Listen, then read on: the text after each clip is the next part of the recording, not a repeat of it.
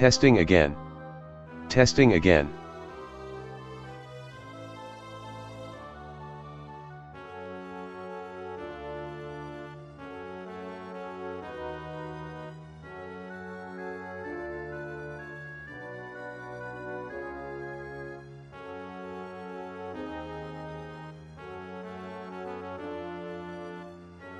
Again. Again.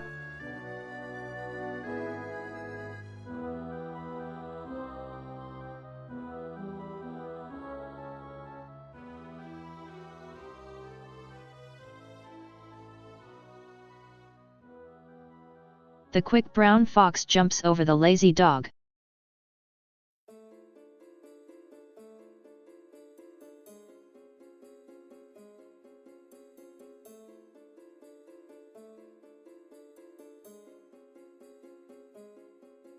Baba Booey testing. Baba Booey testing.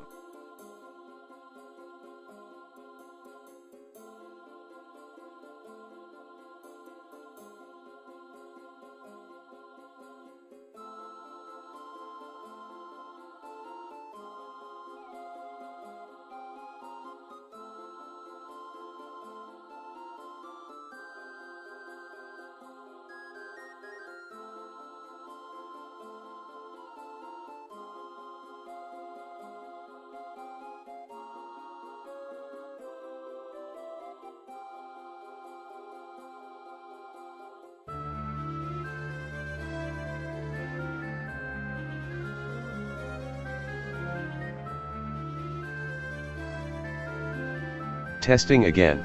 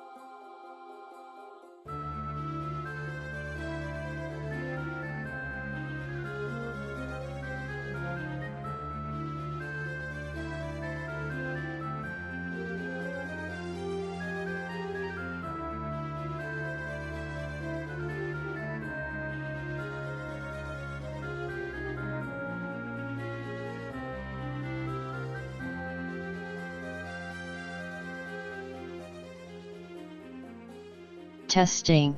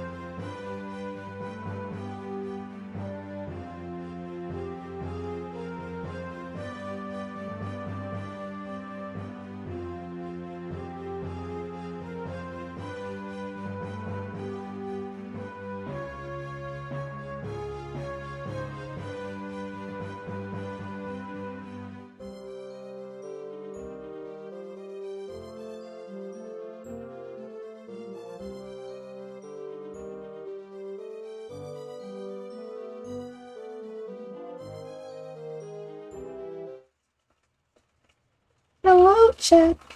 Hello, chat. Anyway, it's been very hard to, resist temptation to... Okay. Hi. Trying to get my voice correctly. Hi.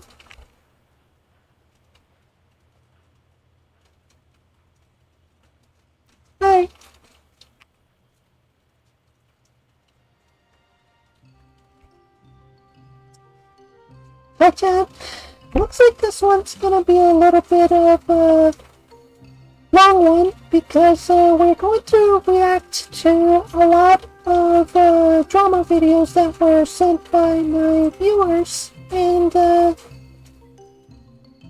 it was hard to resist the temptation to watch them before I actually make a reaction video to it, so I guess we're gonna react to it now.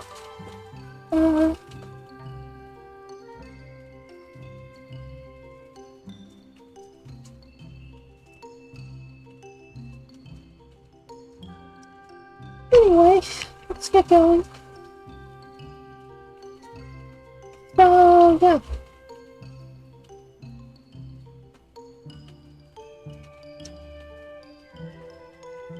Right.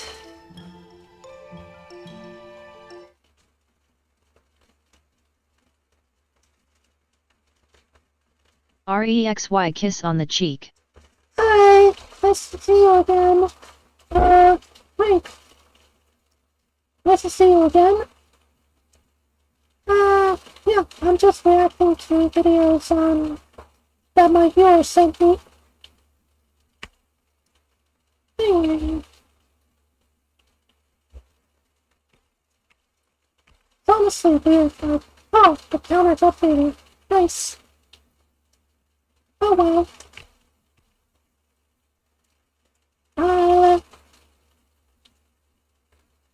How are you, Scarlet Caputo? Oh.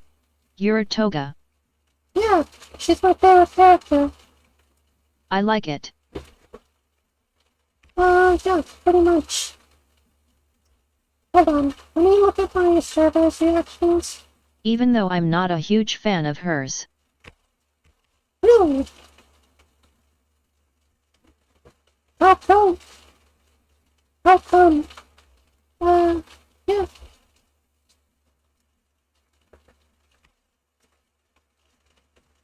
Anyway, let's get to reacting to some of these videos.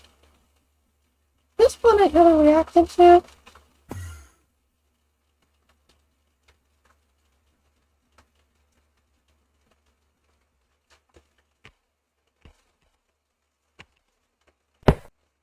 It's always so painful when someone whose work you've admired for so long pops out a steamy stinker, and a new trailer just dropped for an upcoming movie on Netflix that is spearheaded by legitimately one of the goats of animation, Genndy Tartakovsky. He is the mastermind behind classic bangers like Samurai Jack, Dexter's Lab, more recently Primal, and a trailer just dropped for his newest project, which is a hand-drawn, traditional animated film, the first ever produced by Sony Pictures Animation. This is their first hand-drawn animated film, which this has all the ingredients of a masterpiece. Like, you don't get this kind of shit anymore. Big-budget, hand-drawn 2D animation is a fucking myth in the modern day and age. It's more lost than Atlantis. Studios don't do this anymore. Like, I cannot express just how rare of an occurrence this is. So you've got all the ingredients to a wonderful stew here, brewing up a masterpiece in the cauldron. You've got traditional, hand-drawn 2D animation that people have been salivating for years, and you've got the GOAT at the helm, Genndy. What could go wrong? Well, it turns out everything. The project looks like actual dog shit. I'm glad you liked my selfie from yesterday, by the way. The point is, it looks really bad. You're welcome. Family, I'd like to introduce you to Bull. Oh, Nana! Oh, you feel so good. All right. Who doesn't love their Nana? Why? What the fuck did I just see? Like, what the fuck? This is not even... the problem with this kind of, TV show is that it's been done to death. It's been done to death, and it's not really new anymore.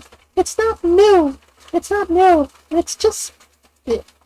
there's Sausage Party, there's Family Guy, there's pretty much everything. Yeah, no, there is no fucking way that this is original. So, yeah, there's just, like, there's no way this is original. Just why? Why? With Exactly. great power comes great responsibility. Did Uncle Ben teach us nothing? Why use this this gift, this treat of hand-drawn 2D animation to do this? An R-rated adult comedy about a dog that's about to get neutered, so he goes on a big adventure to use his balls as much as possible before they're gone. It seems like it's Sausage Party, but trying to appeal to zoophiles or something, with a really weird focus on dog asshole. Like, there is a big emphasis on canine butthole in this trailer. And when I was looking up information about this, there's like special mention of dog anus. It's very weird and strange. It's so disappointing, not only because it looks like something you'd be very embarrassed to sit down and watch, like it's like disturbing almost. Like, I feel like there'd be immense shame if you told one of your friends that you watched this movie. And it's very sad that one of the legends in the space, Gendy, is very passionate about this project. Yeah, it really sucks that Gendy is definitely passionate about this, because this is like the first 2D animated film of its time since Princess and the Frog, and for some fucking reason, it turns out to be yet another Family Guy wannabe. It just sucks. It really does. He's been pitching it since 2009. So this is something he's wanted for a long time, and it's finally come to fruition. But it's also incredibly disappointing because, again, traditional 2D hand-drawn animation, it's a shiny Pokemon in the modern climate of the world here. You don't get that gift anymore. It's like if Prometheus brought us fire, but we use that fire exclusively to cook Burger King meals. Like, what a waste of potential. Yeah. Gotta be feeling that, right?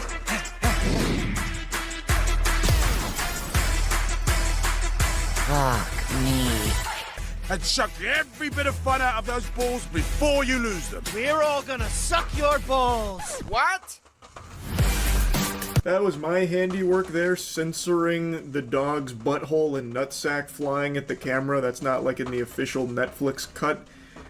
I just don't get it. This is like Big Mouth, but with the animal skin on it. It is just my most hated. The problem is that this type of animation is completely oversaturated. There's no reason you would want to make that anymore, because frankly, it's just not. It's not new. It's not new. Type of animated show. Big Mouth is my least favorite animated show ever, and this has like the very same DNA in it. I can't stand it. I absolutely hate the trailer, and I hate even more that Gendy is making it. That is very, very much a tough pill to swallow as a huge fan of his work. And then, in the rest of the trailer, they go to like a dog strip club where a dog is like showing her asshole and then moaning on top of a shoe as she rubs on the shoe. It's just so uncomfortable. And the final shot of their trailer to try and sell you on the comedy here and get you hooked and wanting to watch the full thing when it drops is a scene I don't think I can show you in any capacity. It's a human's hand grabbing the dog's wiener And then the dog says, "Yeah, that's my dick." What? I was so surprised to see Gindy's name on work like this. I had to double check just to make sure he wasn't just being slandered here. He was being credited for something that he had no part in and just having his reputation ruined for it, like this giant blemish with this work. But no, unfortunately, it does seem this is something he has been pushing for fucking almost 2 decades now, since 2009. So, apparently, it's something that he's been very strongly enthusiastic about. He's been actively working on it since at least 2018, even though the idea was conceived back in 2009. It was something that kept getting, kicked down the road, but in 2018 it seemed like work started getting done. Gindy himself stated that it's really funny and heartwarming. It's not all about balls. We're trying to make it a character. Funny and heartwarming? What the fuck is this guy on about? This guy just doesn't make any fucking sense. There is no way that this is heartwarming or some shit. This is just vulgar humor. Again, I think Moist Critical probably put it best when he said that this is basically Big Mouth, or actually no, it was a Sausage Party if you're trying to appear to Zoophiles. That's really it, and that's what it looks like. Comedy, but I mean the trailer was actually all about balls and butthole. There was nothing else in that. I don't really know how you'd turn this into a heartwarming story. Exactly. Even in just a minute and 30-second bite-sized appetizer, it was really yucky, and I couldn't imagine sitting down to watch a whole film like this. But Gindy really believes strongly in it. I don't know if it's going to be like a successful Netflix original film. It seems like every time Netflix releases a movie, somehow it finds an audience that will watch it, even when it is something that no one's ever heard of. You'll always read about how it did really well on sound Netflix. feminine, So I'm but guessing can you there's tone just down like the a bunch bias of a fucking little drones bit? out there that anytime. Alright, I'll try my best. Sorry if it sounds way too high-pitched. I tried my best. Yeah. Is that better? Time a Netflix movie hits the platform, they just endlessly loop it or something. I don't know. So it might end up doing really well numbers-wise, but I have to imagine it's not going to be something that people look fondly upon. It's just weird. Like, no matter how you spin it, it's weird. Incredible. But even Keep things up like the Big good Mouth, work. which I think are just revolting, irredeemable dog shit, find a really passionate community, like a really big and enthusiastic audience. So maybe the same will happen to Fixed.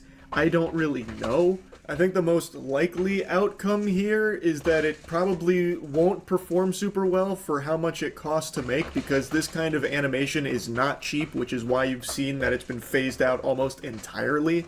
So this probably will be one of the last oorahs of traditional hand-drawn 2D animation, and it's such a shame for it to go out on a whimper like this. Fuck me, man. Like, that's it. Like, this being the swan song for like a big budget 2D animated project, that is like neutering an entire art form. It's so sad. But again, maybe it does pop off. Maybe somehow it finds a Big Mouth style crowd. But it won't be me. I am not in that group, and it's really sad that one of my goats in this industry, Gindy, is producing this kind of work that I have no interest in seeing. Now, another thing I think is also very possible with this is a bunch of parents that just sit their kids down in front of the TV or the iPad in order to just endlessly, like, fucking corrode their brain with whatever nonsense scrolls by so that way they don't have to deal with raising their kid. I think there's a good chance they'll put on this thinking that it's a kid's show or a kid's movie, and it's going to be one hell of a blunder there. Anyway, though, I talked about this using on stream a classic, little bit and just wanted very to talk valuable a little more animation on it. That's style, really about just to promote your fetish. Weird. Yeah, pretty much, honestly. That seems to be the main problem I have with this. It's like, I don't have anything against, fetish animation, since, I actually used to have a channel that was about something like that, but for the most part, it was just, Huh. It's weird that the lip sync is a bit off. Anyway, let's get back on track.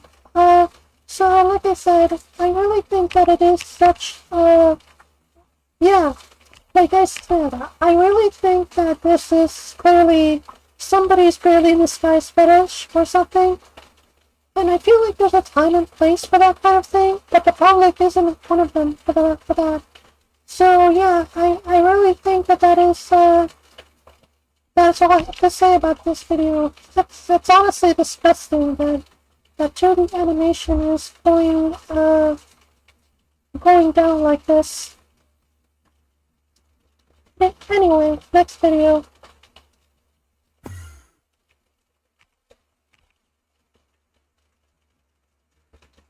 Oh, jeez. Okay.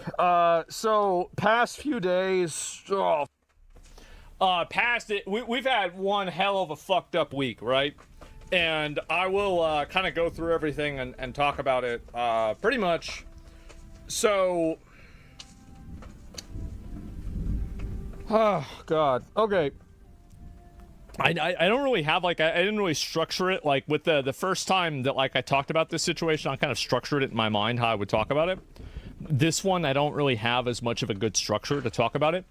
And so, I'll kind of pick up where I left off last time, which is, Alright, spill the beans, come on. My dad, you know, he did a test, and the test said that, like, you know, his fucking liver enzymes, it was, like, supposed to be 120, and it was, like, 2,000.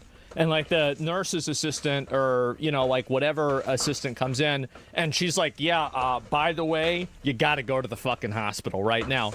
And so we send him over there. Holy shit, not good, right? And so they didn't necessarily know what was wrong with it. And so they did an operation, and they put a stent in around it. And they also did a biopsy on, like, there was like a mass that was like kind of obstructing, I guess, like from the gallbladder to the liver or something like that. I'm not a fucking doctor, okay? I'm not an expert on any of this stuff. So yeah, it's probably just a cancerous tumor as far as I'm concerned. So yeah, pretty much. But basically, I guess I'll just come out and say it, right? I'm just gonna say it straight up, flat out. They think they can get with chemo and like a degree of surgery remove it, but my dad's got pancreatic fucking cancer. What the That's fuck? it. That's what fucking What the happened. fuck? And we found out about that maybe no, it was yesterday. So, yep, that's right. Oh fuck, that's right. And so he goes and like so they do the surgery. And they don't even know, like, what it was or anything like that. Sad. Yeah, he's 78, right? And we're going to try to fight through it. We're maintaining optimism. There's a degree of, you know, like, there's a plan of action. We're going to move forward. I mean, he survived 6 fucking pneumonias, a million other fucking things. And at the end of the day, we're going to do our best, right? But that's where we're at. So that's why I took the day off. Yesterday, he called... So yeah. First his mother dies, and now basically his dad is about to die. Just when things couldn't get any worse. So yeah, fuck. Calls me because they didn't like. So the day before that, they did the operation and did all the tests, and so the doctor calls me and they explain, they're like, yeah, we're pretty sure it's cancer, etc. And so I'm on the phone with my dad, and I'm like, yeah. So did you talk to the doctor? And he's like, yeah, a little bit about it. Now I'm like, yeah. I'm like, okay, well, yeah, they just called me. And I'm like, yeah, they said it was cancer. And, you know, I'm explaining everything to him. He's like, oh, yeah? I'm like, yeah. He's like, yeah, first time hearing of that. And I'm like, yep. They never even told him.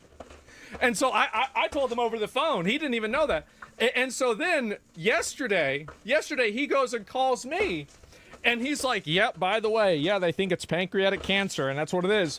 And he calls me, this is like 12:40 p.m., right? And I usually go live at 1 p.m. Sorry, 12:40, so it's like maybe, yeah, it's like 20 minutes before I go live. So after he tells me he has pancreatic cancer, they're going to have to do chemo and everything, he's like, so, you going to go live? And I'm like, no. He's like, why not? I'm like, I'm kind of stressed. He says, why? I'm like, well, I just found out my dad has pancreatic cancer. I'm like, yeah, what is it? So they checked, they finally found out that, what do you call it? It has not metastasized anywhere else, anything like that. And, honestly, Quick, your feminine voice is adorable. Give it some more work, but I miss the normal one. Oh, thank you. Yeah. I just simply have the courage to use it for now, so yeah. I guess, yeah, I just have a little bit of skill, but yeah. Thank you. Anyway. I feel like his hospital visit was so fucking frustrating. He was so mad about it that I don't even think that he had time to be upset or worried about the cancer because the nurses and everybody there was pissing him off the entire time. So I don't think that he was really stressed out about it. He was just pissed off because he couldn't fucking sleep. So I finally got him home. I got him home last night, or not last night, yesterday in the afternoon. And hospitals suck. Yeah, they fucking suck. And anyway, it was actually 2 days ago that I found out about it. Yesterday is the day I got him home. And so yeah, that's pretty much where we're at. And you can be annoyed. It was annoyed to be scared. Yeah, I mean, and it is scary. It's very scary. You know what stage? No, we're not sure. They have like their idea on it. Obviously, like they've gone through everything and they have like a treatment plan, etc. Pancreatic cancer, I mean, I'll just be straight up. It's one of the bad ones. It's one of the really, really bad ones. But they have an idea that they think that they can approach it in, you know, a way that's effective, right? It's the worst, pretty much one of the worst ones. But the fact is that we got so fucking lucky. Because my dad wasn't even supposed to get the appointment that day for them to do the test. He wasn't even supposed to get the test, except for he just randomly brought it up. And he wasn't even supposed to have that person. So like 3 or 4 different stars aligned that even gave us the opportunity, because he'd be probably fucking dead, right, at this point, if it wasn't treated and they didn't know what was going on. Because, like, his liver wasn't working at all. Like, again, they said acute liver failure, right? Now, if I hear that, that sounds really bad. And apparently it is. And so that's it. Miracles do happen. Well, we've already had a couple of miracles. We have. You know, we got to count on a few more of them for things to go ahead and, you know, work out the right way. You know, I already think I already got the basic gist of it. I don't think there's much more to react. It's good that he was lucky and that there's a chance for recovery. But, yeah, there's really not much else here.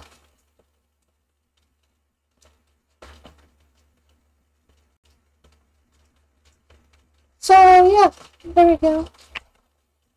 Anyway, let's move on to the next video.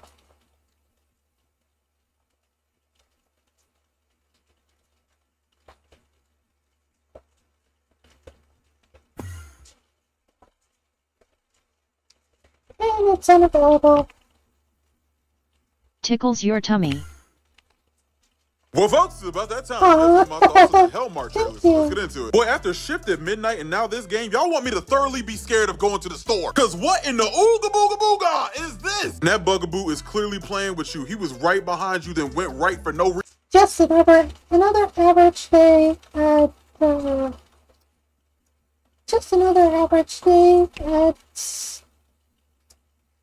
at playing Repo. Don't get any ideas. No, I'm not that dirty-minded. Don't worry about it. Then this bastard doubled back and tried to reach exactly where you were, but didn't go around the soup right here. Just to wait and then sneak you here. Diabolical behavior. Boy, this is Supermarket Simulator mixed with Five Nights at Freddy's. You gotta experience the horror of retail work during the day. You gotta deal with the scariest thing possible, people. You gotta make sales while dealing with the weird shit that comes with a 9 to 5. On God, this game would be scary enough if it was just with real people. I mean, can you think of something more scary than somebody trying to refill the secret sauce than coming at you with that same hand? Boy, I swear the scariest thing in this game is sitting bare ass in this bathroom. Boy, this is hell. You can't even bust a stink without some bullshit coming to attack you. Boy, this is truly a job. You're not even safe on break. Hellmart looks scuffed, but what do you guys think? Did they misspell Witchless again? Well, folks, it's about that time. You guys want my... Okay. Well, folks, it's about that time. Guess what my thoughts on the official Shark Dentist trailer, so let's get into it. Man, I had so many questions when I first watched this trailer. My first question was, is this an actual procedure for sharks? Because I know they have marine veterinarians, but not shark dentists.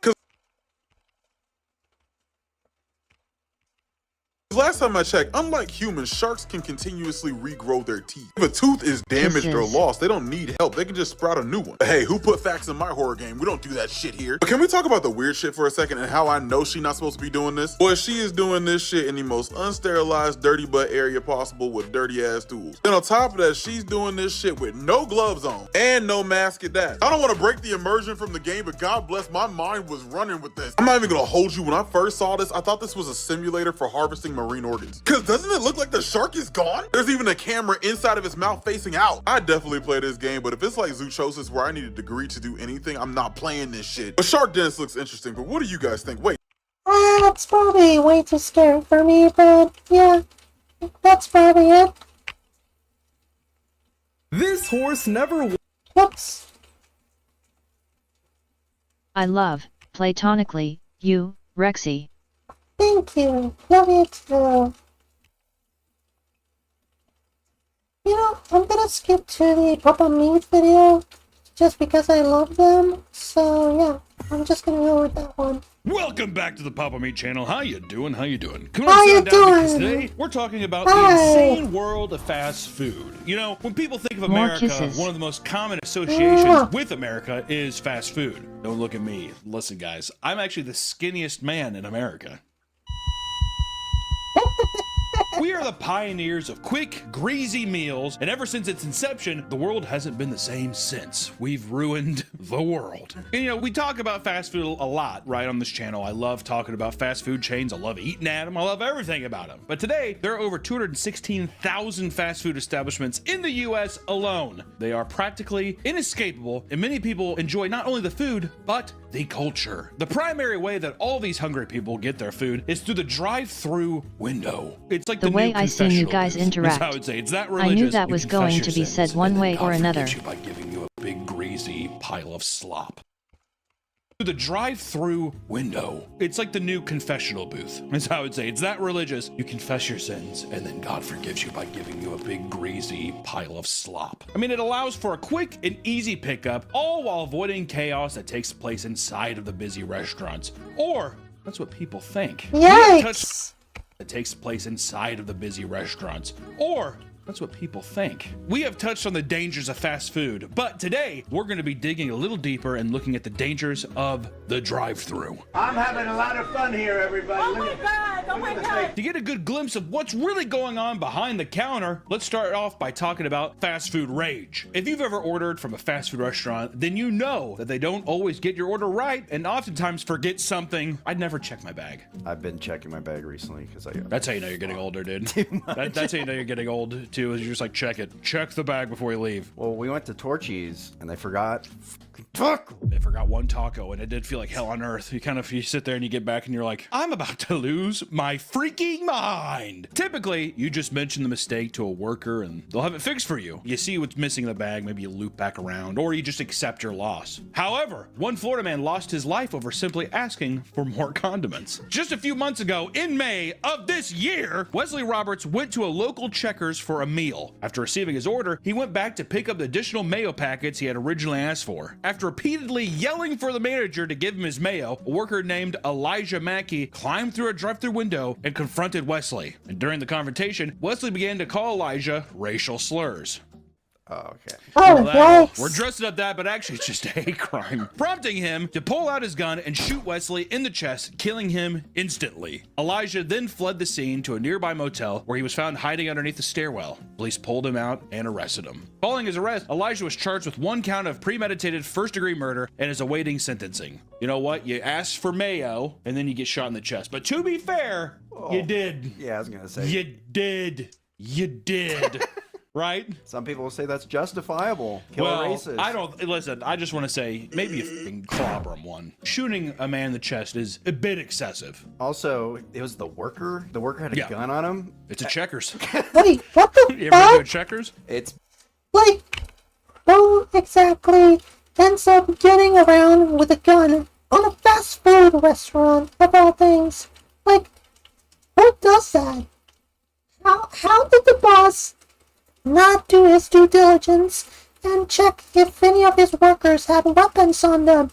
I would not allow that if I were the boss. Like, what the fuck? I knew Checkers was bad, but jeez, this is not it.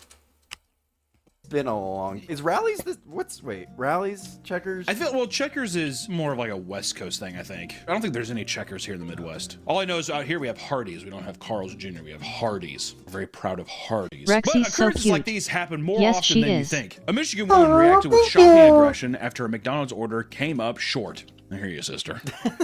I mean, I ordered 2 cheeseburgers. More if I only tummy see tickles. one in there, I'm going ape shit, dude. It's a whole ranting, raving thing, isn't it? I mean, I asked for 2, and then everyone's eating their correct order, and you're like, Oh yeah, it's the worst if they forget your thing. just your thing. Yeah. And then you kind of expect somebody to fall on the sword and be like, well, just take mine. At a McDonald's in Michigan, Shanika Torres and a friend were going through the drive-thru picking up their order. When they received their food, they realized the staff had forgotten to include bacon on their bacon cheeseburgers. Oh, I'm glad we're That's friends. the end of the fucking world. They drove back around and complained to the management and were even given free bacon cheeseburger that they could cash in the next time they came to the restaurant. Can you just give them a fucking free bacon cheeseburger then? That's almost a slap to the face, isn't it? Hey, next time you come back, because we know you will, that's when you can pick it up. The next day, Shanika and her friend pulled back through the drive-thru and tried to get their complimentary burger, but the staff had forgotten it again. In a fit of rage, Shanika pulled out a handgun and shot a bullet from the passenger seat of her friend's car through the driver's side window and into the kitchen before speeding off. She was arrested shortly after and sentenced to 7 years in prison, and along with prison time, she also had to pay $1,500 in damages and was permanently banned from McDonald's restaurants. Which I just want to say, the gun aspect makes no sense to me. Cut your losses and just be like, they've messed up my order twice in a row, I'm not going back. Is that not the simple answer? You slighted me, man. Don't get me wrong, demons tap my shoulders too. What if I just crawled through there and I strangled everyone in the restaurant, right? yep, that's me. I usually struggle with a lot of intrusive thoughts for the most part. So yeah, pretty much. Now, workers and the people enjoying their food. Yeah, the children. You have the children, or whatever, you're just like, It's justifiable, I think. What if... what the No, I mean, I'm just saying that I feel like everybody has that tipping point, man. I'm curious to see what our tipping point is. What would be the thing to where I shoot a fucking gun off? Everyone's got that breaking point. It's years. I'm telling you, it's years of buildup. It's not the cheeseburger. It's something else. Well, exactly. It's years, or it's a line of things. Your boyfriend forgets your birthday. Your boss forgets this, and then it's just the McDonald's thing was just the tipping over point, you know? The straw that broke the camel's back. Exactly. Wait! We want to thank today's sponsor, Gamer Subs, our longest, most beautiful sponsors on this channel. You can go to gamersubs.gg and get our own flavor, raw meat. That's right, baby. It's one of the best. I'm going to say it's the best right now, and I think I need you to try it right now. It's keto-friendly, sugar-free, and there's non-caffeinated options if you have a little quail heart and it's too much for you. But also, Gamer Subs right now has carbonated energy drinks. Move over, Red Bull. There's a new sheriff in town. They got all kinds of flavors right now, guys. Let me tell you, if raw meat keeps going the way it is, they're wanting to put that little bitch in a can and sell it as well. So be sure to check out my flavor, raw meat. And also, if you're unironically just wanting like a carbonated energy drink or more of the shaken energy drinks type stuff, You know, I might actually try Gamer Subs for the most part. So, yeah. Gamer Subs is the way to go. It's fucking awesome. It is a very, very nice product. So thank you so much to Gamer Subs for continuously sponsoring these channels. And hey, go check them out. You can get free samples. If you like big anime titty cups, they do tons of drops with different creators. It's just a nice thing for if you're a fan of online content and if you're needing a little extra energy boost. So thank you so much for Gamer Subs for sponsoring this video, and back to the video. Sometimes fast food menus can be extensive and confusing. Like, which one? I don't think I've ever been to one where I'm like, what is this? Do you guys have Coke? Do you have Coca-Cola? Okay, sorry, the menu, I just couldn't read it. Asking a question about a food item is pretty normal, but in Arby's in Alabama, it sent the manager over the edge. I like how it's just an Arby's. That's the one menu that's the easiest. They have roast beef sandwiches, that's it. Can I have a vanilla shake? We don't have that. We have the Jamocha shake. Cocksucker. Jamiria Hairston and her 2 daughters pulled up to the window at their local Arby's and began asking questions about the milkshakes. Holy shit, dude. The manager, Shia Peoples, became upset. Don't look at me, What kind of name is that? Seriously, what kind of name is that? Did I not say it right? It's Shia Peoples. You did. Shia Peoples, and it was just... became upset out of nowhere and began to hurl insults at Rex, Jamiria don't and call her forget names. to react. Jamiria tried to calm them I down, won't. but that Don't only worry. agitated Shia further. Without a word, she vanished into the kitchen. That's scary. Power walk into the fogs of war. Do you think she was saying, calm down, bro? Calm down, bro. What are you even talking about? What the fuck are you talking about? I think that... What? What do you mean? Oh, it's okay, because like usually when people are getting upset and then you're just like, hey, take it easy, man. That usually No, pisses what I think people off. happened was a woman pulled up and she was like, hey, do you guys have like, literally, do you have a vanilla shake? And I think the person just fucking lost it. Because what I think it was some petty answer. And I think that's where it got the ball rolling. I see. You have a vanilla shake? Does it say we have a vanilla shake? And the person's like, okay, I mean, I was just asking. I was just asking. And then it's like, why don't you go fuck yourself? No, fuck you! That kind of thing. That back and forth is how I see it. Because that would send me over the edge. If a person was like, I don't know, can you fucking read? I'd be like, I don't know. Why don't you come out here and say it to my face, you bitch? And they'd come out and they'd just like kick my ass immediately. Oh, no! Hey, oh. I'd roll up my window. real quick. Anyways, a few minutes later, Shia returned with a container of hot oil and threw it out of the window onto Jamiria, causing her to suffer second-degree burns all over her body. Oh! My God. Fucking Arby's grease oil. Beginning of like RoboCop or something. She was fired from her job and arrested on first-degree assault, but was freed after posting a $30,000 bail. Since then, Jamiria has sued Arby's, and the case is still pending. I think Arby's should fucking pay up, dude. Oh yeah, it's their fault. Someone that was working at your restaurant threw scolding fucking lava at me. We'll see what the lawyers think is best. Now I know if I'm ever in a heated argument and the manager disappears, I'm drive. Get out of here. Go. One might think that being a drive-through worker would be relatively safe, since they can easily close the window. If things get too heated, you can kind of just shut people out. But still, there are tons of stories where this is not enough to protect them. They should put bulletproof glass. I think in every establishment it should be bulletproof glass. You don't know. It could be anybody. You know what I mean? Sometimes I know that some places like inner city stuff or like any places where, oh, the crime rate's high. I know that sometimes they'll put like bulletproof. That should be everywhere. You never know when some sadistic in the middle of nowhere. The amount of weird shit I've seen like driving across country and you stop at like a gas station that has like a McDonald's attached to it in the middle of nowhere. You never know. Someone could just come out there and just be like, you have no idea. I think that it should be like a fucking standard thing. A safety glass, no matter what. Doesn't mean it has to look like a fucking, fallout shelter, but But there should be a panic button. The metal grades come down like a fucking vampire movie or something like that. At McDonald's in Tennessee, Caitlin Brantley pulled up to a drive-thru window to complain about her order being wrong. Manager Tiffany Sherrod went to the window and told Caitlin that she could easily fix her order.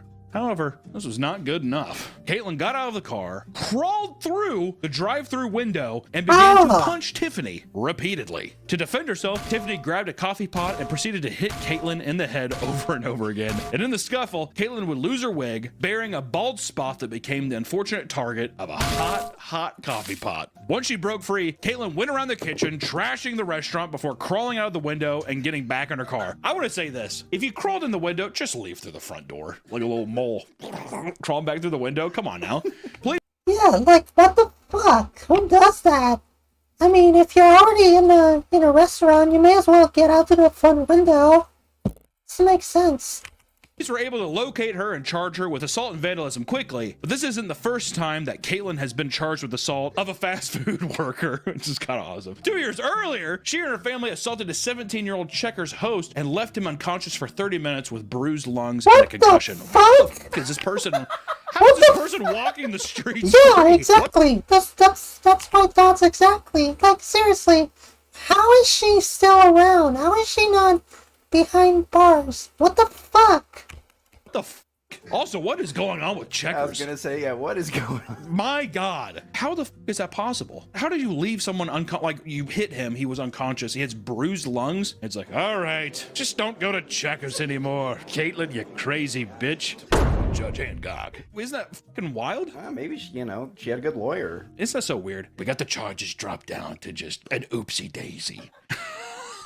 Companies like Starbucks offer specific menu items for people's pets who come with their owners in the drive-thru. Oh no. Is this a story that I think it is? The one about the I think it was the one about where they spilled the coffee over his lap, and they just, they just ended up,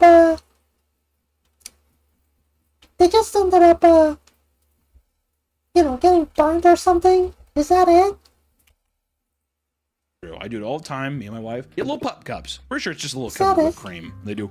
Now they charge you. It used to be free. They charge for a pup cup now. I'm not paying for it. That'd be my moment where I'm crawling through the fucking window. Give me the whipped cream container. Most of the time, animals are well behaved, but occasionally one will slip through the window. All right, maybe you should charge for it. At a Starbucks in Alabama, dude. At a Starbucks in Alabama, workers were going about their day when Tammy Gardner pulled up to the window with her pet Otis monkey in the car. Oh no. Why the fuck would you bring a monkey over to a fast food? Those guys are fucking thieves. Like, fucking hell. Okay, first off, I'm not giving a fucking pup cup to a monkey. If somebody was just like, hey, can I get a pup cup for Chim Chim here? And the monkey's just like...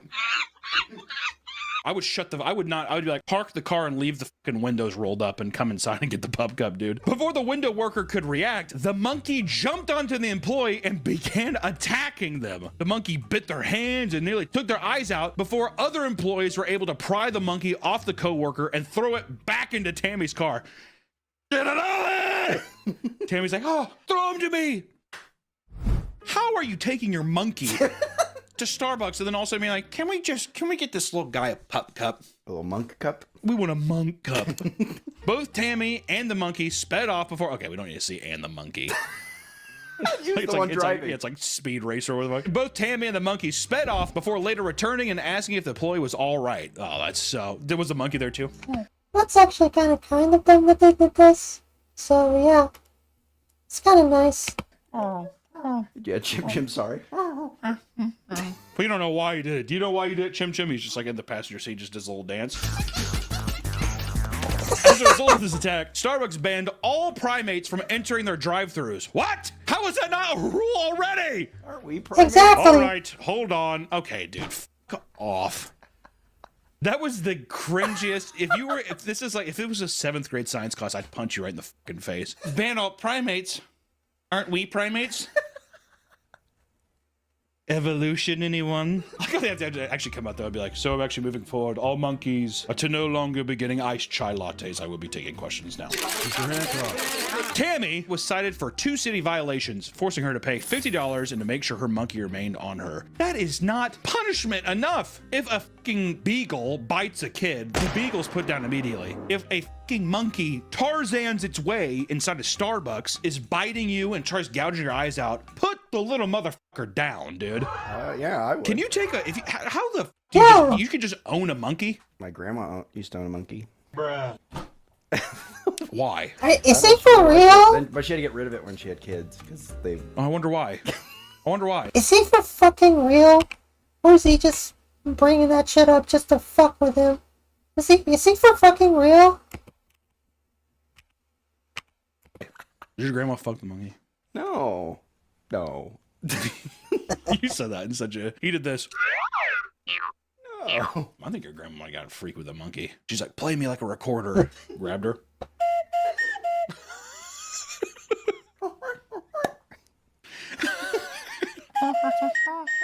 She's like, oh.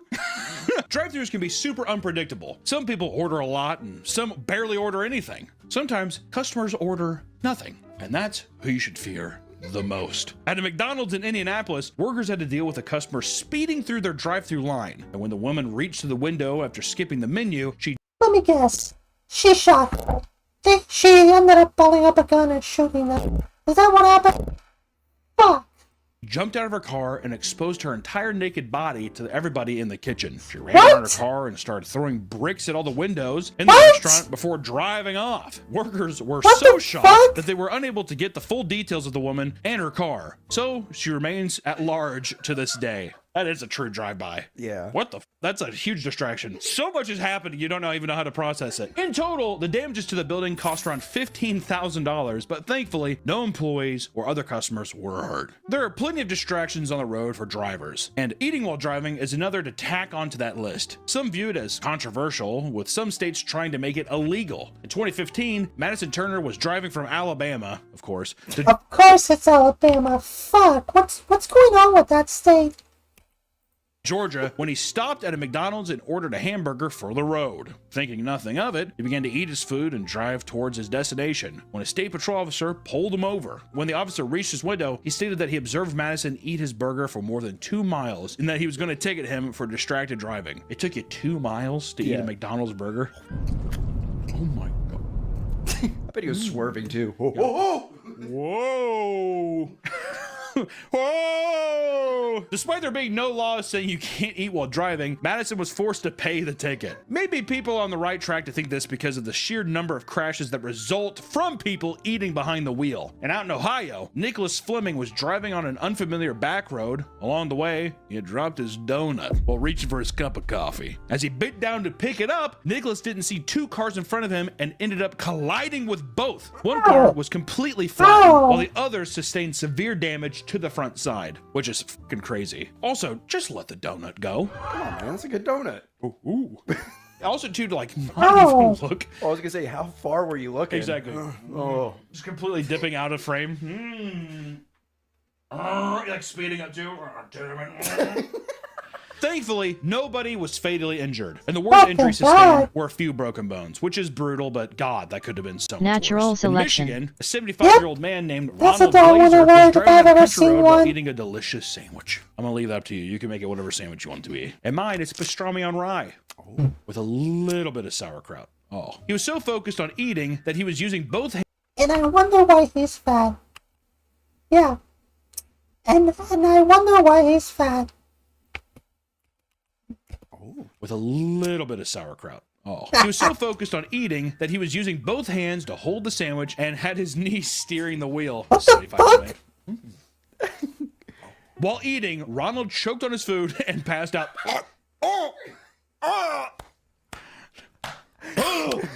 He lost control of the car and rolled it into a ditch. After some time, he awoke and crawled out. That would be the worst. I would say just let me die in that instance, dude. Can you imagine like being upside down in your car, the sandwich still kind of there, and you're like,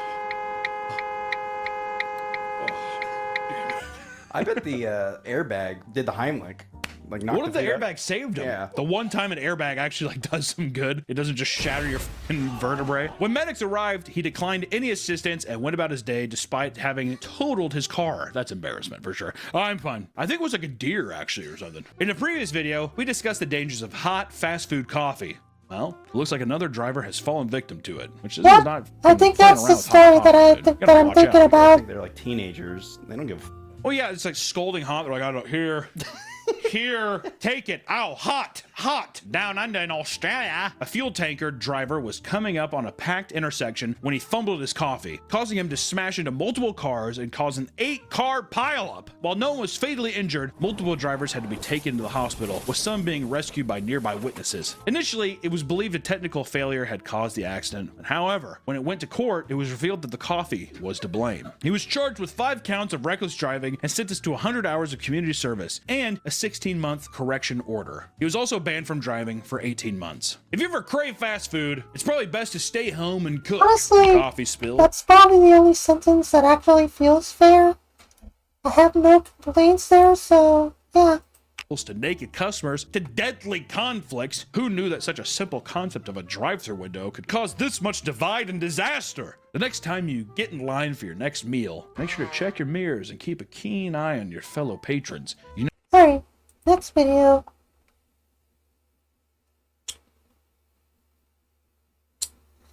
The CTA Olympics have returned. What the fuck?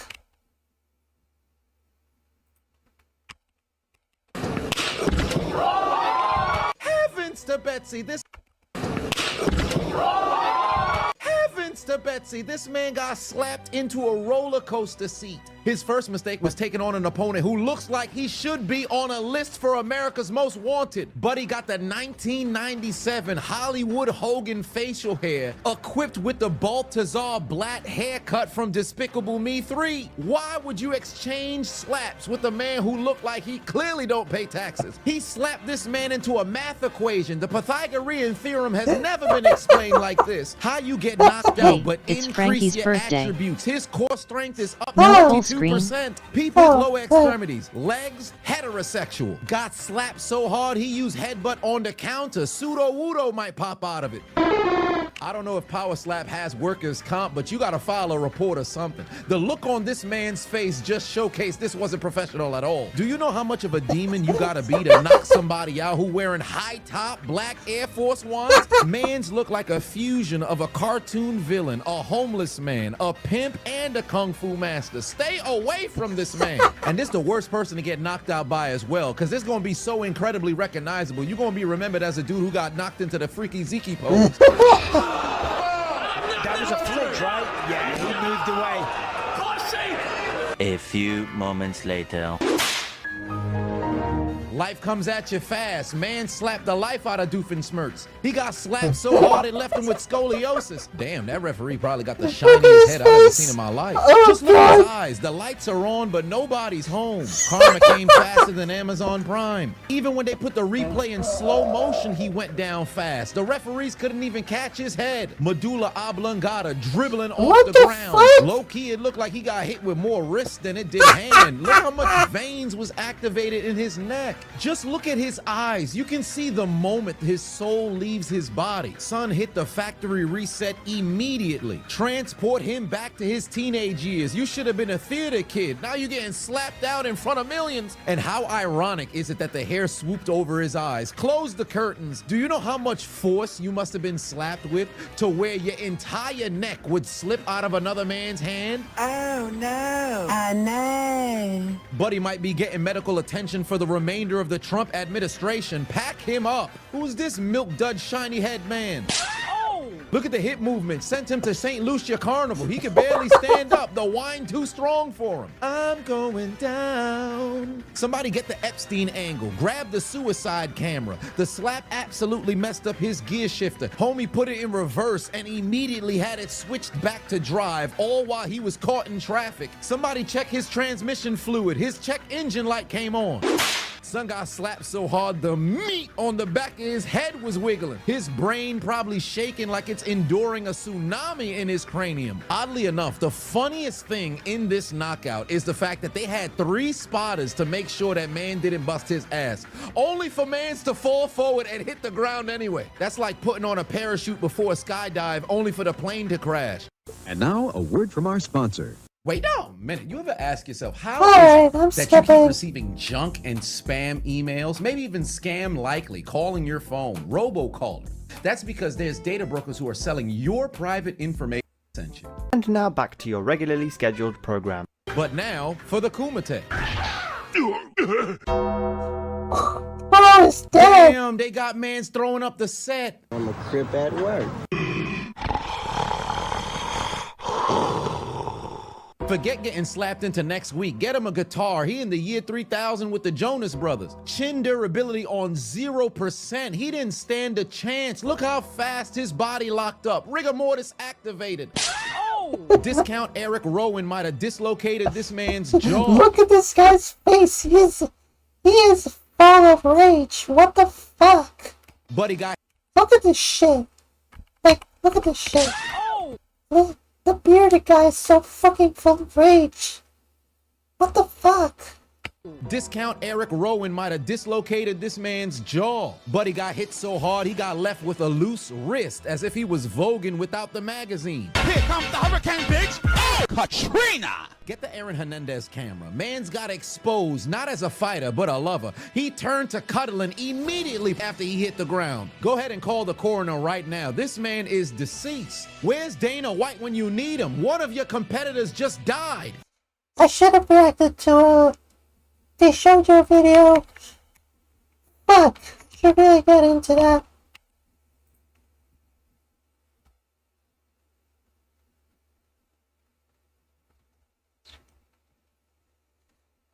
I don't remember seeing that right there, but yeah.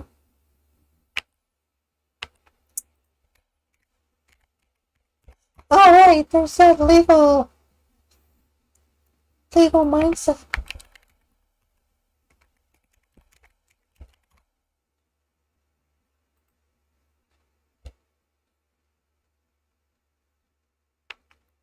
To be your own judge, and this is a Fast Facts premiere giving you the short, quick summary version of what's going on today. Now, VShojo is in massive hot water, and I told you guys days ago that this was going to lead to insolvency, this was going to lead down the road to bankruptcy, and we have today a confirmation, and I was entirely right.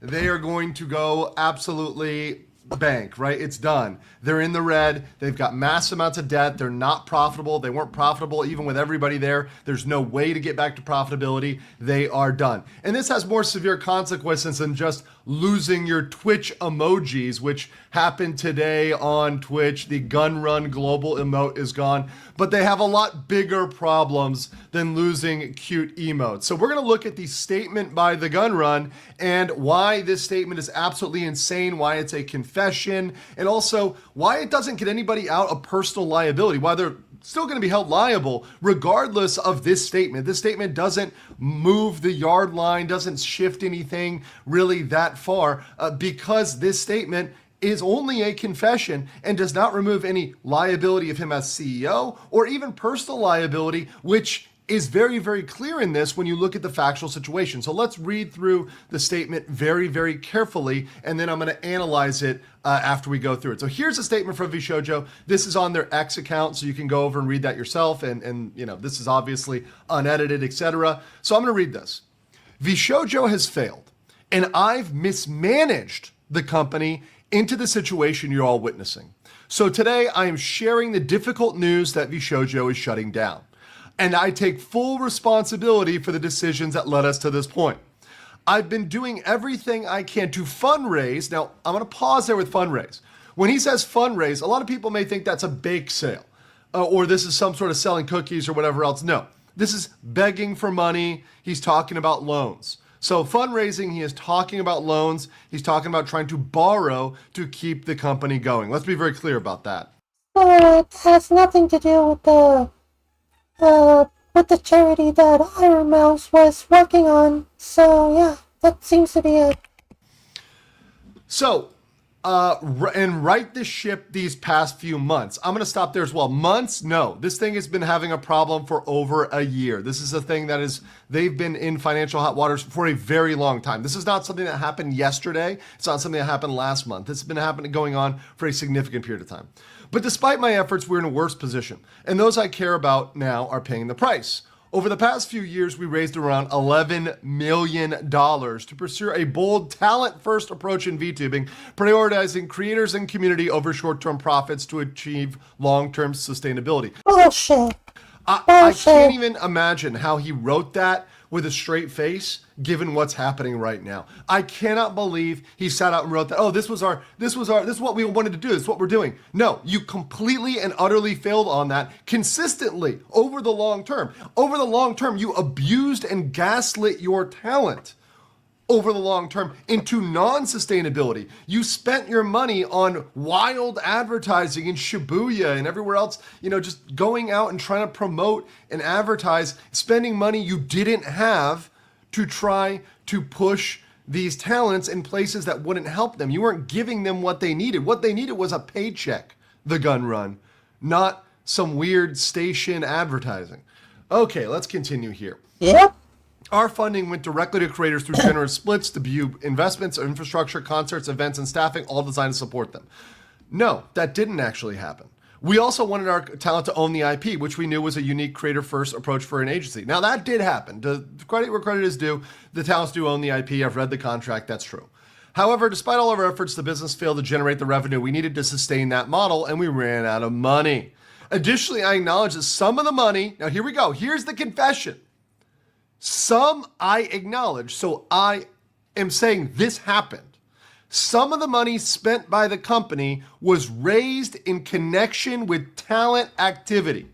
So he is confessing to the fact that they diverted funds which were intended to pay their talents, and they're calling them talents, by the way, because if they call them employees, they'll be screwed under labor law.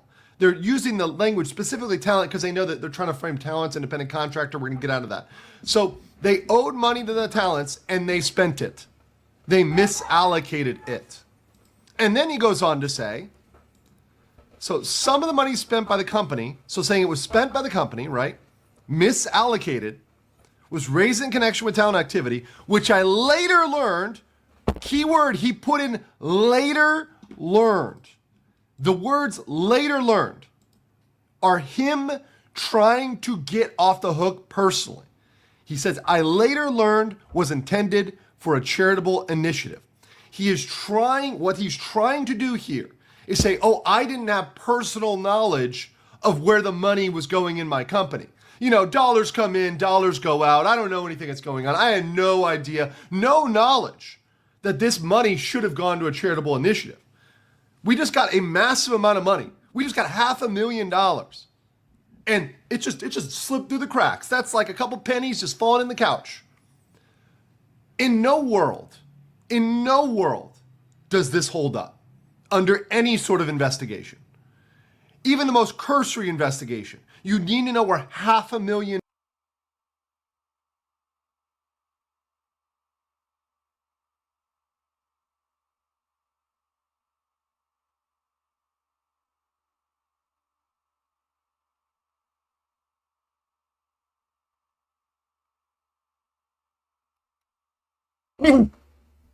Okay.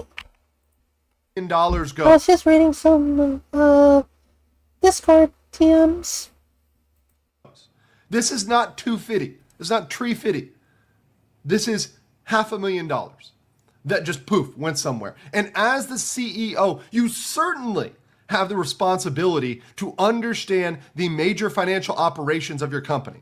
And yes, there's other officers that are on the line here. I know I can hear Tectone in the background skipping up. It's not just the gun run. Yes, okay, chill, Tectone, chill, bro. We all respect you, but you know, you got to calm down. Of course, there's other people that manage the finances. There's other officers. There's the CFO that quit. There's a management officer that quit. There's other officers that have left. We talked about the officer that left 2 months ago, and he just posted, he tagged Gun Run. He was like, bro, what's going on? No, bro. Sorry, bro.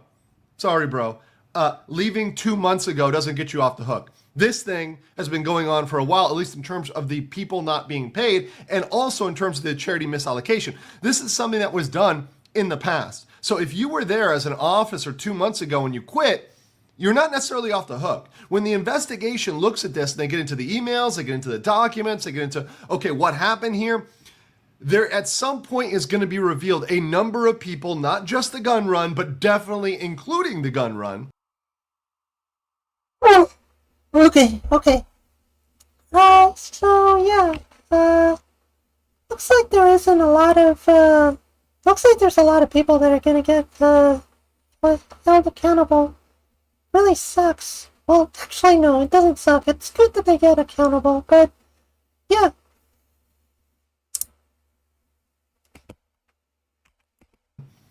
That were involved in taking those funds and putting them other places. There were discussions that were had. So, and even if they were had in person, someone's going to crack, someone's going to break. No one wants to go to federal prison. This is wire fraud. This is misallocation of funds. This is violation of various other state and federal laws.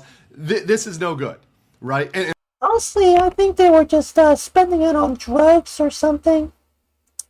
I think that's all they did. They just diverted it to drugs or some fuckers or something like that, and they just took those $500,000 to do whatever the fuck they want with it. I mean, it's fun. And assuming on the face that all the facts we have are true, which I have no reason to believe because they've confessed this now. They've said, no, we actually misallocated the funds. There's no further proof needed other than getting into who's liable. And if we can pierce the corporate veil, that means holding individual officers, individual employees responsible personally for these misdeeds. Yes, we need more investigation as to piercing the veil as to certain people and certain individuals, etc. And I do think there's a strong possibility that that may happen. And I indeed hope that happens for some of these people trying to sink their head in the sand and say, oh, I later learned. No, bro. And let's show the proof here too. Let's show the proof here too. The gun run knew. He knew at the time. Here is literally the gun run saying, you did it, Mouse, October 1st, 2024. October 1st, 2024, saying you did it, Mouse. And really, the only thing that he needs to know is the feds will be looking at this post, right? So that's all he needs to know. Live tweeting during a Fast Facts. But yes, no, that's all we need to know is that statement is there. We've got pictures of him with Mouse fundraising. So we see this guy out there fundraising. We know he knew at the time, afterwards, before. He knew at all points of this. He knew what was going on. He was not an ostrich with his head in the sand. He knew what was going on. Let's finish the statement here. Let's finish the statement. At the time, we were working hard to raise additional capital to cover our costs, and I firmly believed, based on information available, we would be able to do so and cover all expenses. What that means is they were trying to get a loan. They used the money they didn't have, right? They misallocated the charity money, right, to try to pay current expenses because they thought they could get another loan. They were already in debt. They were already $2 million in debt, and they couldn't do it. And it says right here, we were unsuccessful in our fundraising efforts. I made the decision to pursue funding, and I own its consequences. I am deeply sorry. So right there, that last one too, guys, that last one is very true. I made the decision to pursue funding. What that means is he made the decision to not pay the talent and to keep the ship going a little longer. So instead of paying the talent, even if that meant they would have had to close down, instead of doing what was right and just, he decided to push it down the line. He knowingly did this, guys. He knowingly did this. This guy, and look, this is, I rarely... What a fucking asshole. What a fucking asshole. Rarely go off, I try to stay legal and objective here, but morally, this is a horrible decision. I mean, and I think this is something that's pretty non-controversial, right? If you see that you're failing, you're in debt, you're not doing well, right? You have to at some points be realistic, be adults. An adult has to come in the room and say, we need to cut this and we need to do what's right. We need to pay people out. And look, I'm sure if they talked to the talent and said, hey, we're not doing well, right? We're not doing well. We need to pay the employees, right? And hey, maybe everybody across the board, including employees, we're all going to take, including the CEO, we're all going to take a haircut. Everybody at the business has to take a 25% haircut across the board because we're hurting, right? And we're all going to be in this as a team. Okay, whatever. You could have had that conversation. You could have done something, but they decided not to do that. They decided to benefit certain people at the expense of others. It's absolutely deplorable behavior and potentially criminal.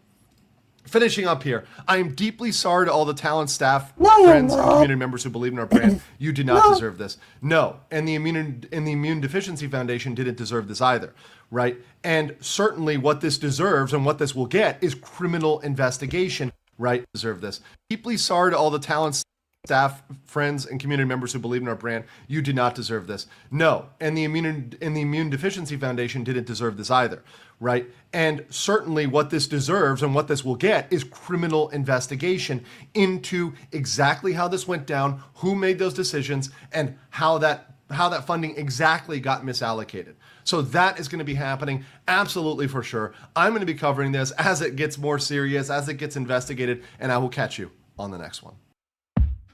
Yeah, not surprised.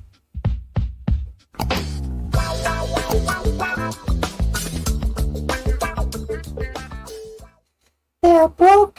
They can't even afford a lawyer to avoid this.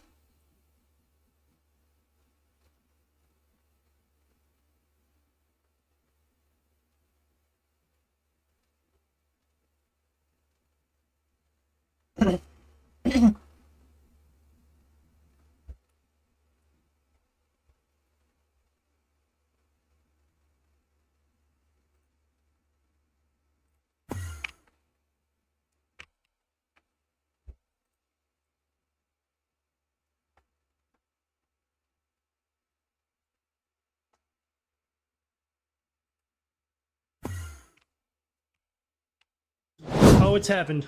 I've changed my model again, and I know my core fan base goes, he's put on some new clothes, it's changed again. But those who are like, you need to stop changing your model, it's hurting your brand. First of all, no, I have 4,000 subscribers. At this point, I have enough confidence in myself to know I got something going on. Because people are here for my yapping ability and nothing else. And the model is honestly just a bonus. And honestly, I love this damn thing. 100 times better than my last model. Not only is it more fluid, Not just relatable, but it has my hashtag favorite relatable. hairstyle, and I was able to get my favorite color hair, you know? Which is like a turquoise blue. It's like in the middle of green and blue. Yeah. Cyan, not quite. A little darker than that. But it's great. And I'm just one step at a time getting close to my ideal, and this is pretty damn close. Yeah, so this is how it's gonna be. Deal with it. Oh, it's happened. I've changed my model. Yep, very relatable.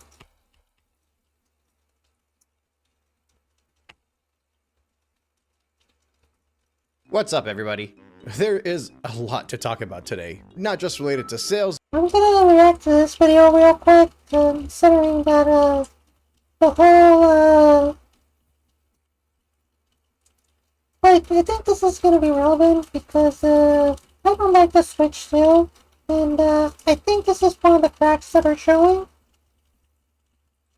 But to some other things as well. I'll start this off by talking about the reason you guys clicked on this video for. So obviously it's Thursday, which means we've gotten the next batch of Japanese sales numbers. If you guys remember last week, the Switch 2 did terrible, and in the video that I covered where I discussed it, I said realistically speaking, they withheld some stock to release more Switch 2s with DK Bonanza, which backs up the claim that this Switch 2 is clearly being manipulated and they're drip feeding it and releasing it just at opportune moments to make things appear better than they actually are. So in response to my video last week where everybody was like, oh yeah, talk to us next week when the Switch 2 is doing better, everybody was telling me that realistically speaking, in order to follow up for the poor week of 70,000-ish sales, and it's poor because it's a massive drop off in comparison to the weeks prior to it, obviously. They normally don't drop off that fast. But everybody told me they were gonna come back next week and they were gonna laugh at me when the Switch 2 does more than 200,000 sales. And they said that there is no way I would make a video this week because the Switch 2 is gonna do so well and Bonanza's gonna do just phenomenal, so I would be embarrassed and not come on YouTube. And I was planning on making a video regardless. I was gonna be back here even if they did well, because I believe in covering everything regardless. If I'm gonna go out of my way to look at the data, I might as well put a microphone in front of me and share my thoughts about it. What I didn't realize was just how the Switch 2 was not gonna do 200,000 units. Actually, I thought it would do, 170, 180.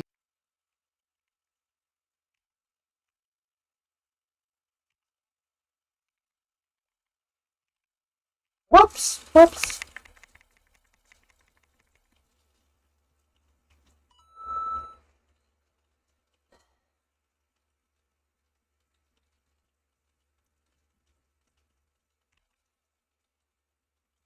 Anyway, I want to visit my friend, right now, so give me a moment. I'm gonna visit my friend real quick. And, yeah.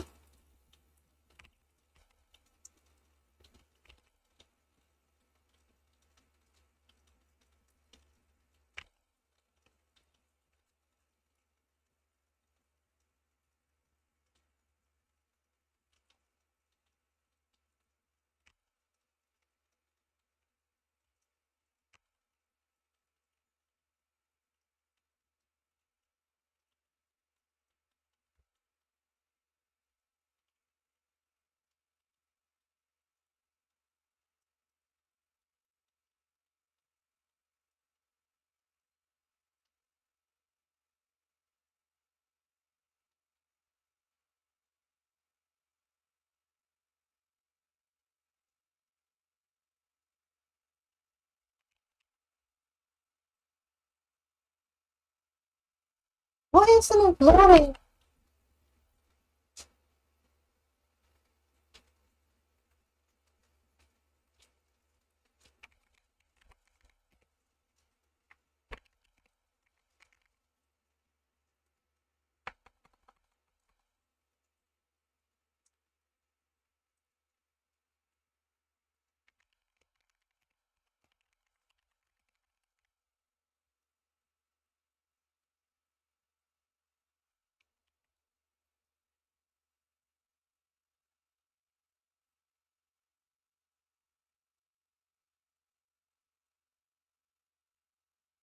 What you doing? We're visiting my friend.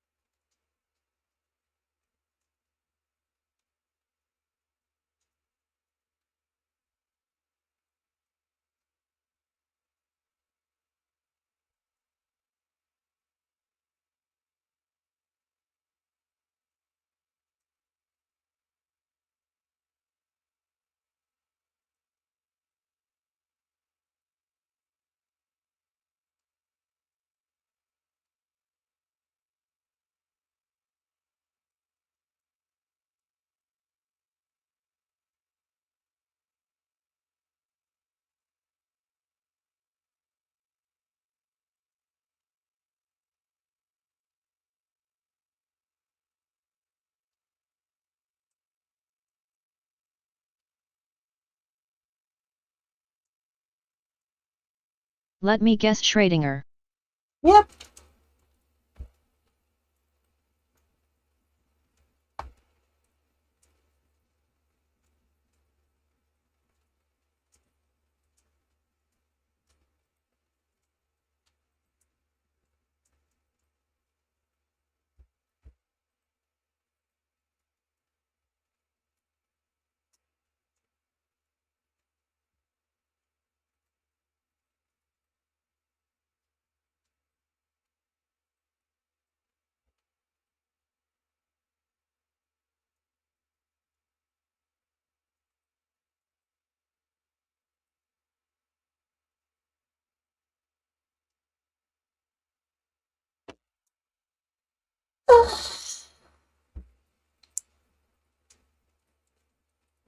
I got to ask, how are you keeping up with that voice to do it this long?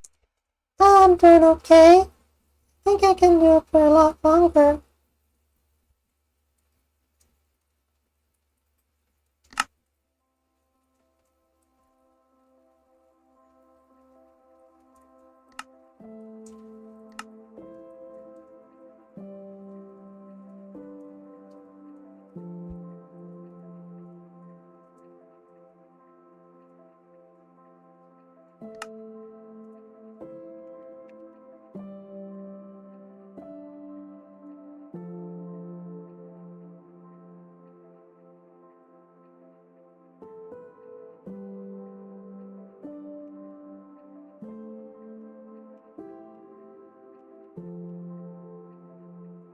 Oh, you're just pitching it yourself. Yeah, pretty much. I'm not using a voice changer.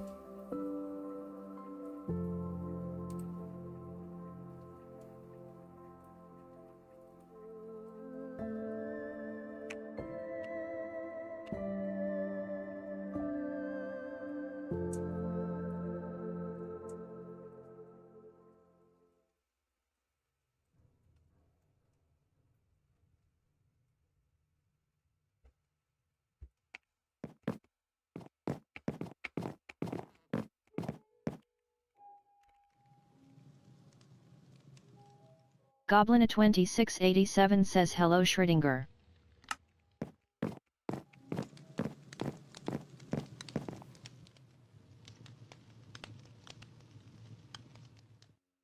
Hi, how's it going? Hold on.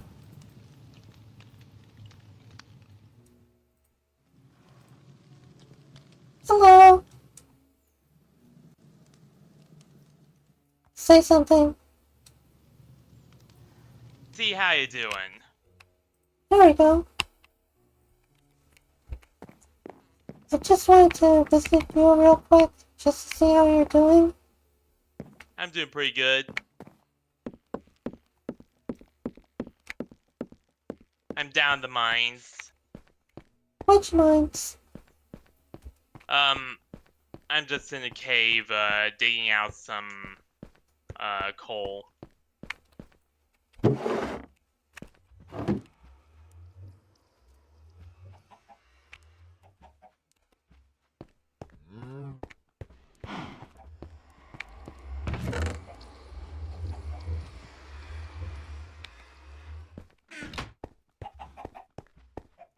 Where's FNAF team?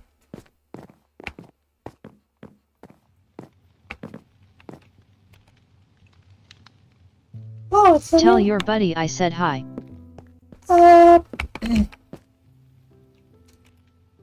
Fan says hi.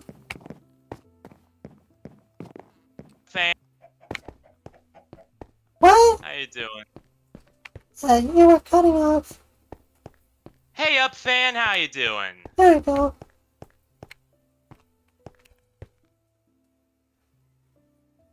Also, mind if I ask how did you I guys love meet? how this noise canceller just randomly cuts me off. Oh, great. How did we meet? It's a long story. I was with Sarah, then I met him because he was like part of a poly or something. And then, they broke up. And then, you know. And then we met again in one of his streams. And, started collaborating ever since.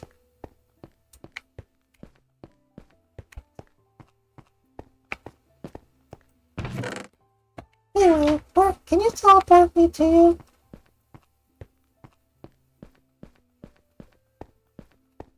Yeah. Up fan. How we met is a little complicated to explain.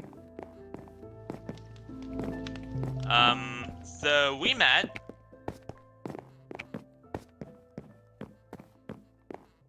So it all started with,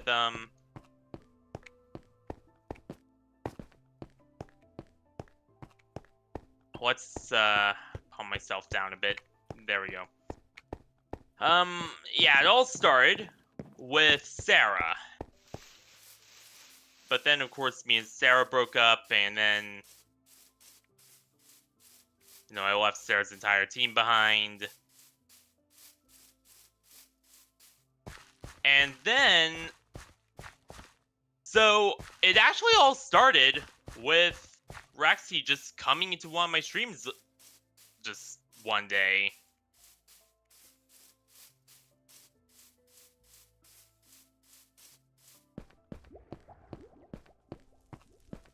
And well, since then we pretty much, you know, started working together.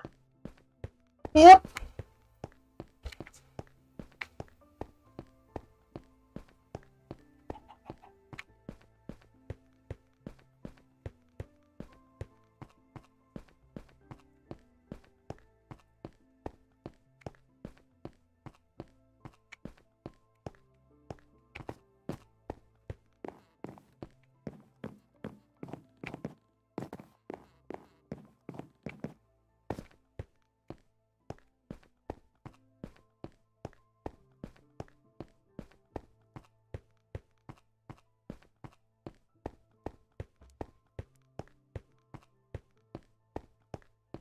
The reason we turned them off is that they were damaging bases that were important to the lore. Hey, I got more viewers. Nice.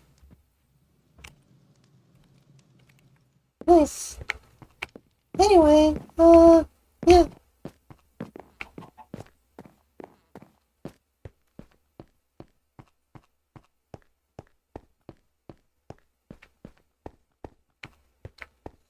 Can you still teleport me there, please?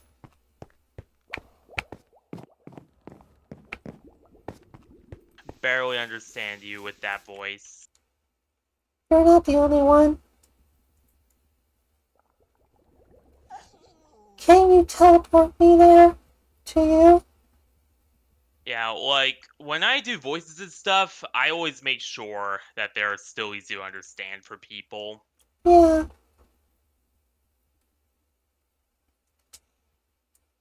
I guess I should just lower it a bit.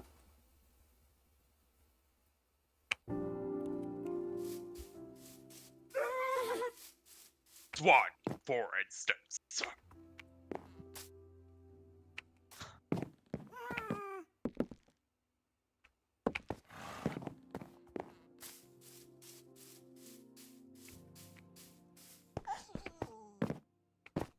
Can you teleport me to you? Hey,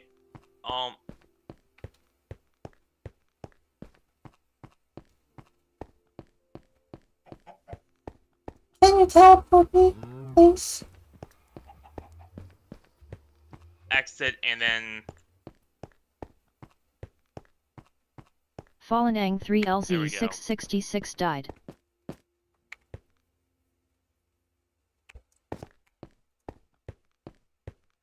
You have been teleported to Fallen Ang 3LZ666. I wanted to join you in the mines.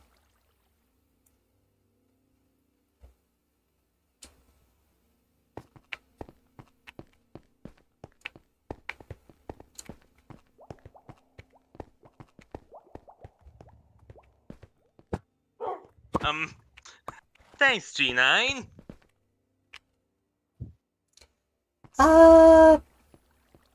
G9, I saw that you left my server. Why did you leave?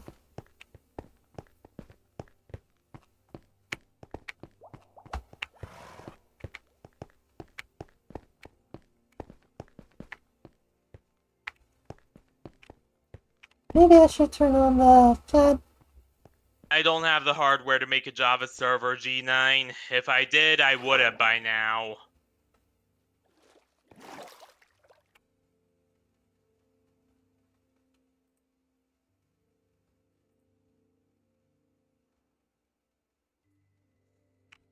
Okay.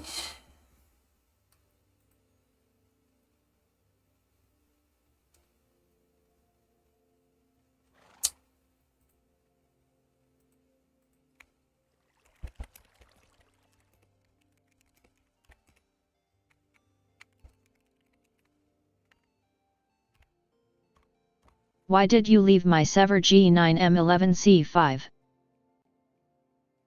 Let's not start a fight in the middle of my... Yeah, no, I know. Really?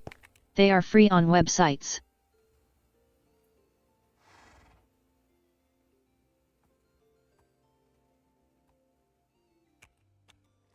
I know a good one, but I've never made my own.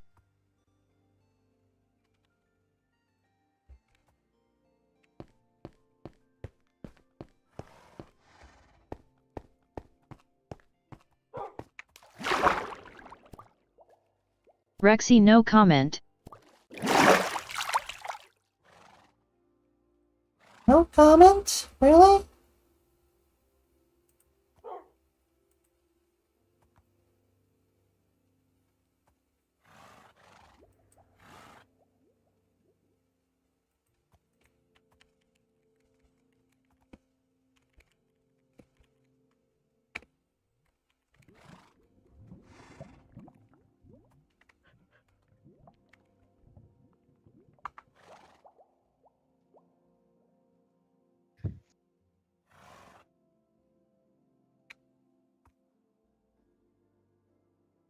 Really? That's it? G9M11C5. Remember, I'm like a bear. I tend to be very docile, very, you know, at least open. But if somebody starts crapping my chat, I could go from 0 to 1,000 pretty quickly.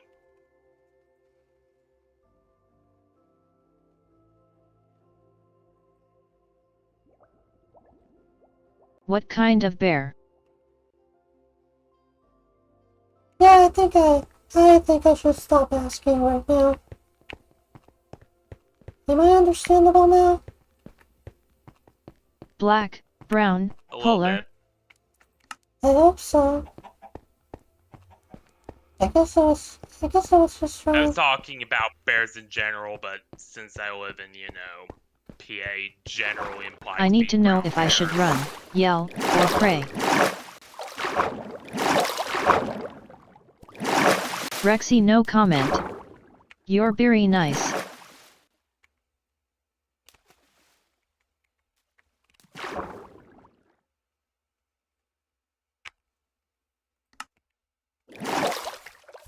Alright. I'll accept that you have no comment.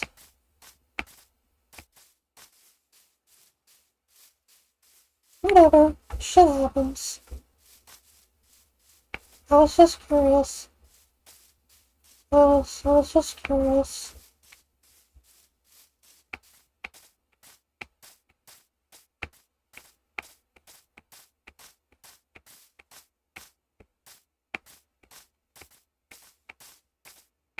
There was once a bear down by my library. The closest wood is behind a highway.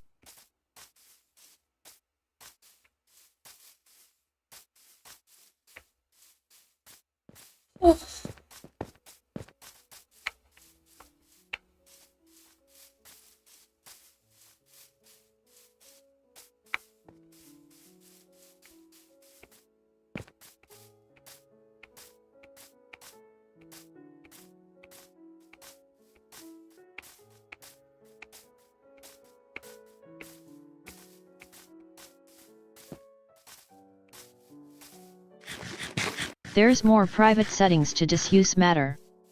I'm trying to watch Val die in game.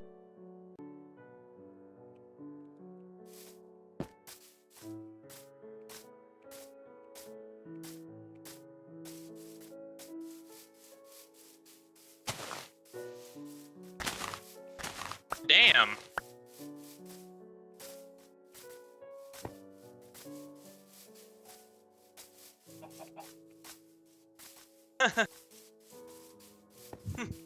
Thanks. K44419 says what y'all up to?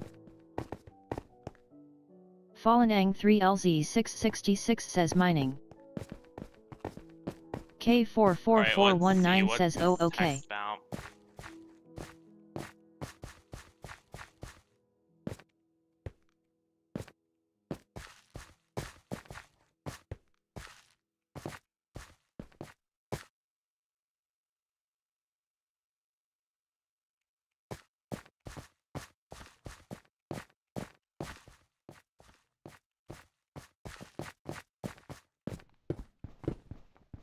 Real quick, I wanted to put this out there.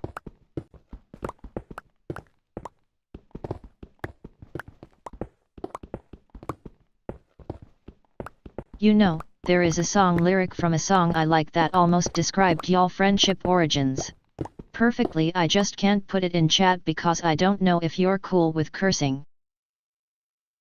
I don't know. K44. This is the way it's always looked since the new update.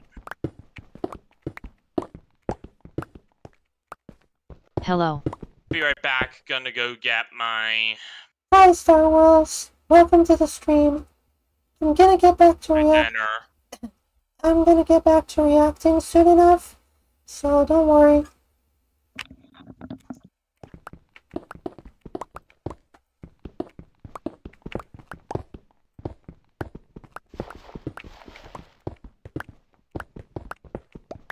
Hello. Don't suffocate.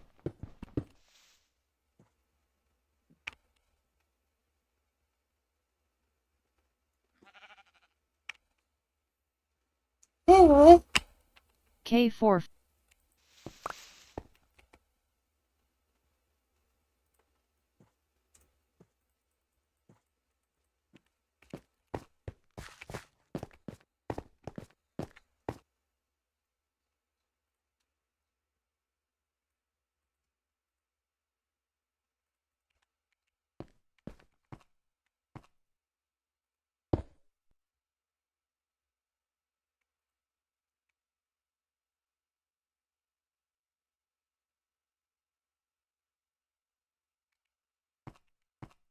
Take all the time you need before you start reacting again. This is like ASMR to me watching you play Minecraft.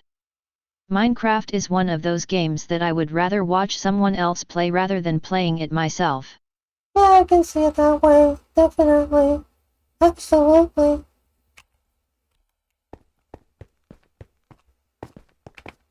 Should probably change it to Minecraft.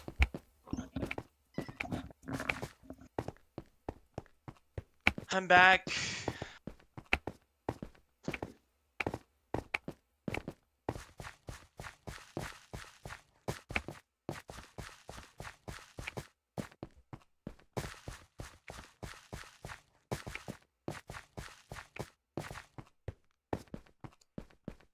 Okay, so let's go. Alright. Now to invite FNAF team. Oil up your door. Oh, who's the other person? Oh, I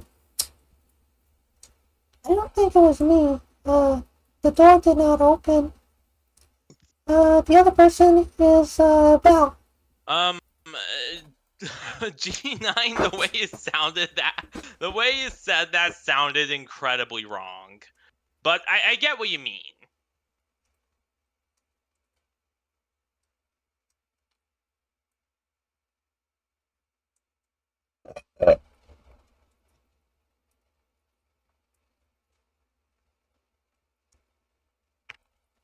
FNAF team Good, smiley face.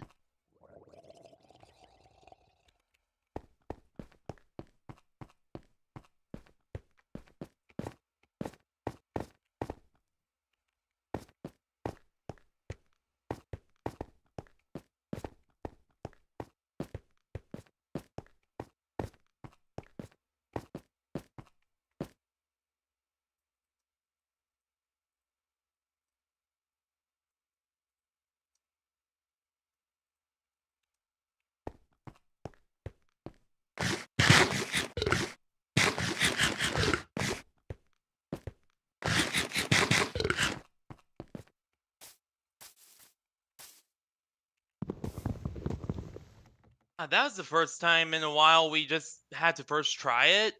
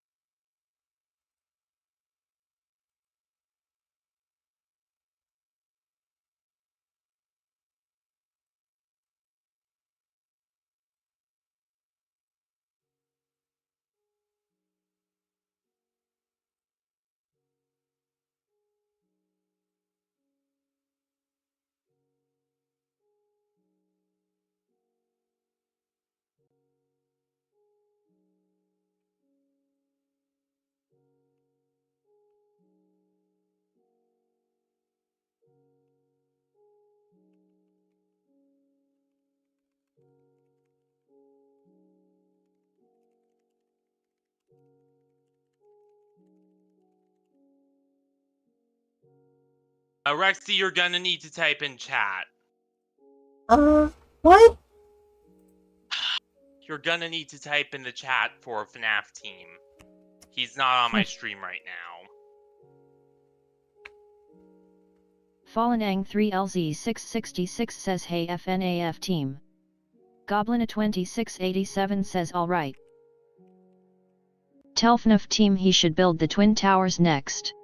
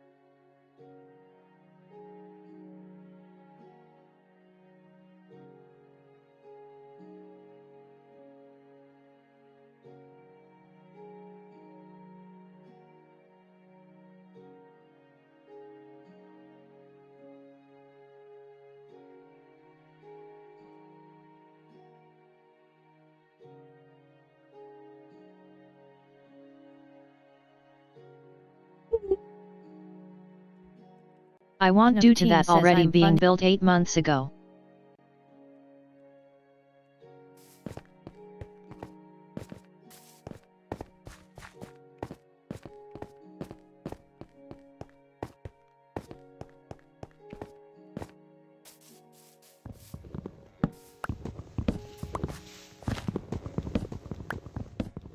Yotsuba Trade Center is pretty much a reference to the WTC. Yes.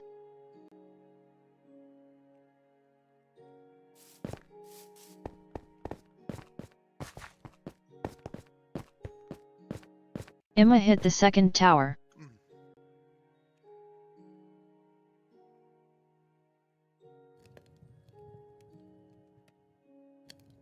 A to the entire 1990s corporation aesthetic.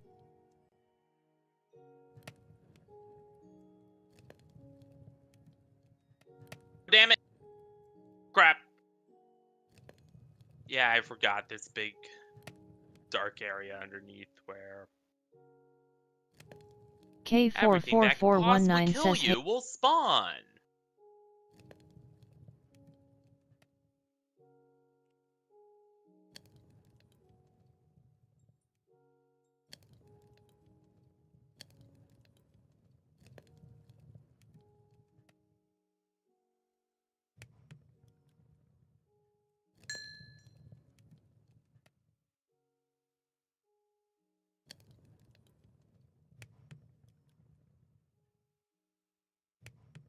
Nah, and dragon don't spawn there.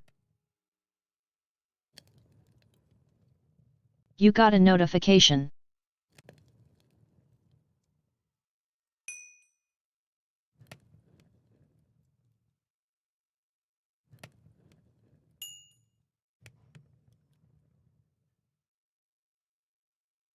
Bro, what said Blood Val? What are you watching? Do you like Yokai Watch? Oh yeah, I do like old Yokai Watch. Definitely. Should probably turn off Val's I had to ask XD. No, definitely. I like Yokai Watch. Should probably get a 3DS just for it, so that I can, and you know what? Not watching anything is the thing. It's more like what's Rexy got going on her end. Yeah. Anyway, I turned off the chat so I can't hear them anymore. So, yeah.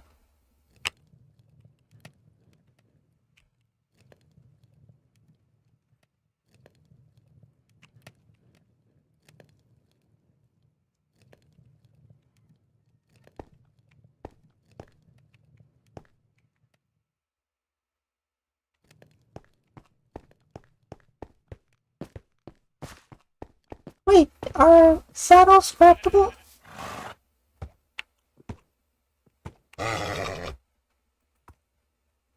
What? Saddles! Saddles, are they craftable? Let me check. Yeah, I think they are, because of the gas. Also, can you still understand me? Yeah, we can understand you, but barely. Oh my gosh.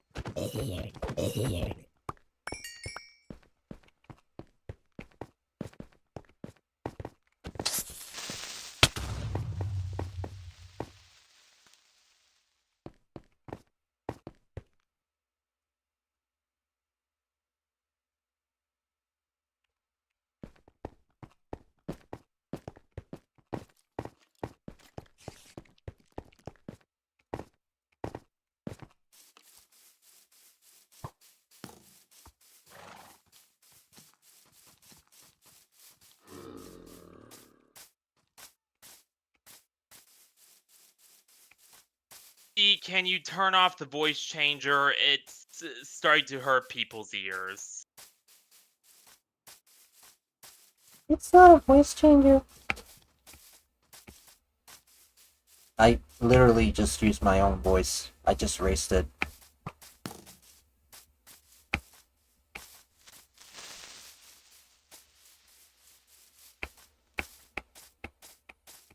It's literally just my voice.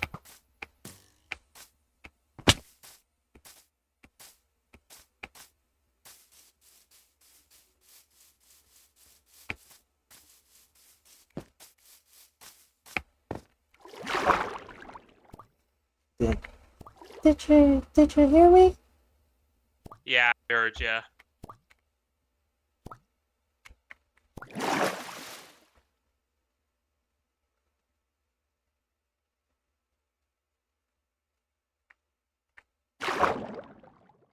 Yay, the normal voice is back, yay.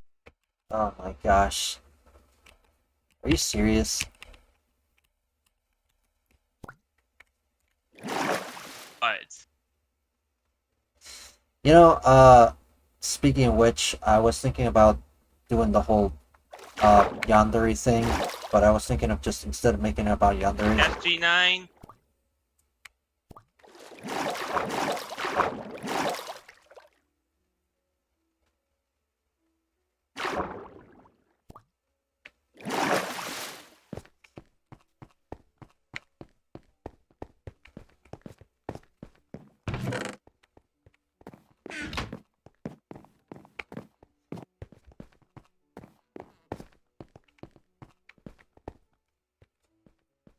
A little bit, yeah, not trying to be lovey-dovey, but a natural woman is a beautiful woman. Yeah, but still. Like, I'm not rude, but sometimes, you know, some crap does genuinely just hurt my ears, and I just eventually have to say, yeah, no, this is. I really hope I can find the perfect pitch for that. I really do hope so.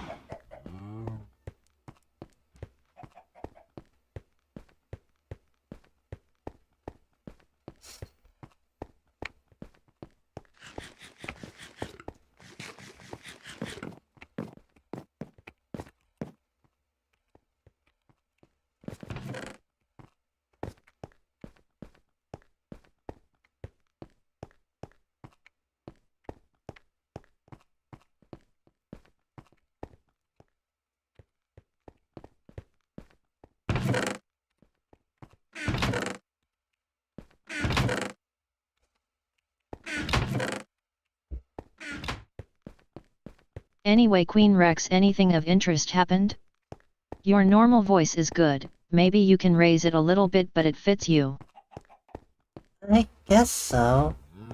Like a little bit like that? I don't know. I think that sounds better. Yeah. Yeah. Not what I was hoping for, but oh well.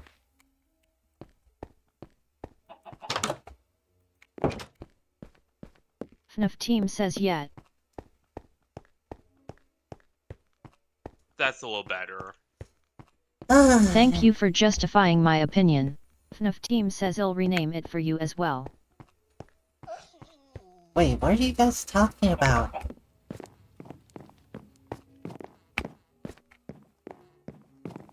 Oh lord, I dread to even hear my own voice, my high-pitched voice, during the VOD.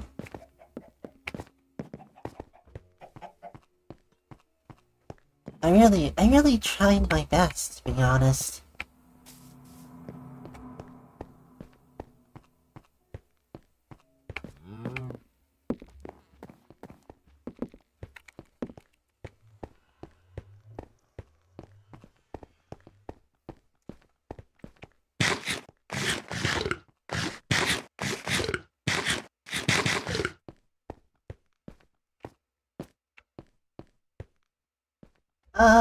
Where's FNAF team?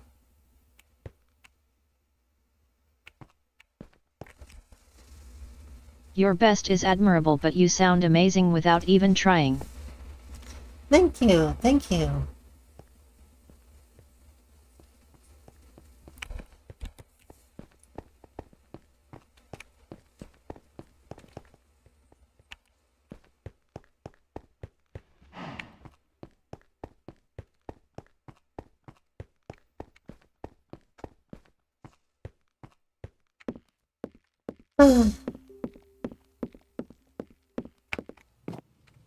FNAF team says I just turned on the stream, what's going with Rexy's mic? You sound distorted, like the audio is off pitch or SMTH.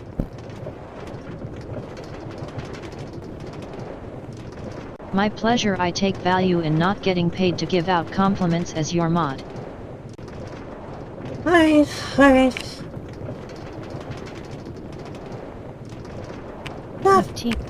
Enough team, I was just raising Sometimes my we voice. overgirlify with a high pitch. Not many girls sound like that either way. Yeah, Yeah, definitely. I think my neck hurts after doing that. Yeah, I up fan. Yeah. Yeah, no, my Ha! Professional cheerleader. So what the fuck? You're giving me the gas? FNAF team says the guest looks like he is enjoying it.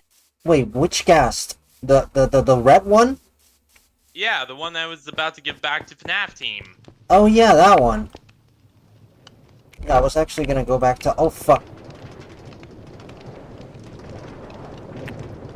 Okay. Maybe drama isn't all worth it after all. Yeah.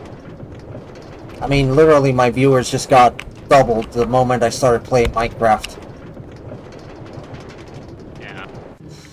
I guess I'll just keep the Vishoujo stuff up, just for the engagement and the algorithm. The algorithm loves it when you talk about Vishoujo. I really am not gonna bore you with the FNAF team details. says the red ones are from the 11th Squadron. My squadron, in other words.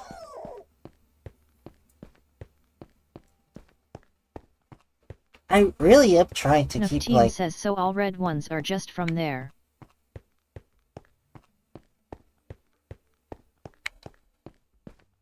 K44419 says JJba. FNAF team says OKG9's name wins. You know, I kind of am curious to see what G9 is doing. But, yeah. Sleeping. Wait, sleeping? Yeah. So, what did G9 name him? Frederick Jr. Wait, don't we already have a Frederick Jr.? He's the one of the blacksmiths. Yeah, he's one of the... That's not Frederick Jr., G9. That's a different one. Frederick the Second. Let's leave it at that. Frederick the Second. Frederick Jr. is the one, the blue one. Yeah, this is Frederick the Third. The second, not the third. I still can't get over the fact that there is an entire ecosystem. You know what? I wonder if there is a game called Vampire Simulator. Like, that could be a good, cool game to make.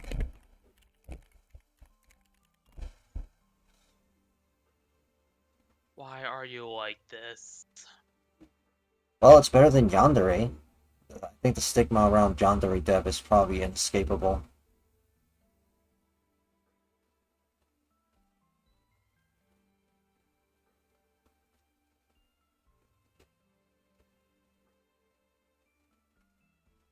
Yeah, so am I. I mean, that's gonna be my solo project. I'm not gonna work with you with that if you don't like it, so... You can play as Alucard in Symphony of the Night. Close enough. Yeah, that's definitely close enough. But I was thinking something more like a 2D pixel art game where you walk around, you're in a school, and you're a vampire sucking off the blood of the students.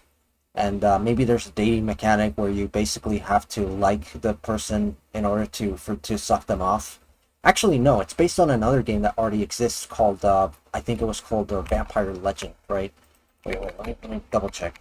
Vampire the Survivor Bloodlines, I think it was called. No, it's not even the game I'm referring to. It's not Vampire Survivor. That one's more of a roguelike. Vampire game that never left Japan. What's... 2 questions. 1, is this a game that you plan on making yourself? Yes, that is a game that I plan on making myself. Not with Schrodinger, because he doesn't like edgy shit like vampires, right, Schrodinger? With vampires, they're cool. Yeah. Like, Secondly, is this going to be like an NSFW game? Actually... That was a top-down game. Yeah, I know. But here's the thing, though. Even if I wanted it to be NSFW, I don't think I will ever be able to do that, thanks to that whole controversy surrounding, I think it was Collective Shout. Again, I don't like to bring up drama, so I'll keep it short. But basically, what happened is that credit card companies are starting to crack down on adult games, specifically on itch.io. I think technically some adult games are still allowed in Steam. It's just that in itch.io it got pretty bad because they got pretty much banned anything adult themed, including horror games. So it's not just the weird, NSFW games that are like bordering on illegal. They're really, and it is kind of throwing a wrench on my game development plan. But yeah, basically what I'm thinking about just keeping it. I wonder if Vampire Romance is still popular. Wait, what, is that actually a game?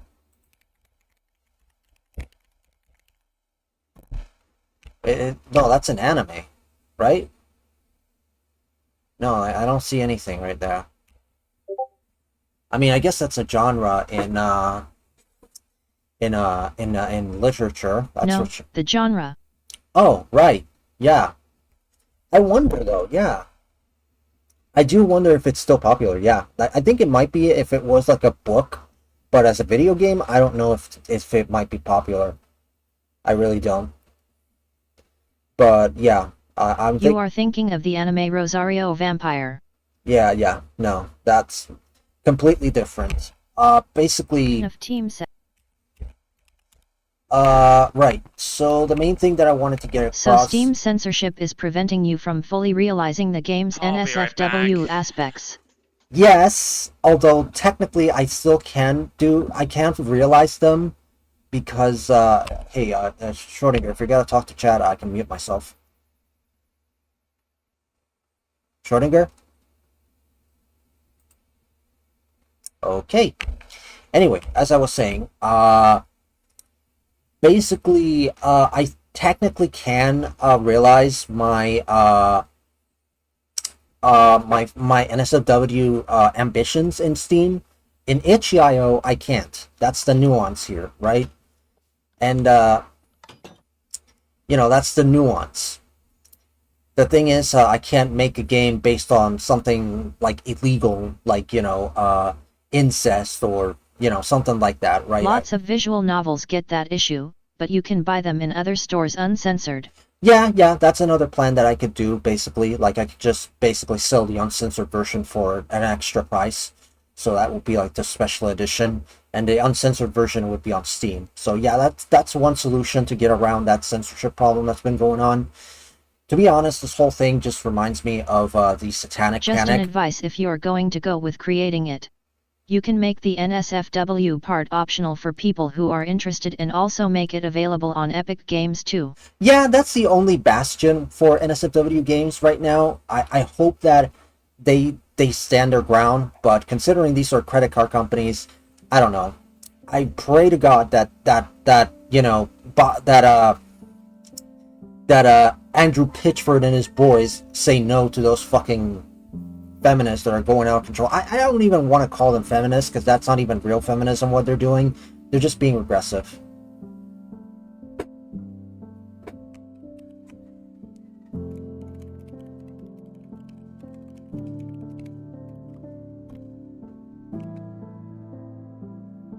But yeah. Hello?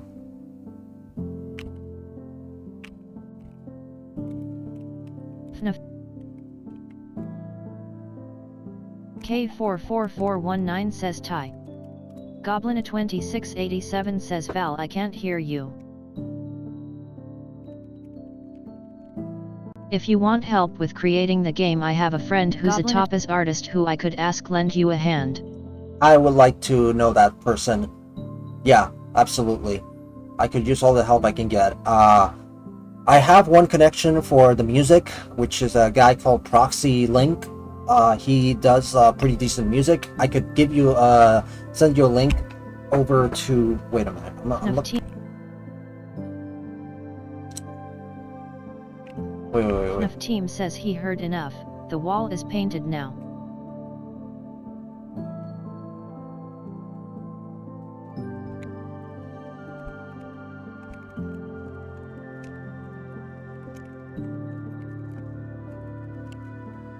Goblin2687 says WTF are you talking about?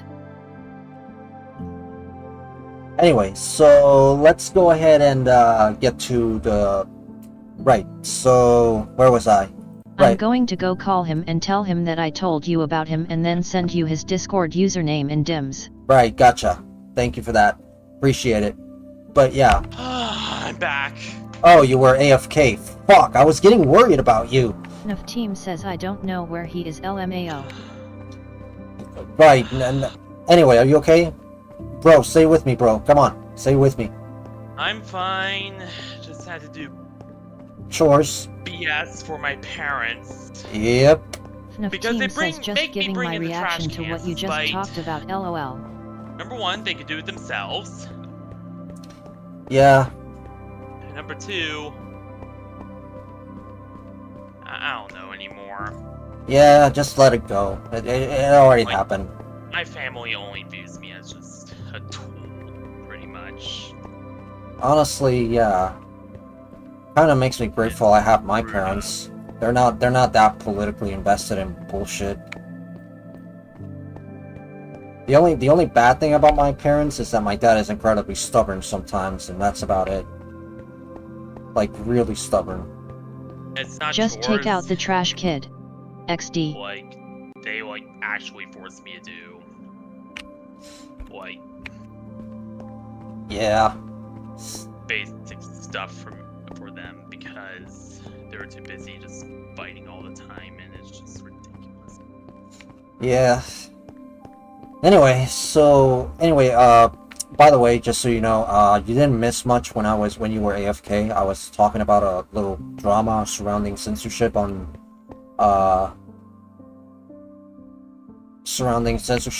around Steam, which, you know, not exactly something that was allowed in this SMP, but yeah, I was just talking about it with chat, but mostly I was just talking about how I wanted to make a game on my own, for now.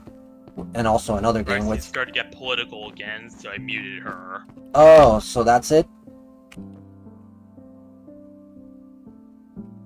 Well, nonetheless is nice to hear you have some relationship with your parents better than none.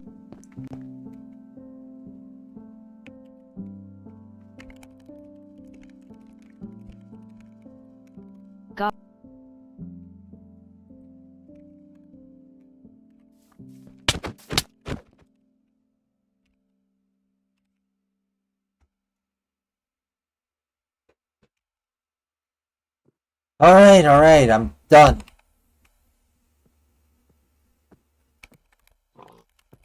Because I'm just tired of politics, you know? Just suck the fun out of everything. Yeah, and I said that I was talking about it. I'm done with it. That's it, okay? Alright. That's all I was saying. Sorry if I did it.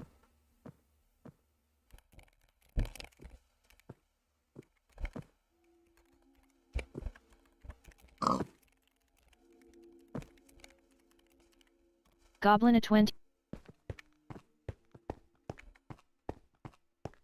Preacher the Choir Schrödinger. FNAF Yeah, I team- know, G9. Morning. Morning. Morning, In all Ari boy. caps. Nice. So, Politics can be funny, if you don't Hell take them yeah. personal. yeah, I think that's probably the only redeeming quality Itch.io about talking still in about it. trouble.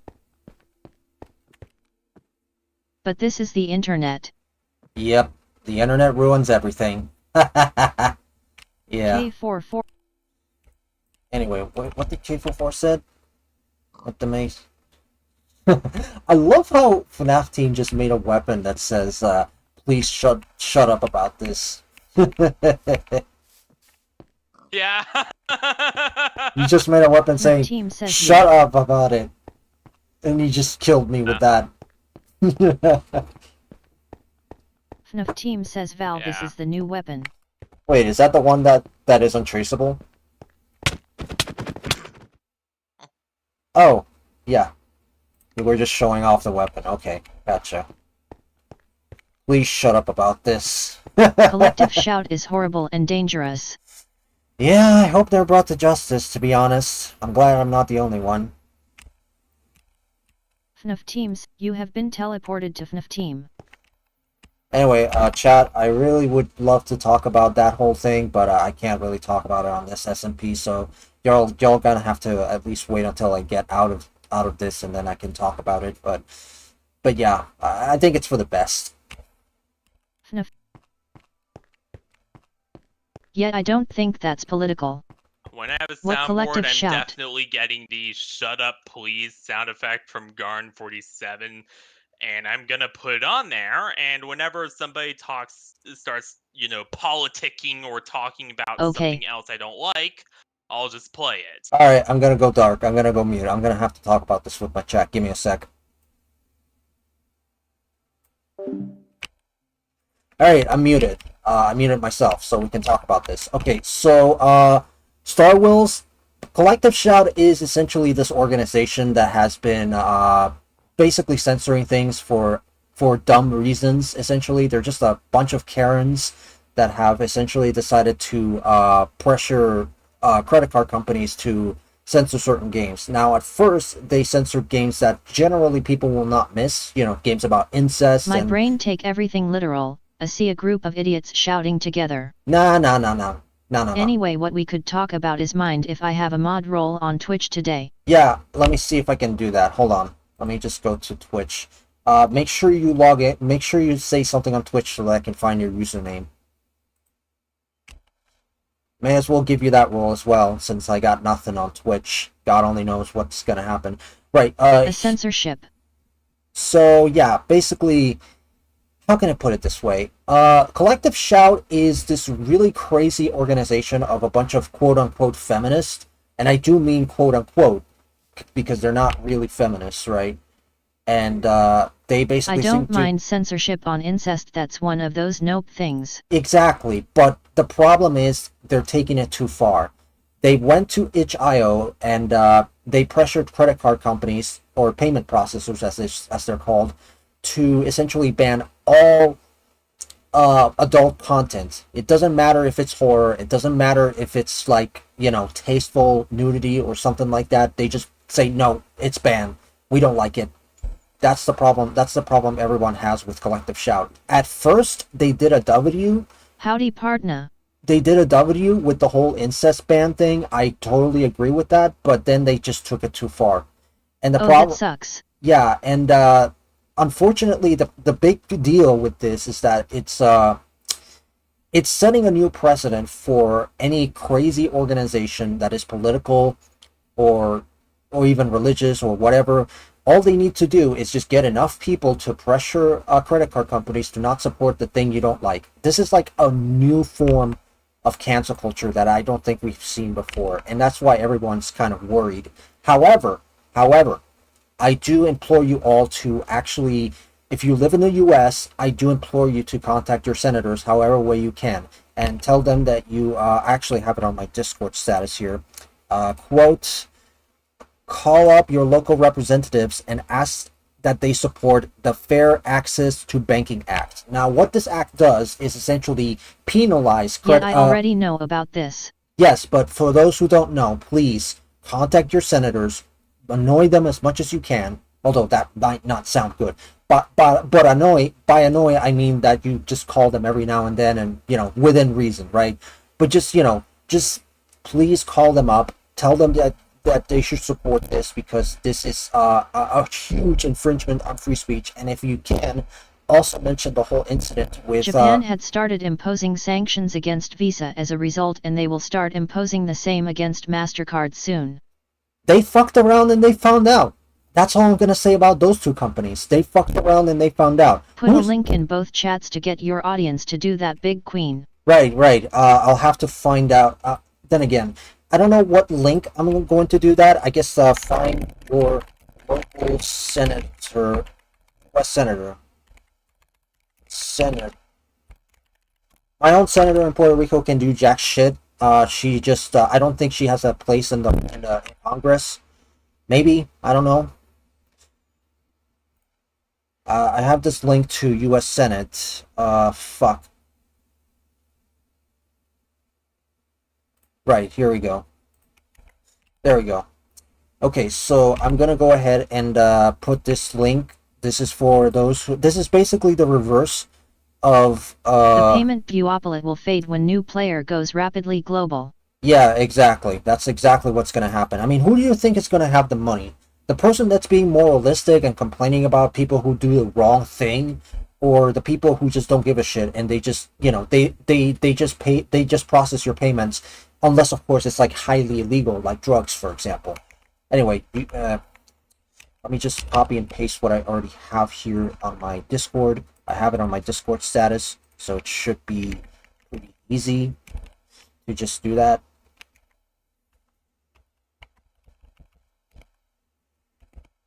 Alright, there we go. Bingo. Call up your US representatives and ask that they support Fair Access to Banking Act, link.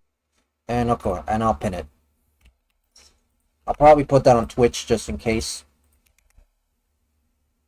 I'll just copy and paste this.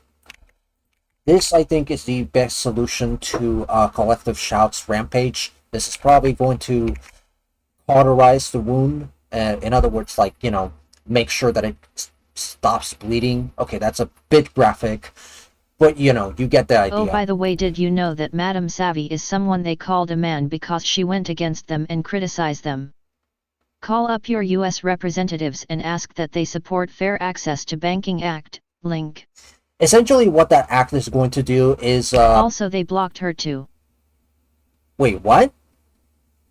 Okay, Madame Savvy is someone they called a man because she went against and criticized them. Let me guess, it was a trans person that, you know, went against their narrative and then they just started misgendering them on purpose. What a fucking world we live in. Jesus Christ. Fuck. Is that it? Is that it? Did I get it right? Because I'm kind of out of the loop here. But yeah. Anyway, as I was saying, basically this this act right here, will essentially fine credit card companies that essentially stop your payments for political or social reasons. Right? They stop those payments. 44419 says, "Holy, I'm getting." Wait, how is he? How is he? Wait, you're in my stream, are you? Nafteen, you're in my stream. What the fuck? I muted myself from Schrodinger's stream. I was just having a heart to heart. That's my money. Exactly, that's the problem. But like.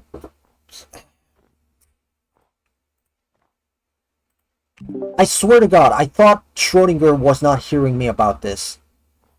I wasn't.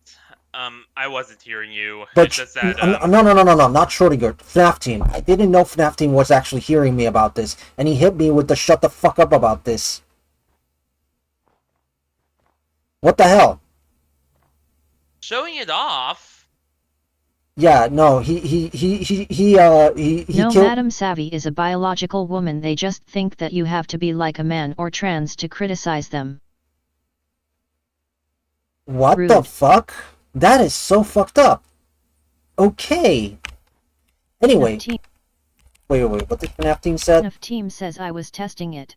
He was FNAF Team testing says it. LOL. Oh, okay, so I was doing the right thing, okay. FNAF Team says I literally said that. Yeah. The timing was really off, honestly. It was just really off, because I was literally going full-on political, and I was just talking, hey, talk to your senators and whatever, and then you just went up and killed me with that. And I was like, what the fuck? I thought I muted myself. I thought I muted myself. But anyway, I'm gonna mute myself for real this time. Anyway, bye-bye. K4. Anyway, so yeah, we were going back to our regularly scheduled programming surrounding the senator thing. 3LZ666 fell from a high place. FNAF Team says LMFAO. Yeah, I'm gonna have to turn on TTS for just a moment, because we're gonna have a bit of a I hard don't think it's political to have a problem with people abusing their power to control what you consume. Yeah, that's pretty much it. You know, but basically, you know, like I said, you know, I think that this whole collective shout situation threw a wrench in my game development journey because, like I said, I originally wanted to make a sort of not safe for work game. You know, at that point, but a Steam card. Yeah, I honestly think this is starting to make crypto look good, and that's something, right? Because crypto, the whole appeal of crypto is that you can spend this digital cash and it will not be interfered by the government, right? That's the whole appeal of crypto. The problem is, a lot of scammers love to take advantage of it, and you have to do your research in order to... And send them a flipped finger pic with it to the bank email. Yeah, that's probably something you should do to Visa and MasterCard. Just fuck them, honestly. This is like the last time they went, I don't know, this is like the last time they got woke, and now they're going broke. Like, this is, I think, the very last time that something like this is going to happen, where a company tries way too hard to be making a moral statement, and then they fucking get destroyed. And I think All that's... hail creative freedom to create whatever the hell you want, no matter how raunchy and lewd it is. Yeah, exactly. Although, to be honest, the vision I have for my game, or at least the game that I'm working... I mean, I have two games that I have in mind that I want to work on. There's the Vampire Simulator that I mentioned earlier, and then there's the Pokemon clone, which is a bit of a raunchy, lewd version of Pokemon. Essentially, you're collecting attractive monster girls, and you have them inside these little boxes instead of Pokeballs, right? And right now I'm trying to sketch a concept for a Pokeball. I found a guy that already can do that. He's probably going to work on it soon. But yeah, no, the guys that I've invited for the most part in that project are just passionate about it. We're not going to focus anything on pay because, let's be honest here, all of us here are broke as fuck. And yeah, that's definitely something that we are going to be dealing with here. The only bad thing is... To be honest with you, Queen, and excuse my language, your idea for the games, I'm fucking hot. Like, yeah. One is basically a vampire simulator taking place in a school setting, where you basically play as a girl and you're supposed to suck... I mean, sounds hot. Oh, yeah. I mean, you could be hot, for all I know. But yeah, like I said. Anyway, just a little reminder, please talk to your local senators. Tell them that you support the, I think it was, whatchamacallit,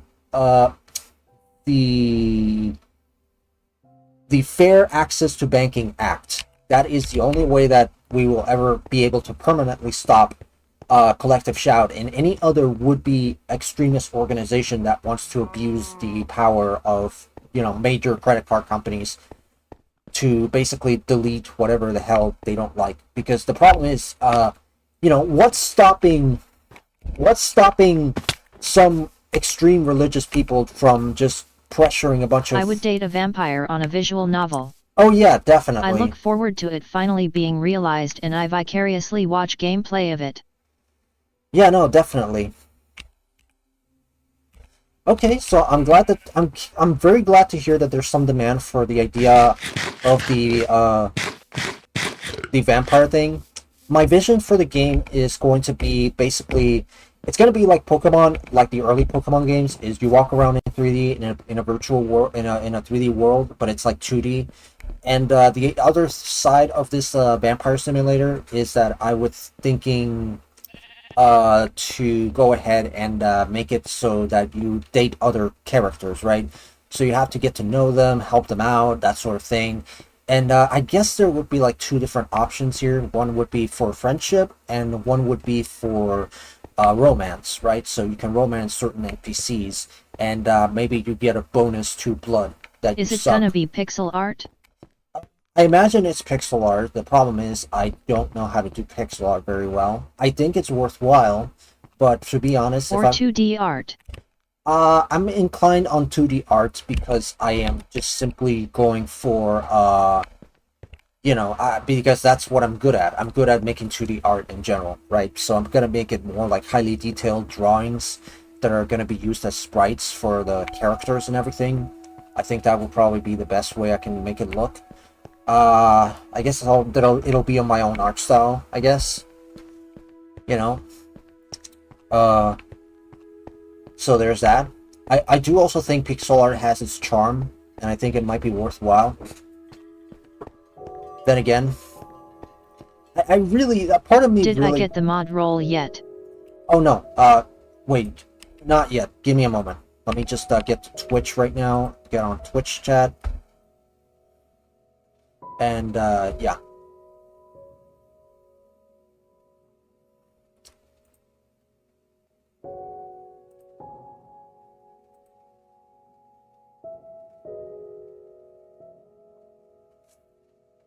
Follow. How do I promote someone to a mod? Manage suspicious user? No. Crap, You can do like a novel and have 2D poses for conversations over the text. Yeah. Take you time, no rush, queen. Yeah, I was thinking of that, you know. Yeah. Okay, so you can imagine it. My current vision for the Vampire Simulator is that it has early Pokemon graphics, so like Pokemon Ruby and Sapphire, or Gold and Silver, something like that. I was thinking of something like that, and then when you talk to people, there's going to be larger art for the characters. So it's a lot. I guess you could say it's going to be a lot like Stardew Valley in that sense, right? In terms of how you date characters. But yeah, no. Have you played Date Everything? XD. No, I have not. I should probably play it just to get some reference. Oh crap. Okay, so right. I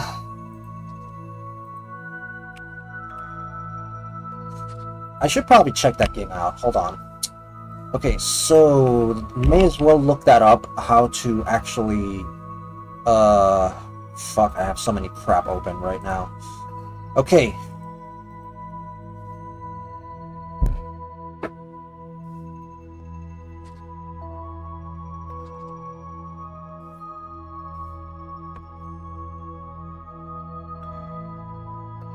Okay, date everything. Let's see. Wait, no, that's not what I'm looking for. Let me look at that. That game actually looks like Date Everything. Oh, it's a 3D dating sim. Holy crap. That's not bad. That's actually kind of new because they're always 2D, like exclusively 2D, and that's okay, right? But I like what I'm seeing so far. Oh my gosh. You could actually literally date everything. Holy shoot. That is so fucking cool. Oh my god. I'm gonna add that to my wish list. Absolutely. It's worth the $30. So yeah, give me a sec. You know, this is why I like streaming. I can have some really detailed conversations with people and build a community along the way. This is why I like streaming. Holy crap. Anyway, right. So let me just go ahead and look up how to promote someone to which, because honestly the user interface is so fucking... Command mod username while they are present, or click the username in the chat and select the option to add them as moderators on their profile. You know what? I think I found out. It's a lot easier than I thought. Okay, hold on. IOPFan, I hope you're still there because I really need you to be moderating now. So it's wait. Let me just right. /mod IOPFan Williams. There we go.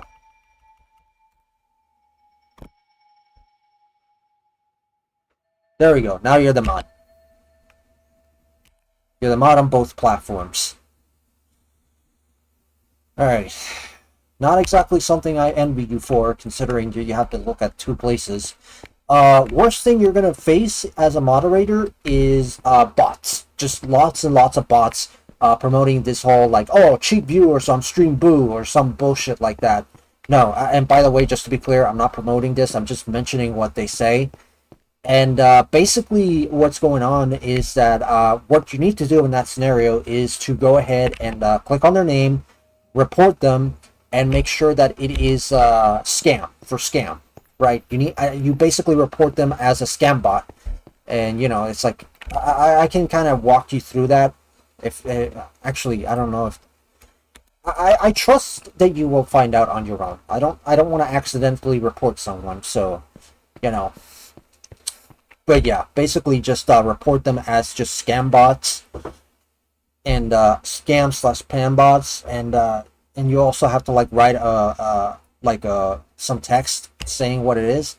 I just write scam/spam bot, and that's it. That I call it a day.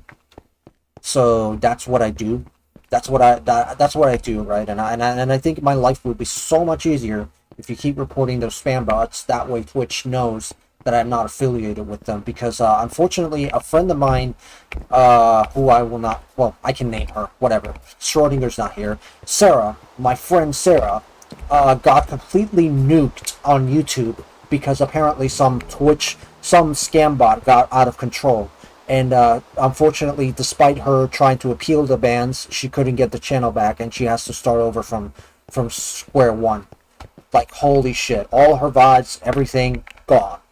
Like, so I think you're kind of playing a vital role in trying to report these scam bots right now. So yeah, absolutely. I really think that is very important, because these scam bots are out of control, and I just want to let Twitch know that I'm not affiliated with them. They're just an infestation on my chat. So yeah, just ban them, and just bam.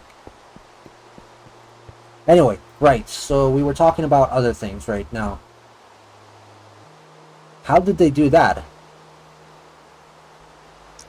Weird, that chat did not appear for some reason. Testing.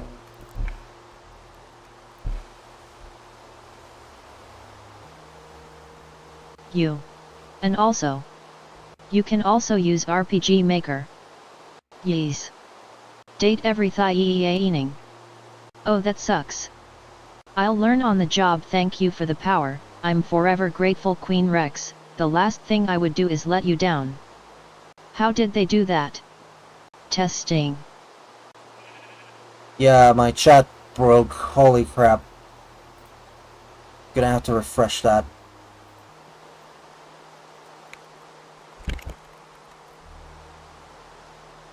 Testing again. Yeah, my chat literally broke because of how much chat there was. Oh my gosh. But yeah, no, like I said, don't let me down. Report those bots. You know the deal. Okay?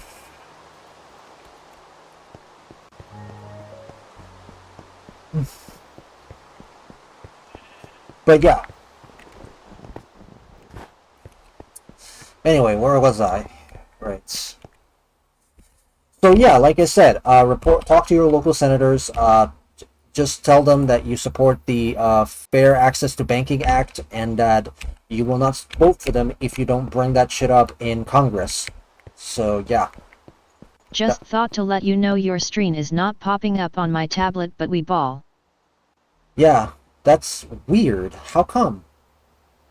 That is so weird. My stream is just fine on Twitch. It must be a glitch or something.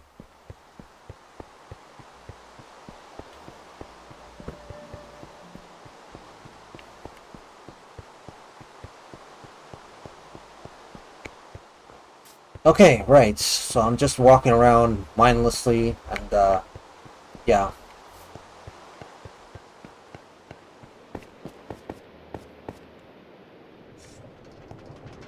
Whoa, fuck, I have to turn back.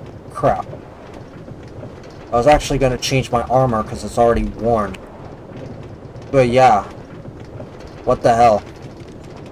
So yeah, I think I've said it enough, but honestly, I can't say it enough. Tell your senators to support the Fair Access to Banking Act. And I think pretty much the name says it all. So yeah. Anyways, I'm gonna shut up about it for real. So yeah.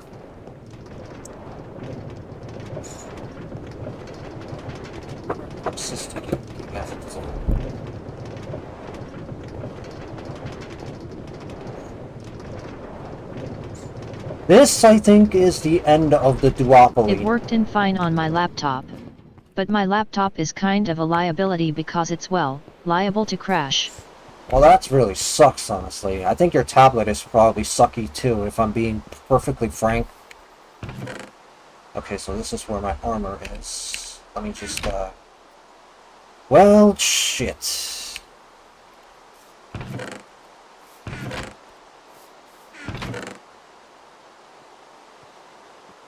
Oops. I got glowstone dust. Got plenty of that. Some arrows, some crates. It's almost full at this point. Might as well just put it over here.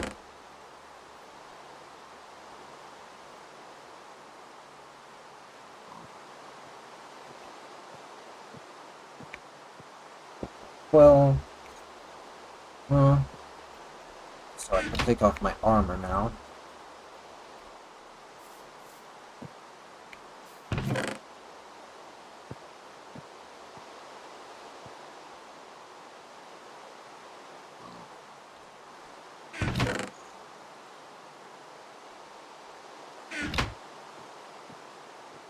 Glad I'm able to interact with you in chat here. Maybe it might work next stream. Yeah, it might work next stream, definitely. I think so. The tablet really sucks, if I'm being honest. Man, tablets are such a 2010 thing. Like, I remember when tablets used to be this fascinating thing around the 2010s. And when Angry Birds was completely new, and there was this other game called Age of Zombies, which was made by Half-Brick, and it was like the coolest shit ever. Holy shit, that I'm already getting nostalgia just thinking about it. Like, seriously, that is the most nostalgia-filled thing ever. And freaking Fruit Ninja. That was one of my favorite games of all time. Favorite mobile game. Probably the only mobile game that actually had microtransactions within reason, right? And I'm just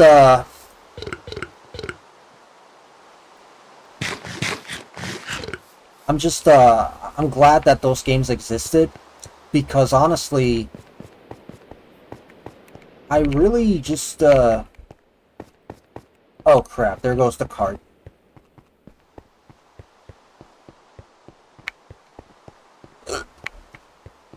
Come on, cart.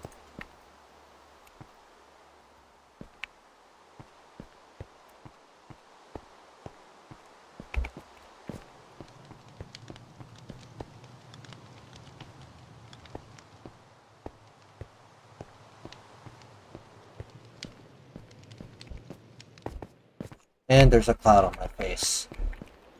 But yeah, oh, I loved Fruit Ninja. Oh yeah, no, early 2000s girl, I see. Yeah, absolutely, early 2000s. I'm definitely early 2000s, but I was also talking about the 2010s. What the frick is going on with my YouTube chat? I can't seem to hear shit. What is going on? Jesus Christ. Okay, I'm gonna have to reset that. Jump start it again. As usual.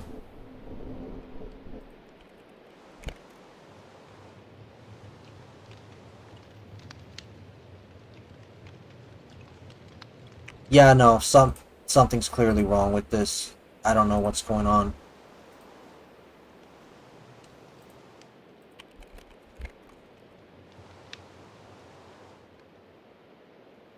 Testing. Finally, now it works. I can hear you now, Star Wars. Oh my god, we were both deaf. We can't hear Jack from TDS. Yeah. You were both deaf from that, absolutely. But yeah, I'm glad I have that OCD to actually check OBS every now and then so that I can actually see my chat. I mean, I'm just glad that I'm able to do that. So yeah. Also, what the heck? Oh yeah, cloud. Holy shit. But yeah, like I said, Never mind moments past. yeah, whatever, exactly.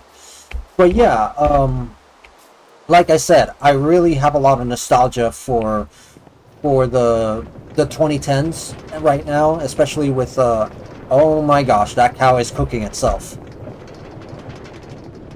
You know, I really wish that they actually had like male cows.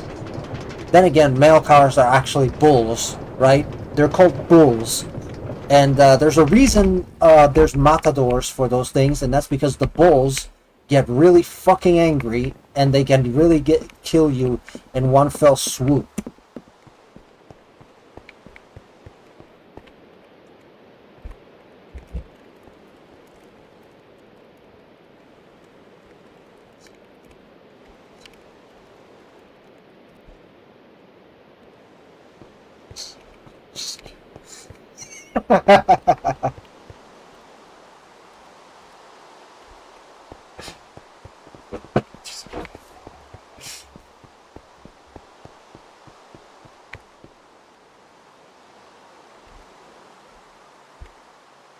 Maybe they wouldn't be so angry if we didn't bother them. Yeah, I guess you're right. Who knows what those bulls go through in the farm. They probably go through horrible conditions and they get really pissed. So yeah. I don't know. They get really pissed. You know, I don't know if I should be saying this, but I don't know. I mean, this is kind of a horror story, if I'm being honest. I'm not sure if chat is willing to see it. It's kind of not safe for work, not safe for life, most likely. I don't know what that exactly means, but I'm just saying that this is a story that involves a lot of people getting hurt. But yeah, I don't know. Let me know, chat. But in the meantime, wait, did I actually?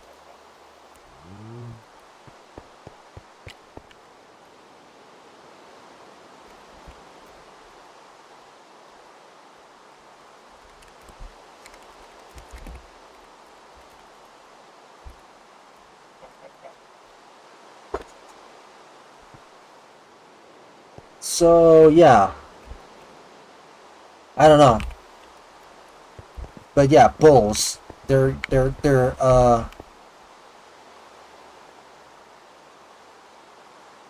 bulls. They're very angry.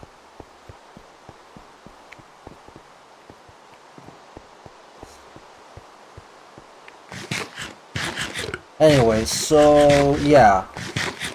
I think I'm just about done with the whole collective shout thing that's going on.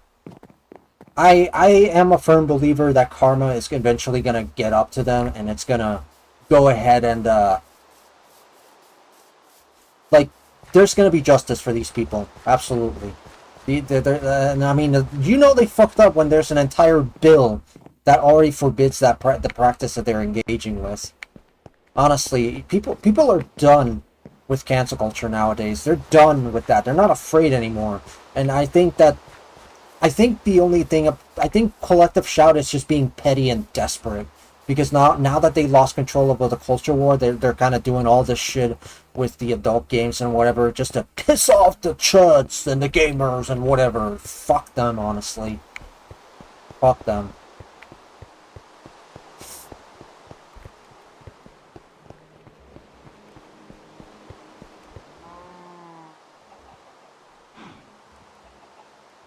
Yeah. Also, fun fact, I think bull is actually a stock market term for, I think when the market is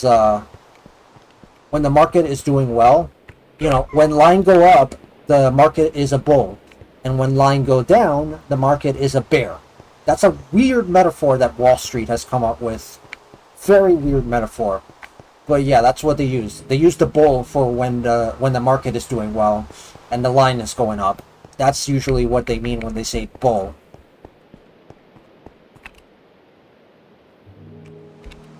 So yeah.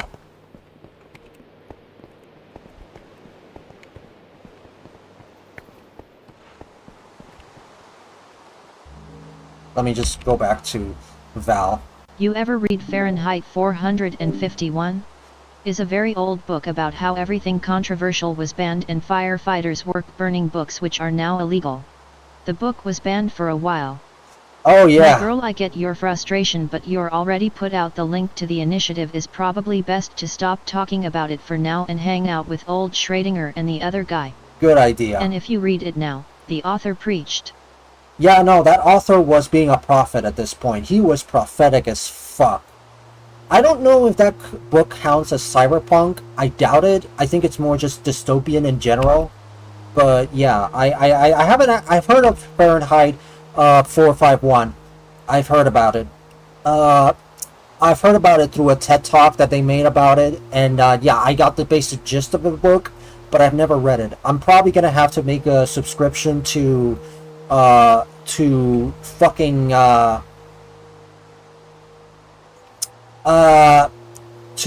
Audible. I'm gonna make an Audible subscription so that I can hear the audiobook version of it and actually get to reading it.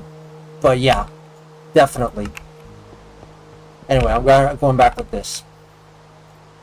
Are stock market terms illegal? Market terms are fine. Yeah, I was talking about how the bull is basically line go up and bear is line go down. Yeah. That's fine. That's all I was talking about at this point. There is even a line in the book that says, swipe, scroll, up, down, digest, swipe. If that doesn't sound like a phone, I don't know what is. Oh my gosh, that was... This man, the author was Nostradamus, for God's sake. Holy shit. Fahrenheit 451, it has to be one of the most prophetic books ever made. Holy crap. This guy was spitting facts. That guy was spitting facts.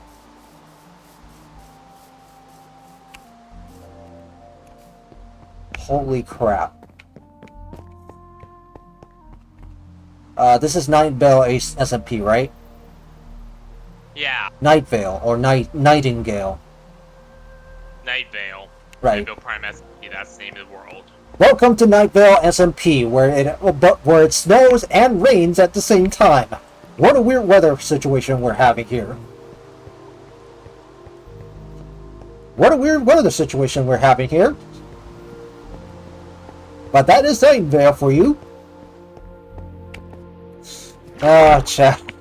Feel free to clip that, chat. I don't care.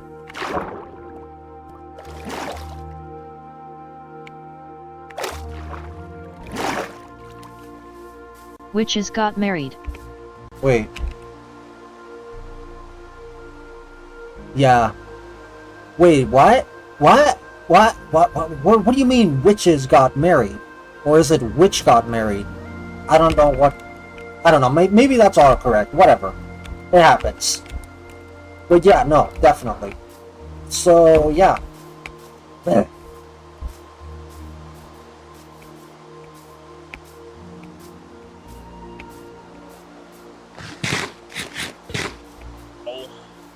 Is a saying, when it rains and is sunny.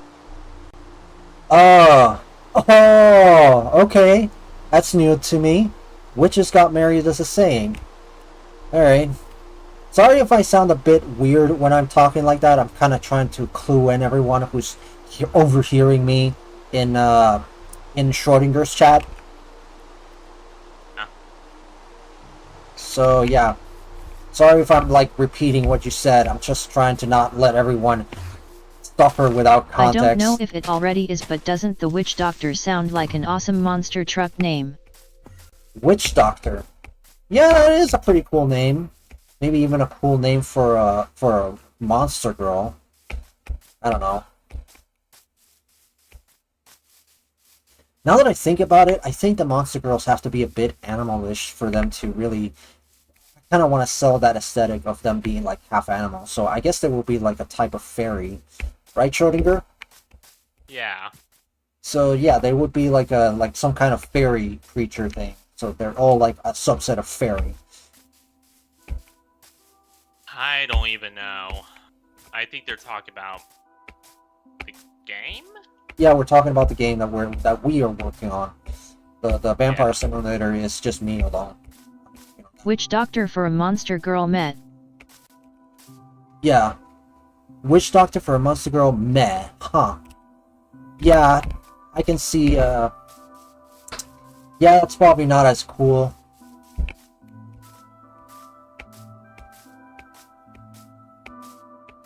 So, I don't know. I was also thinking about giving the option to play as different races for your trainer character. What do you think about that? Yeah. So, yeah. Probably build something. You know what? I'm probably gonna just explore the nether.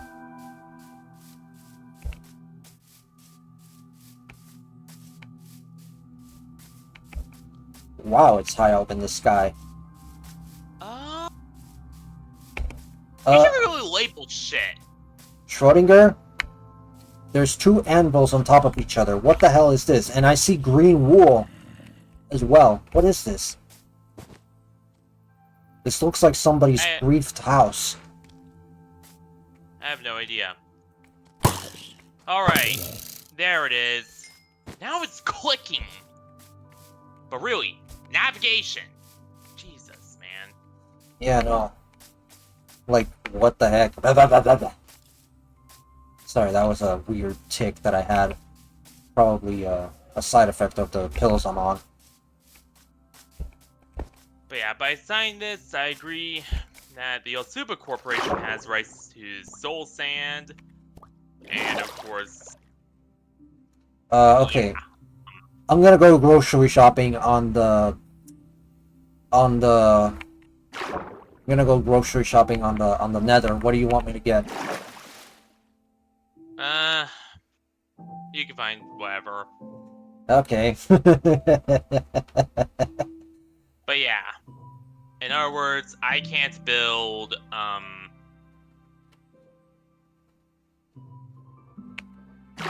I can't build any kind of TT cannons. I can't build, any kind of arrow guns. Pretty much any emplacement, redstone weaponry whatsoever. Like, emplacement guns, cannons, that sort of thing, we can't build.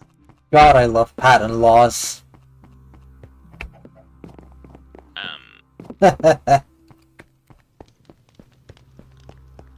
By the way, does the FNAF Team's patents have an expiry date? Of never. Fuck. Bro's already getting power hungry. Typical.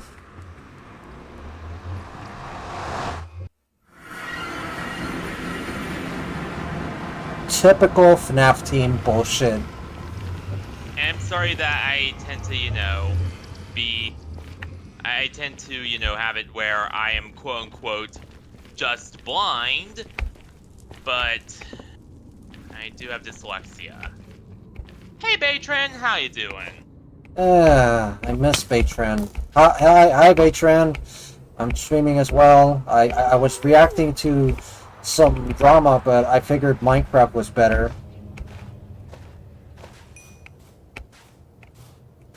By the way, can chat hear me? Yeah. Alright. Oh fuck, wait, I forgot my nether portal. Emergency nether portal. Everyone doing in the chat. Forgot my emergency nether portal materials.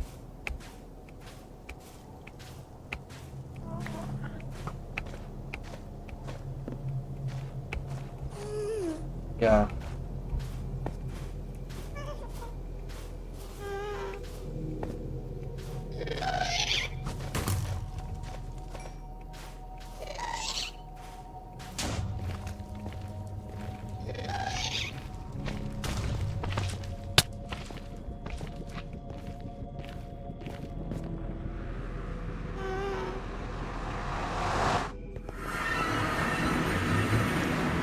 Hey, I'm back, finally. I hate that I always come out the portal dizzy. I hate that.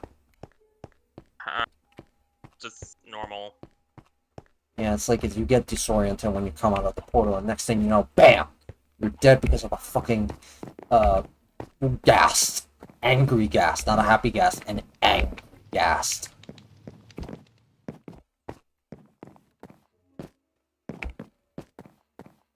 But yeah, like, let's see, oh yeah, I was watching a video about, like, I don't know if this counts as drama, but, you know what, fuck it, no, never mind.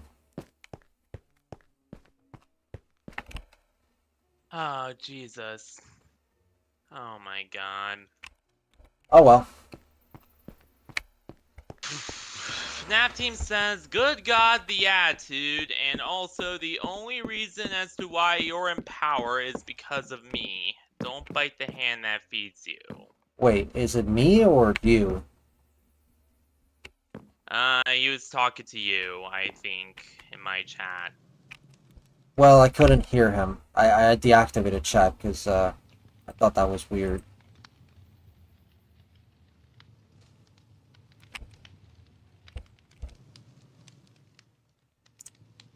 But yeah.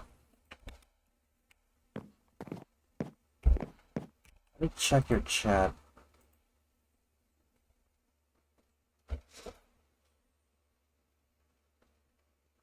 The only reason as to why you're in power... I thought I just read that to you. Yeah.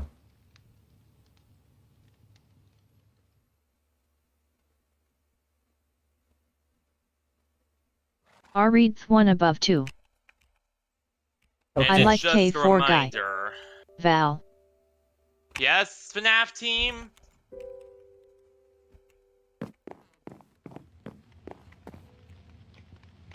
Bruh.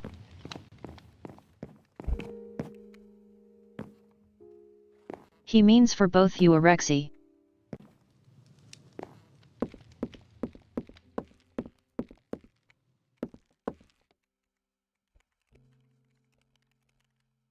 Because he's going to bite your hands.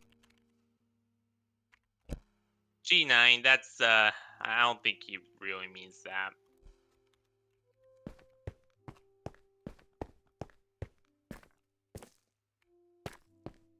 YK, be respectful Rexy.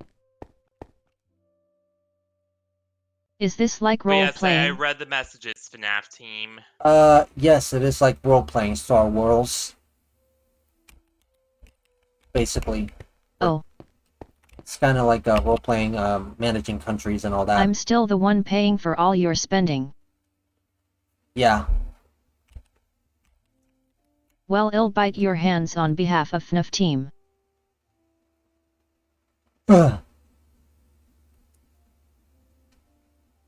Pretty much. And letting you stay on what's my land. Anyway, so yeah.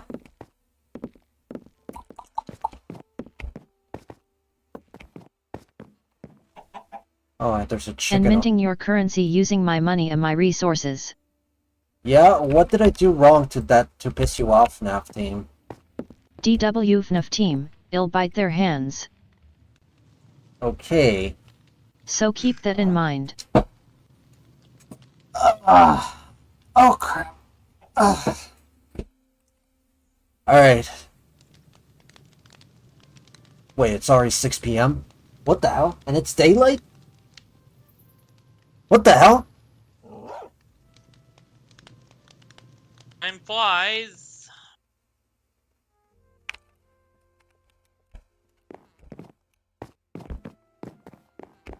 Anyway.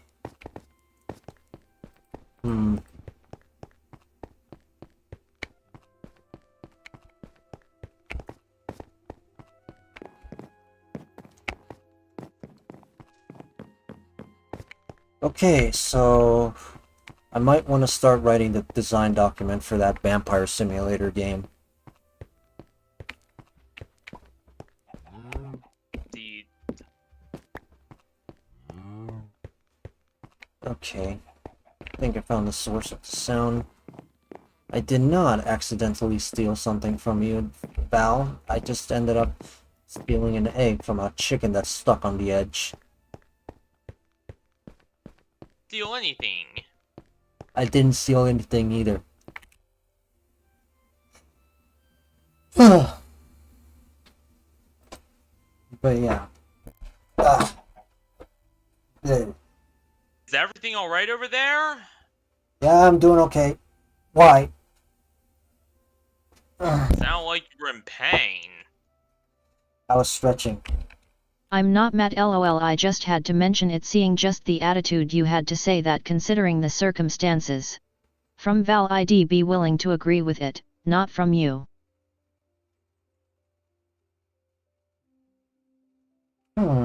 What attitude? I don't remember. I mean, I know I got a little feisty, but yeah.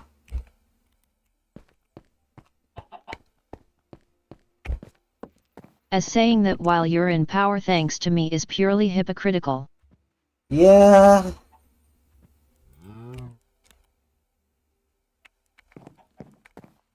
I didn't say that.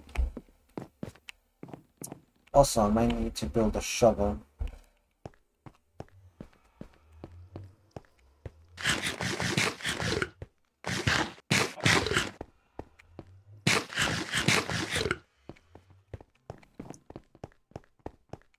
Figured I'd mention it.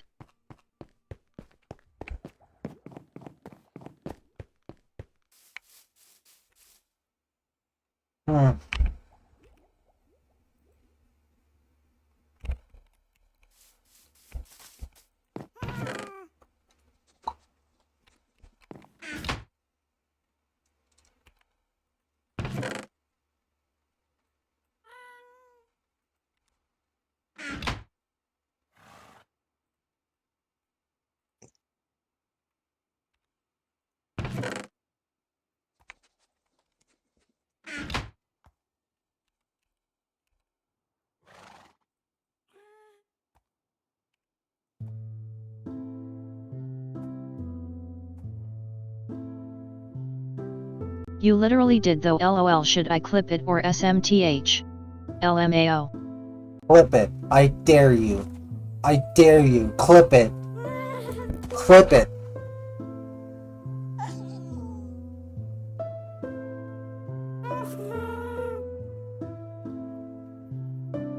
I dare you.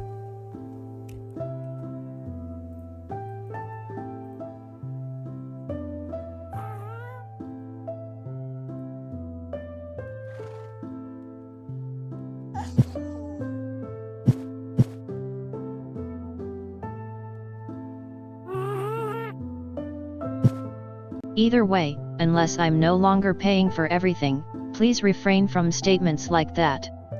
Alright.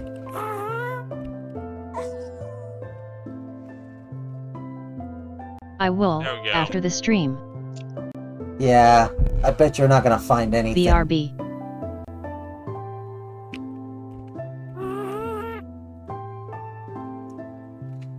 Okay, right. I think we have the materials here, so let's see.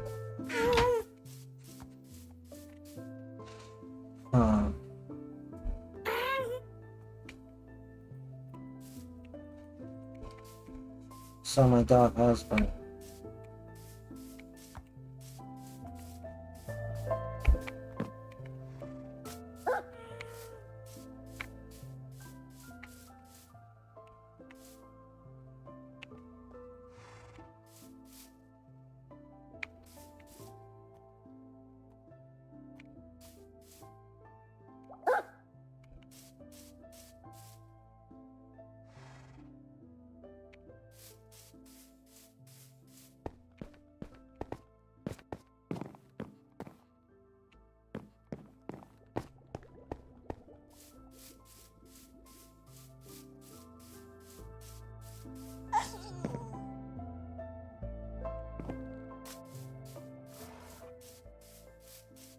Alright, I'm gonna look for dirt.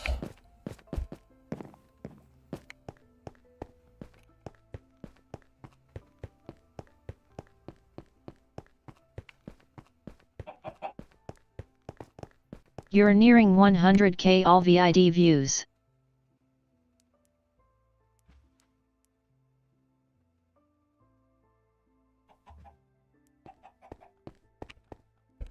Hell yeah, I know.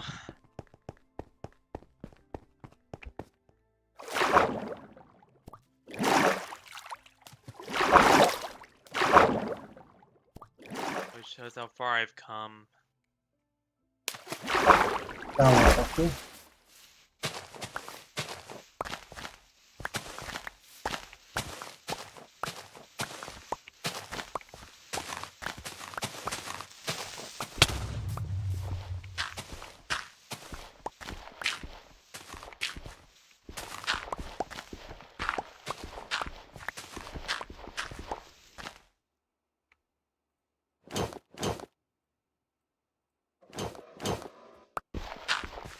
That's what she said.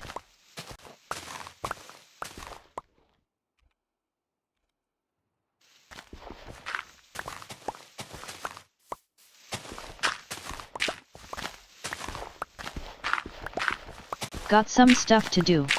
Have a nice stream. Alright, thank you for being here. Like and subscribe. Schrödinger will take over all. Thank you. I would love to see you again, Star Wars.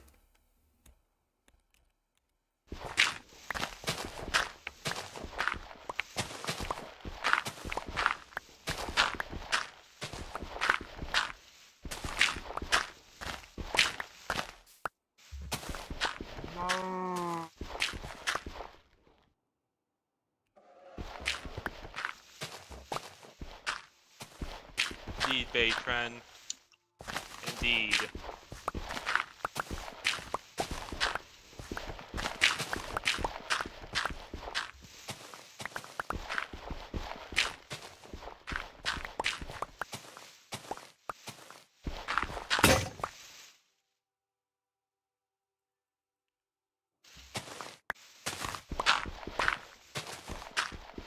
They will be in the next Minecraft movie as the villain. I agree.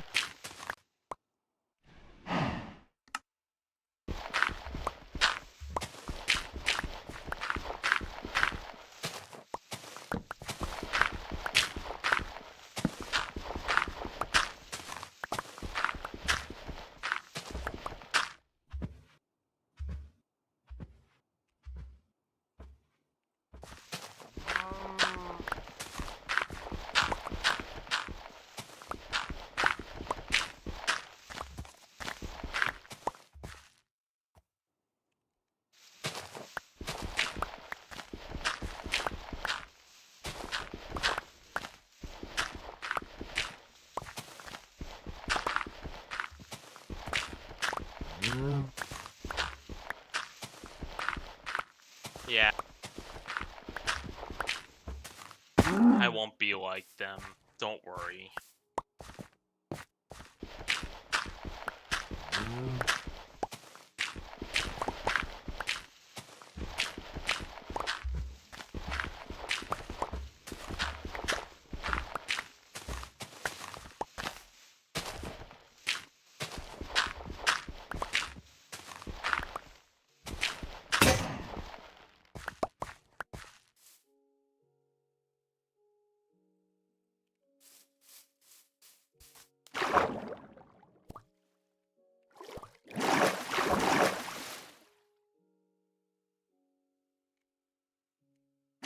Rexy, look at my chat. Hold on.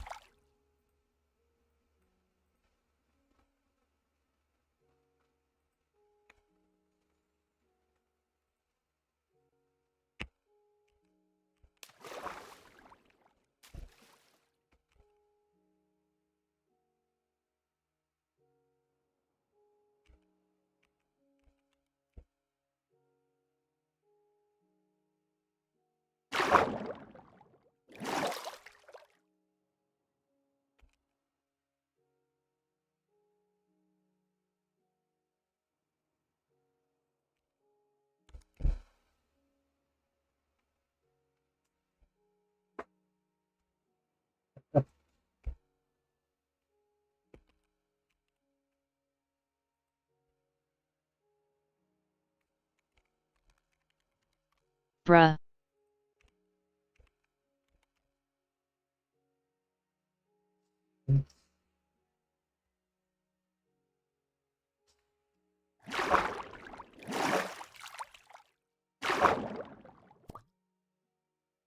Frankly, I don't care about this entire situation. LOL. I just had to mention how hypocritical that sounded. LOL.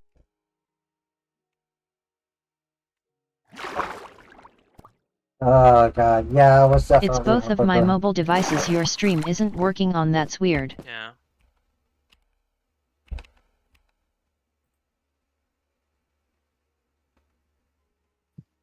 That's honestly very weird. Let me double check to see if it's working on PC. What is? My stream.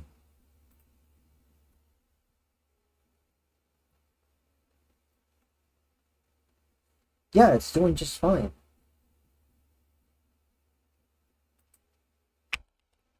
I don't know. I think All's it's good here. yeah, I think it's something wrong with your mobile devices. I don't know. Maybe you should have an update or something. I don't know. Maybe stream it at a low quality or something. I don't know. Yeah, because my phone is an utter pile of garbage, and it works just fine. Yeah, I think that might be the reason why. I hate to break it to you, but I think your phone might be crappy. G9. I'm that type of a person to always do something if someone challenges me. Despite YouTube Mobile being a buggy piece of junk on this Rexy apparently forgot Motorola LOL. Razr G Play.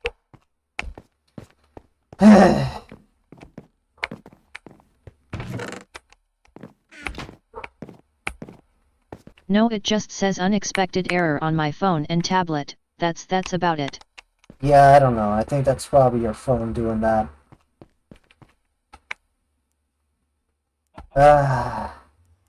Because my phone's working This fine. is hilarious.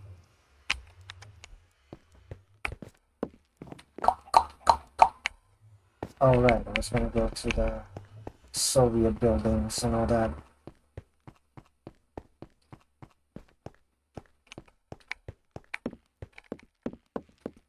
I have an iPhone SE, the one after 7. Anyway, I'll be returning to the stream in a few minutes. Whatever, hopefully it doesn't happen next stream.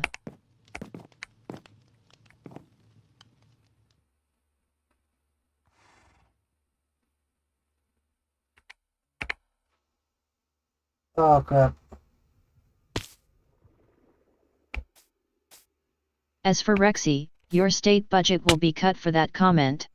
Alright, sorry about that.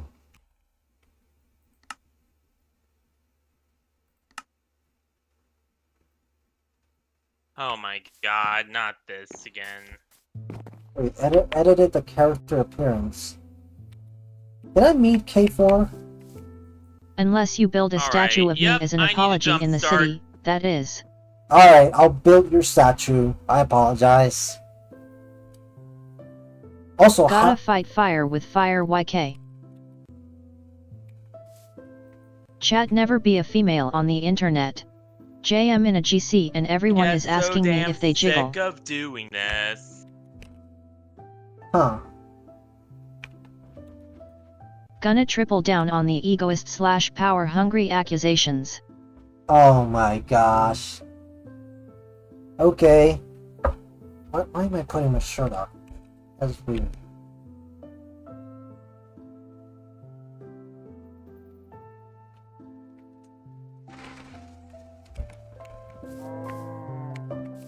G9M11C5, well do they? JK.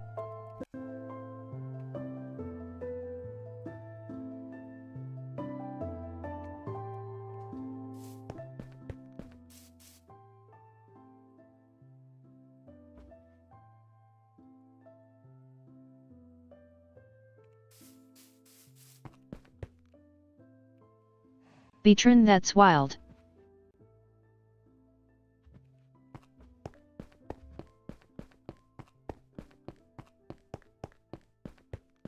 A few coughs, sputters, and straddles is finally running again. I'm a minor.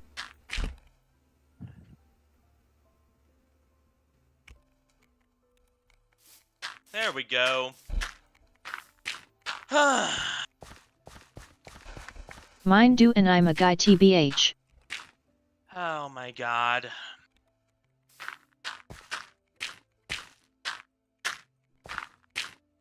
I'm so sorry about all that, okay, everyone?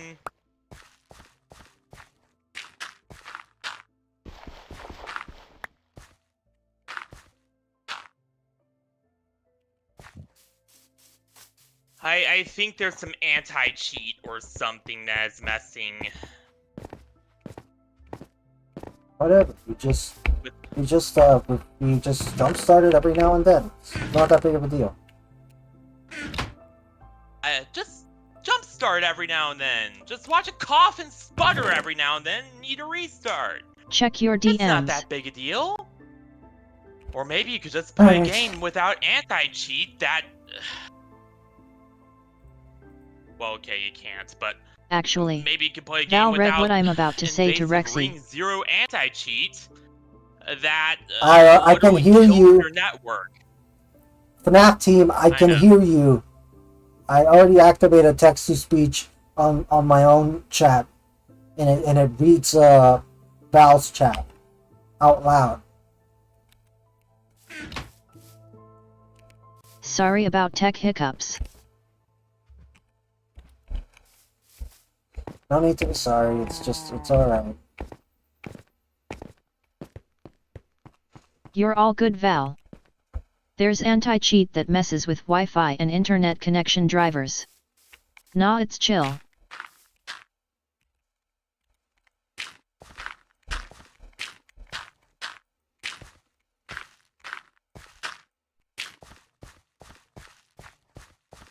I learned it was the Ring Zero anti-cheat taught was causing these hiccups to happen from a friend. Now I'm just gonna need to put warnings before these streams about, some housekeeping to get out of the way. You don't need Because to. Microsoft are a bunch of pieces of crap, they put anti-cheat that messes with my hardware and my drivers, and thus I need to constantly go through an endless supply of PCs to play this. Dude, chill. It's gonna be okay. It's already fixed. Yes, Zen, chill, don't complain about obvious problems. IGTG. Always keep your head down in the sand. Not what I meant, but okay. If I do come back, tell frogs I love them. Bye G9.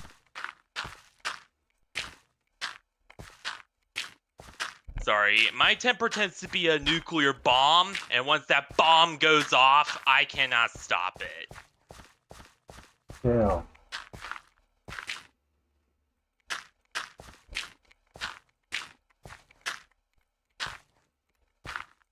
The Union's state budget will be cut by 25 kreutzers, unless a public apology will be issued, written down on a book and quill which will be distributed all over the world, alongside a stone statue.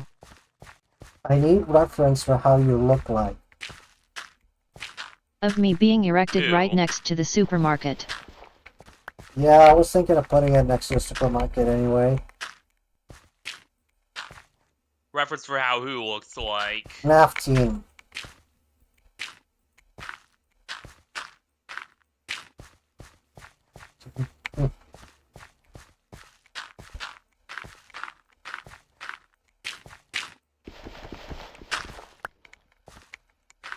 Alright, the Union's... So, FNAF team says that the Union's state budget Yeah, will be cut by... No, I already heard it. I had TTS on. Alright.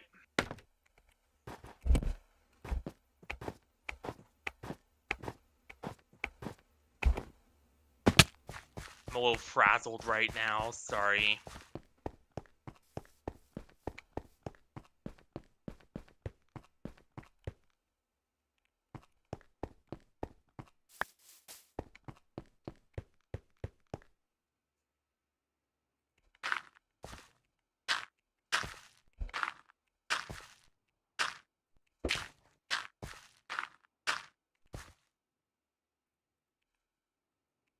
I still don't know how this all works, but Schrödinger is cool, so I am here while I eat.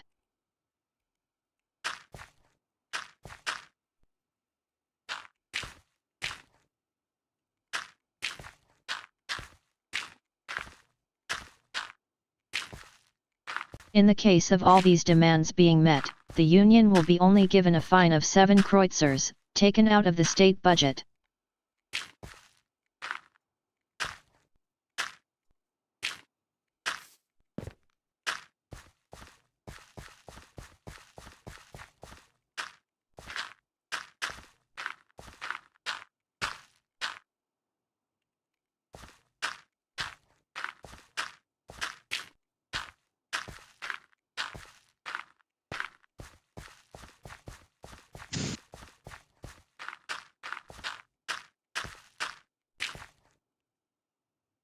Yeah, Val is an absolute chill guy.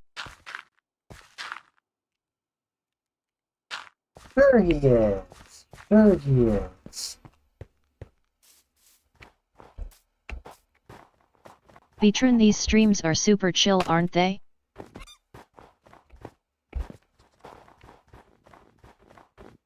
Yeah. Oh, that's the Titania. Wait, is Kate...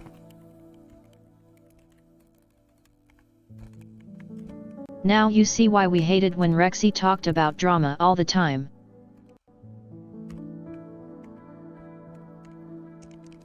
We use these to relax.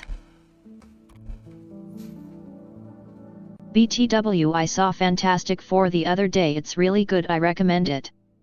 Oh, nice. Very nice.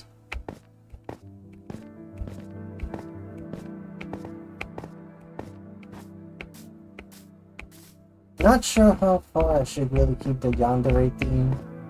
It's more like a yandere vampire.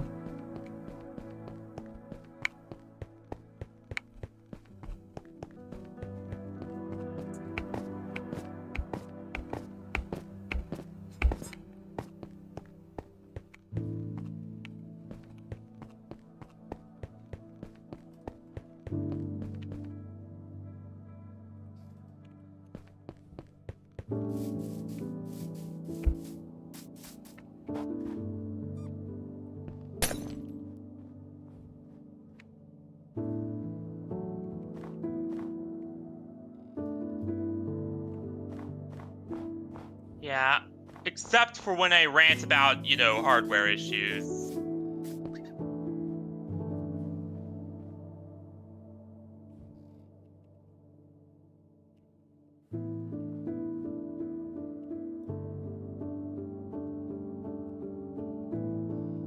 Who are you talking to? My chat. I don't see anything on your tab.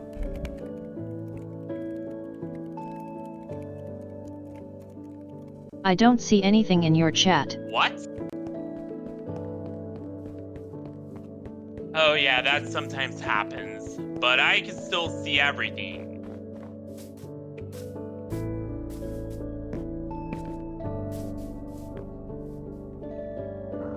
But yeah, and also, yeah. I haven't seen Fantastic Four yet, but I'll probably see it sometime soon. And plus, it probably cleared for you because of the weird bullcrap that happened earlier.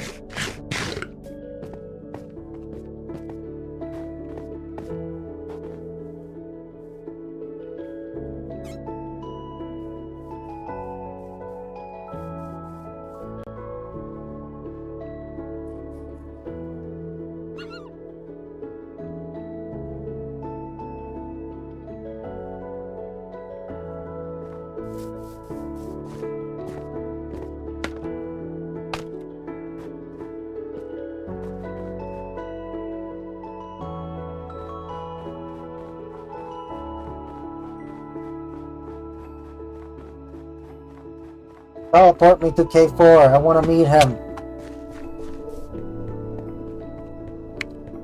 That's what I was trying to say. Teleport me to K4. Alright. Me? Yes, you.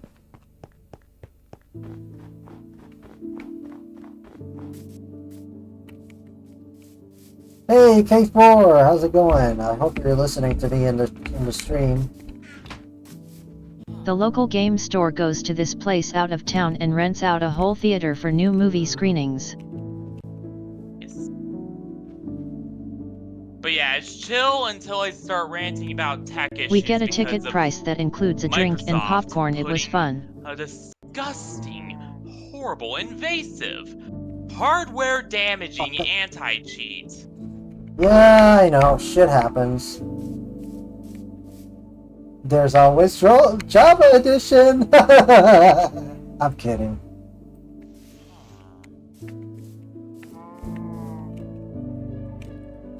I'm kidding, bro. I'm kidding. It's fine.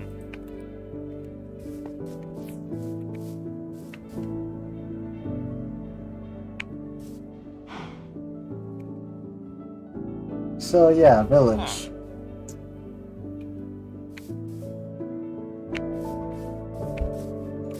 Diamond. Everybody has diamond armor except for me. That is weird.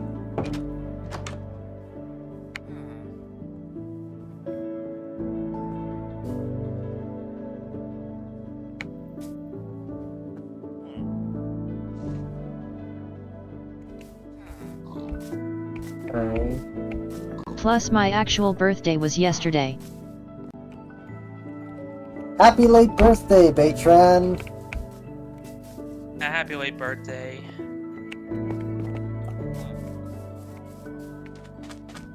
I love how the water reflects. It's like a beach.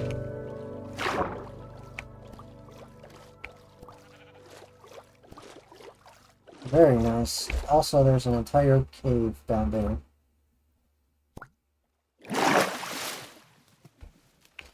Hang on, where is it?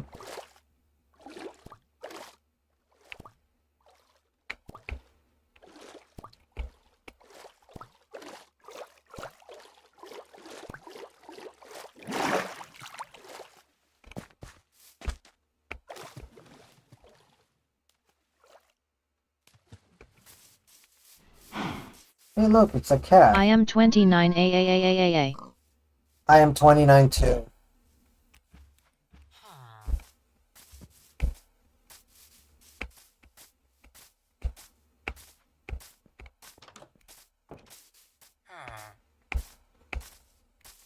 Okay.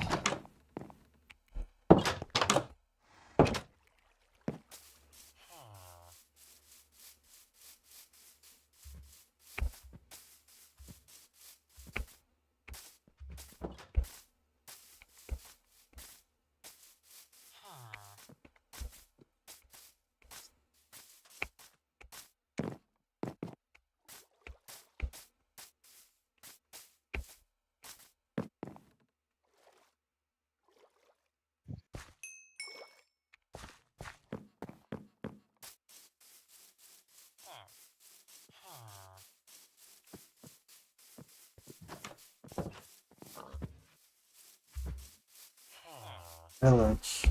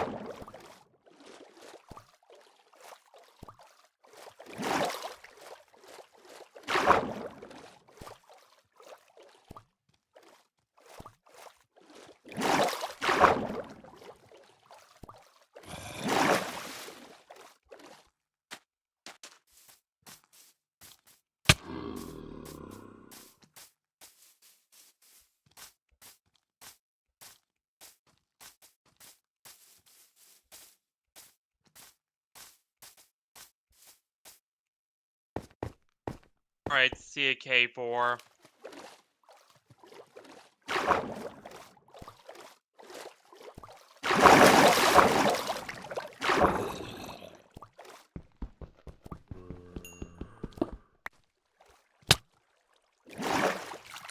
Nice.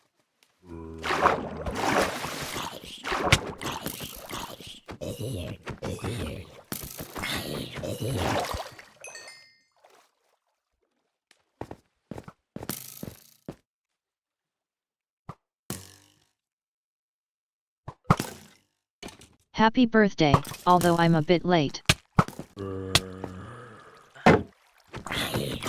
My birthday was last month. Mine was literally during Pride Month. Oh.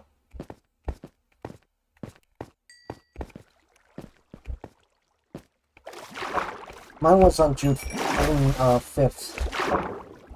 That's what I meant. Yeah. Me and her are just 12 days apart.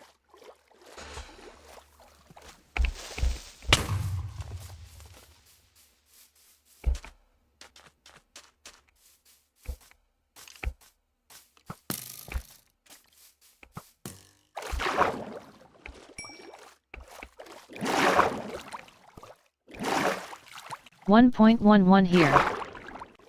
Holy crap, the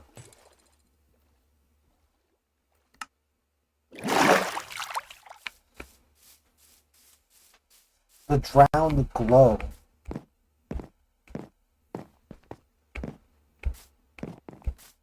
I was born exactly at midnight. Oh wow, that's pretty cool.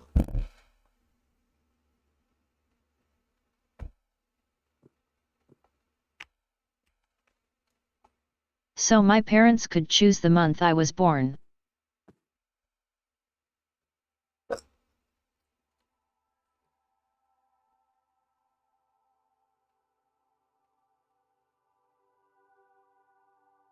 Yes, I'm therefore technically born on Halloween. Nice. Damn! Nice. My dad was born on Halloween.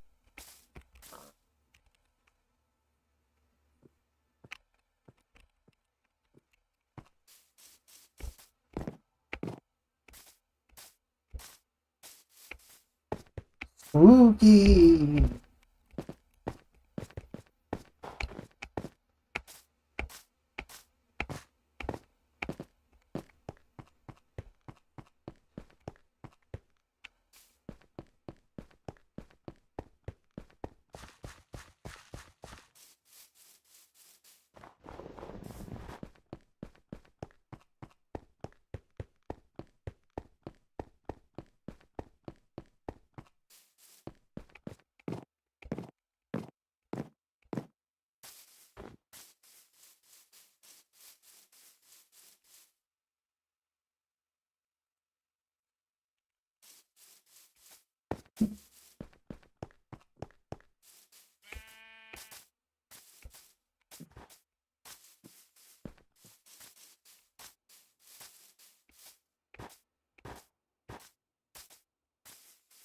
Val, please come check on Rexy's progress. Progress on what?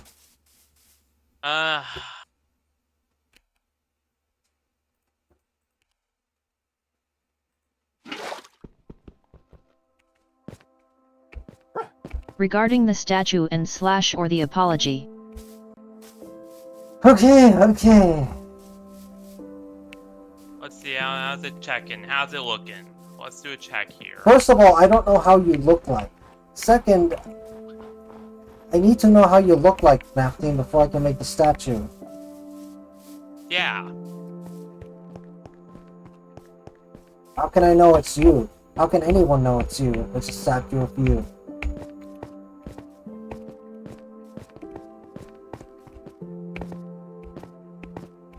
Yes, I'm literally just doing this just to be petty.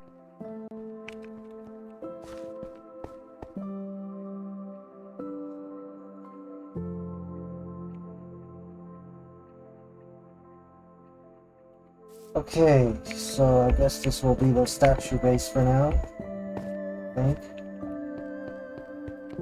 Yet is it gonna be a statue of you physically or your inner self?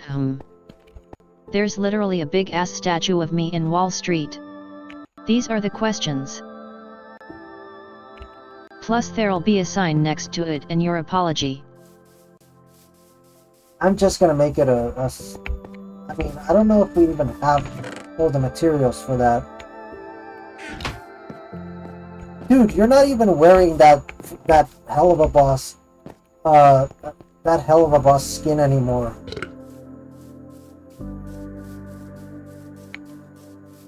You still have to build it with that skin in mind. Alright, fine. Let me just take a good look at it and then I'll make it. Here's an idea, just do a regular stone statue of a character bowing down.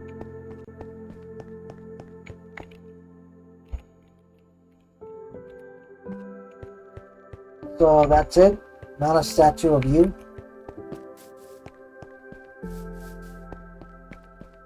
Yes, I'm not because my tablet isn't letting it load.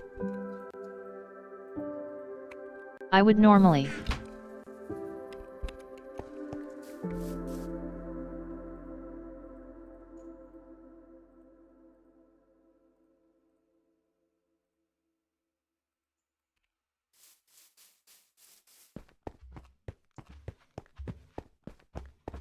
How big should the statue be?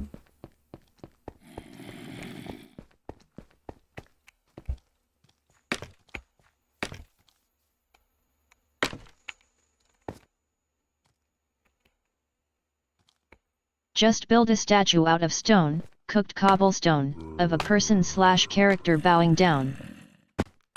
That'll look decent in the city. And it'll fit the vibe.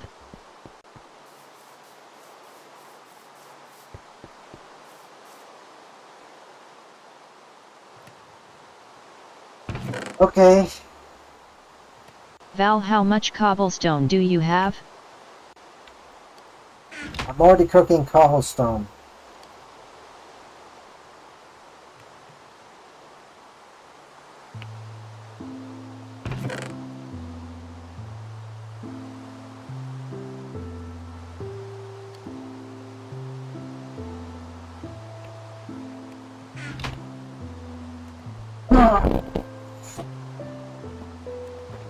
Foxy kiss on the cheek. Hey, Skylar! Nice to see you! Can't you make cobblestone factories? How you doing? Okay, I'm back, Val. Give Rexy 4 stacks. She'll pay you 7 kreutzers out of the state budget. We'll make that fine actually benefit someone. How you doing, Skylar? How would you make a cobblestone factory? I was doing...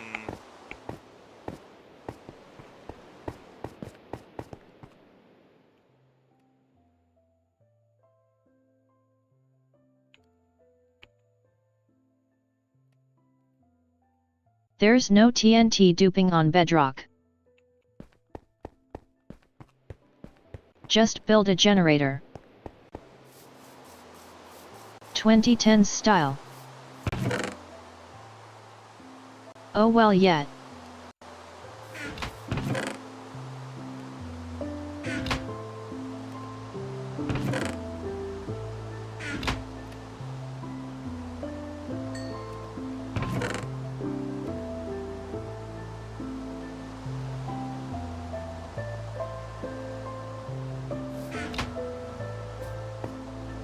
Good old manpower.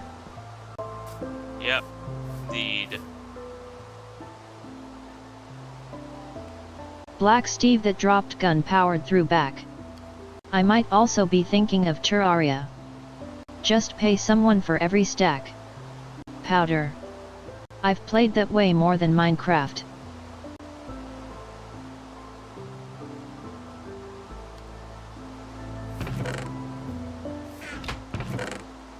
Does Terraria have frogs? Yet. Yes. I want it.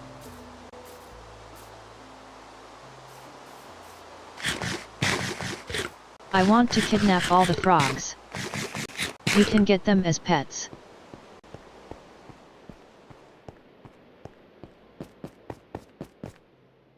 Terraria is great and it's usually super cheap. Yes. How many kreuzers is in a bag?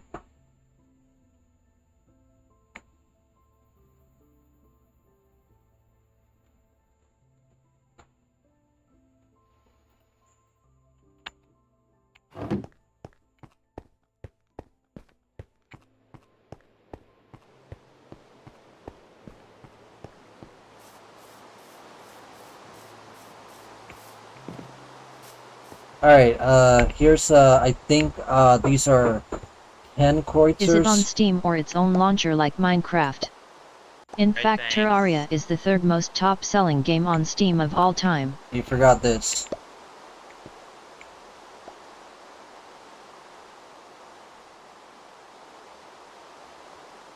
Right, thanks. Also That's Steam. 10 kreuzers, I think. Yeah, it says 10 Kreuzers.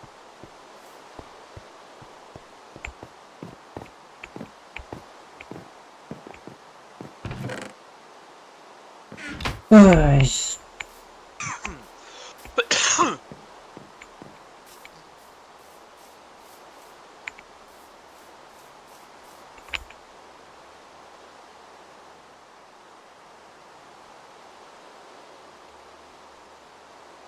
FNAF team, are you going to utilize slavery?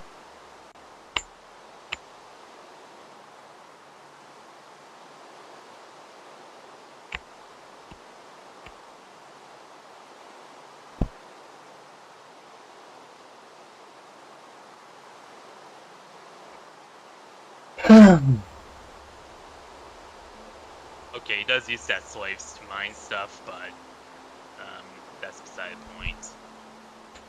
Alright, I'll be right back.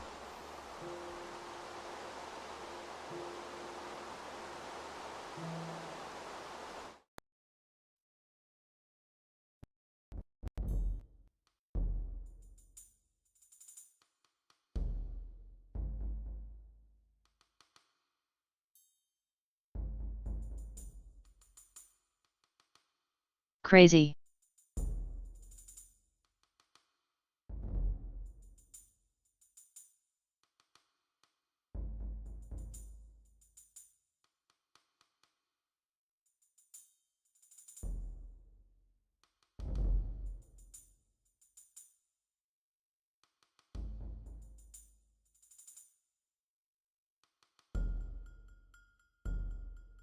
It's not called slavery, it's called indentured servitude. The ending of Toy Story 4 is horrible.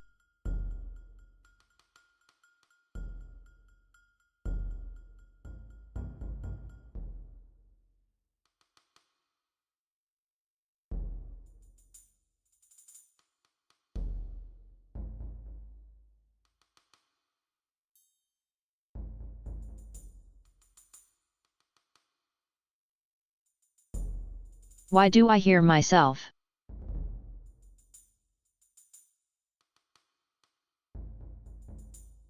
Is this a Java server?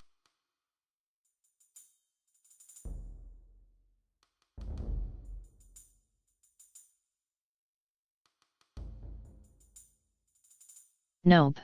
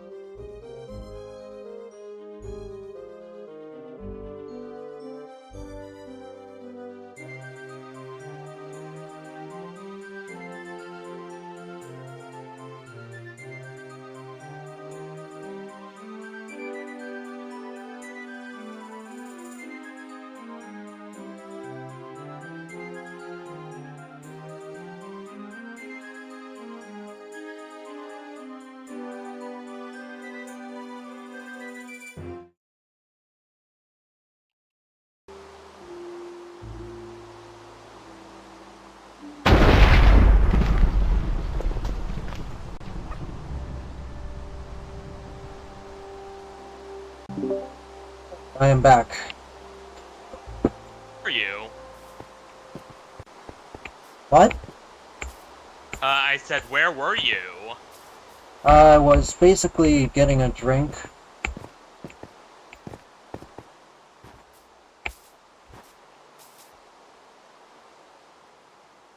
Yeah.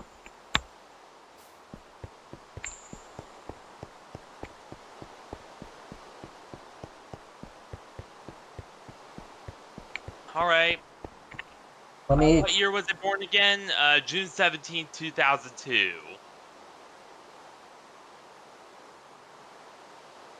Which is a really, really, really long time ago. I can't see your skin. What? Why are you... Hello. In that case, Val has seen the US enter 3 wars in the Middle East. That's how old he is.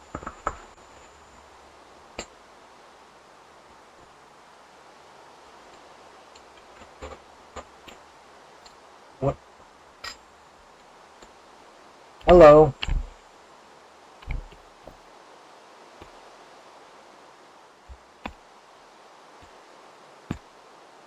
Born too late to be deployed in the Middle East.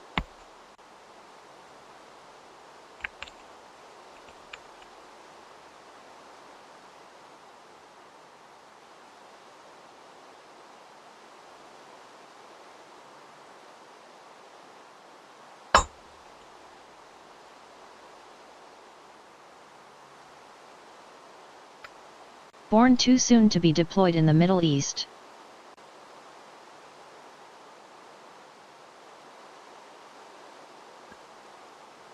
Born just in time to be deployed to the Middle East.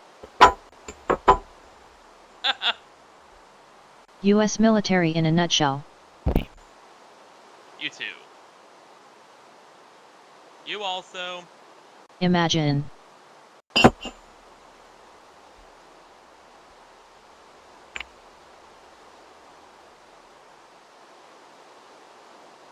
I should just retreat. Imagine being forced to sign a thing to get drafted.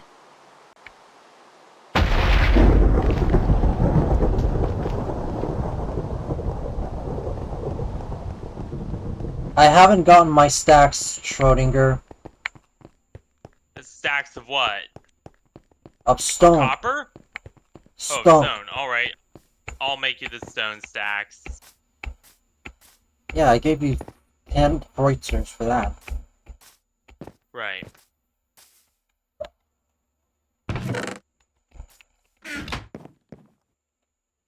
Didn't you hear? Yeah. Yeah, I know. Sorry, I've been really focused on my chat today. Yeah. Now you know what it's like to be me.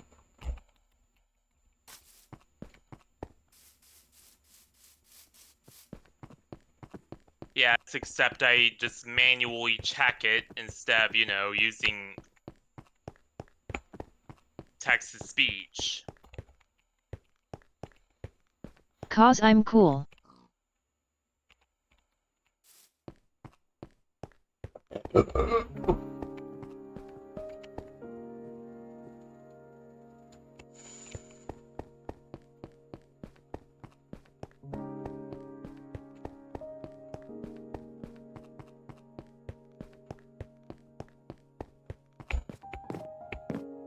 Oh, damn.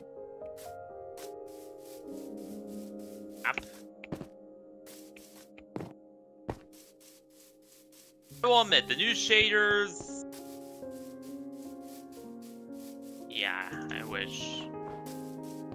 I don't know, I'll replace this thing's video card soon enough.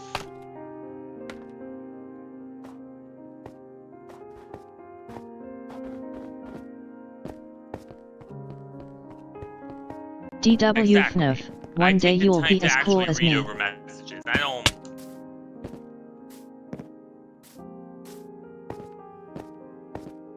You can turn them off. I don't just, you know... Yeah. Yeah, I actually read my messages. I don't just, you know, use text to speech all the time. Nah. Nah.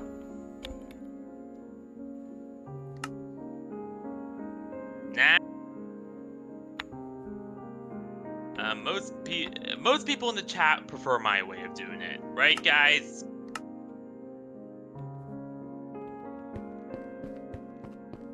I'm sure mine has an appeal.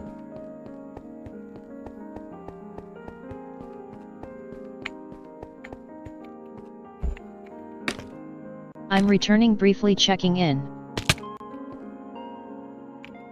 Hey, how's it going? Sure.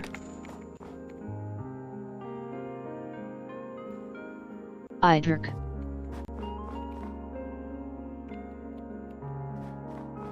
Yours feels too soulless, Rexy.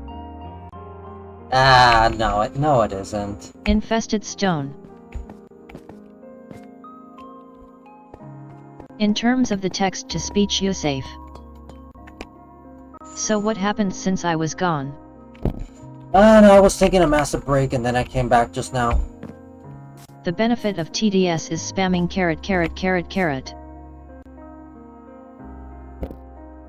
Yeah. Yeah. Honestly, it does feel way too soulless. Oh, Hey, come Map on. Team! I disagree. What was that all about? Oh, it's insect repellent, thanks. Don't spam.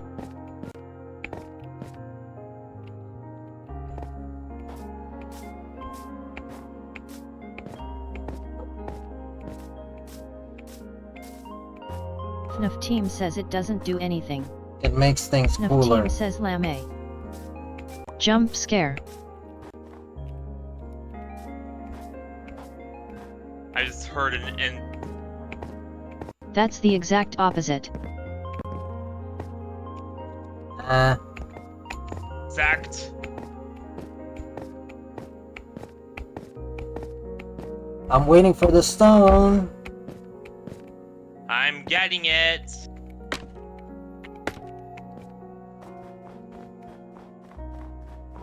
I have to mine manually. That make them spawn. They wouldn't spawn without them. Carrot. Carrot.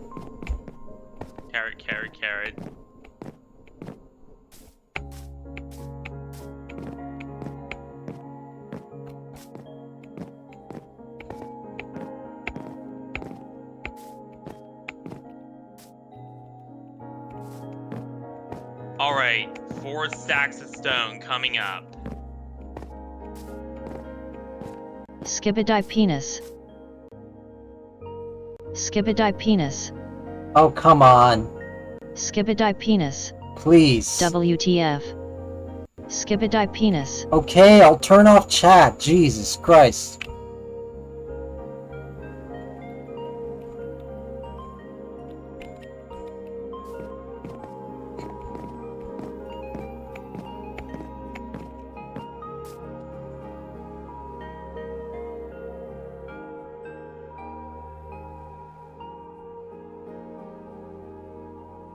Balls.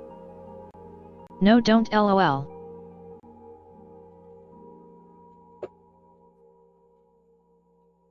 Yeah. Right, there we go. We got... Let's see. How You many won't hear stacks me is then. that? Yeah, that's enough. Here we go. Skibbity peanut. But you get my point about it being soulless. Skibbity penis.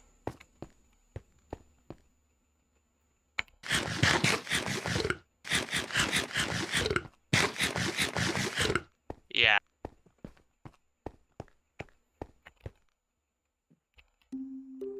I still think it's cool.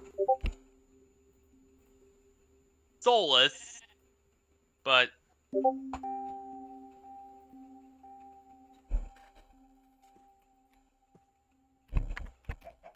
G9 I'm not afraid of getting banned, I'm a moderator.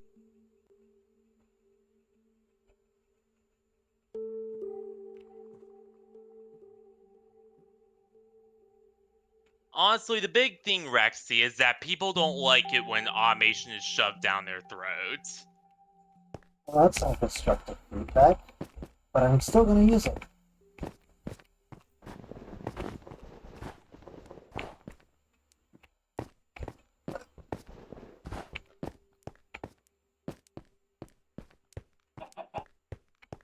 They like it when people actually, like, you know, take the time and care to actually listen to their viewers, instead of having a robot read their messages for them. To me it feels like you don't even bother reading the chat. I listen to the chat, okay?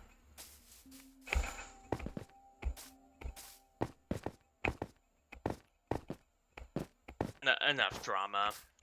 We'll talk more about this after stream.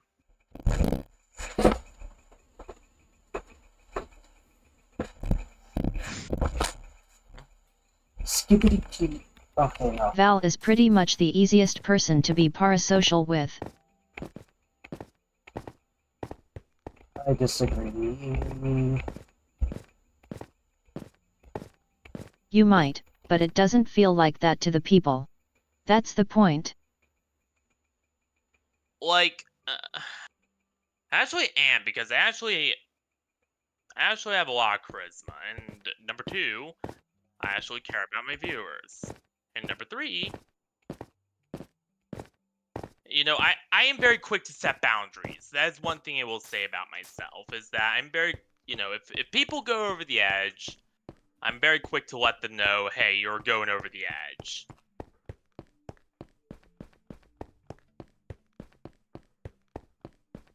Right. You have a lot of Riz? Yeah. W Riz. Val also has a very good YT voice. Come on. Yeah.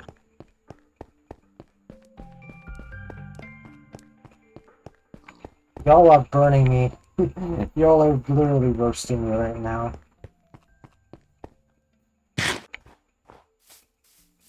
And good Riz.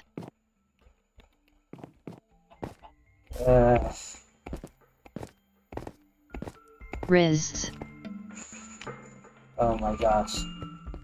Not exactly a number 15 Burger King Foot LET2CE voice, but still a very good YT voice. Burger King foot lettuce.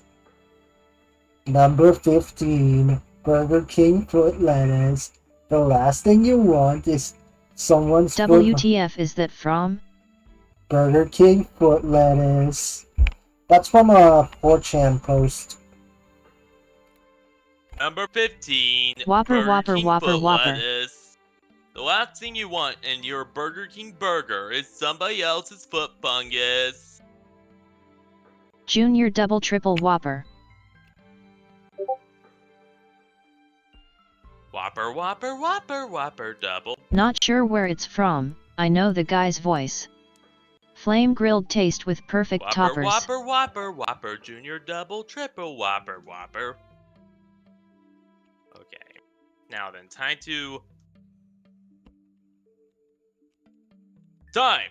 Whopper, Whopper, Some Whopper, video about the triple incident Whopper. that pretty much became a meme. Yeah. That just might be what you get. Whopper, Whopper, Whopper, Whopper. Whopper, Whopper, Whopper, Whopper.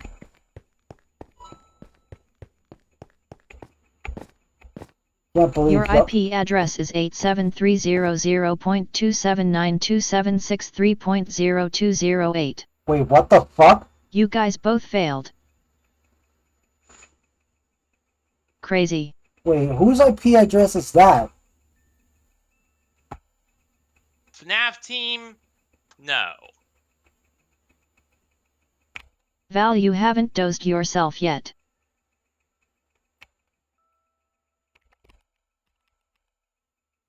Oh, don't joke like that, please. That genuinely makes me uncomfortable. Your mom's.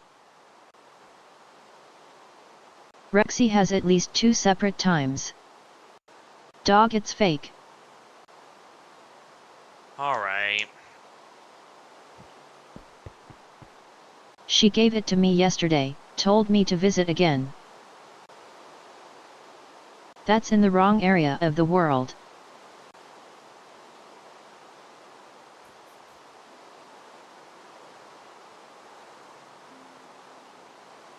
Hey, we are cooking and look at all these furnaces lit up.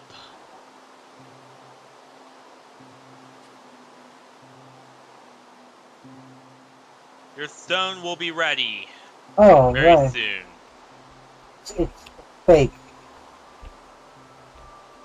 Yeah, I know. Did you give me the 4 stacks? Yes, I'm making them.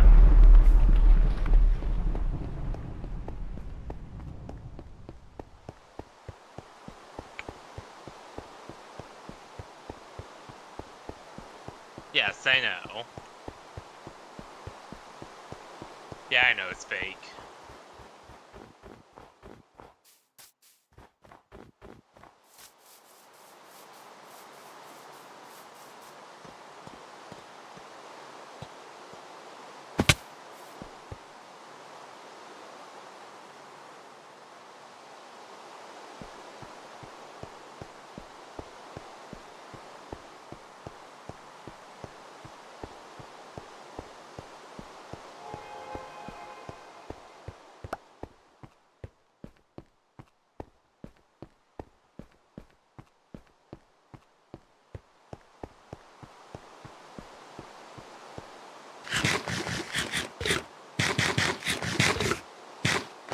Lip filler.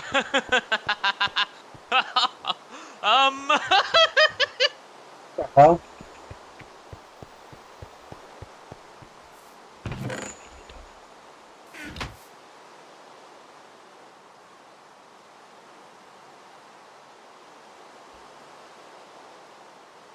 Yes? Who said that? Yes, I've seen Death Note. Also, K4 had to go. Wait, I have not seen this chat. What the hell? Omega lol. That's not even how IP addresses look like. Told Everyone me to come visit else's. is wild, but game is game. Val, you should know this. Maybe You're it's a 'cause you computer use science Opera. graduate, aren't you? Oh yeah, too many numbers. I've only looked up an up address once. Val, you should get lip filler. You'd be such a pretty princess. Even more pretty than FNAF team. Val, have you ever seen Death Note? Is K4 still there? I'm deeply hurt by this comment. I'm deeply sorry FNAF team, but Val would just be prettier. Sad. The notebook in Death Note had some very interesting rules. You should Google some of them. Just Google Death Note Rule 34. I think that's a prank. That's a prank. Don't look it up. Rexy, you don't have to explain it. I I mean, know what a prank and a joke is. yeah, for anyone who was unaware.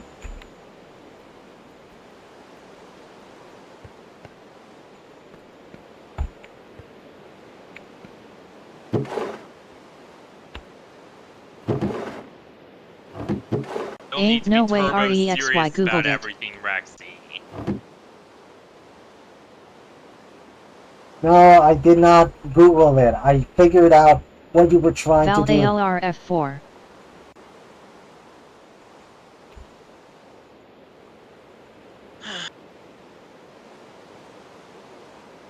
No. I'm not closing the game.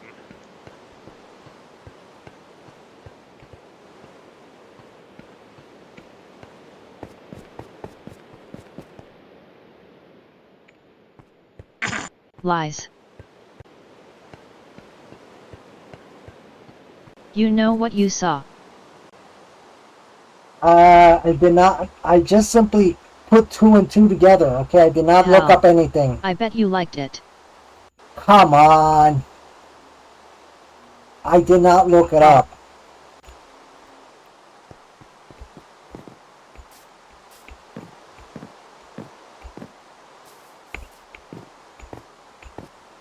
Wait. Look down in game and spell attic.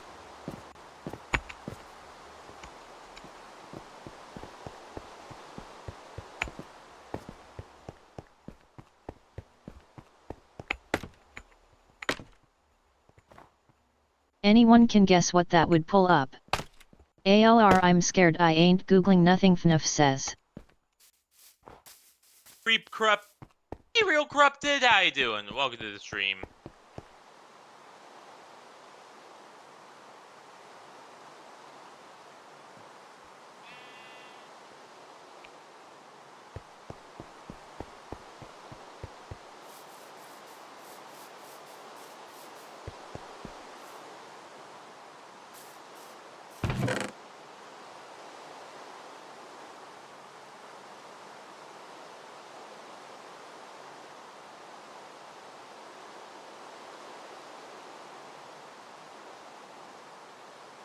Welcome.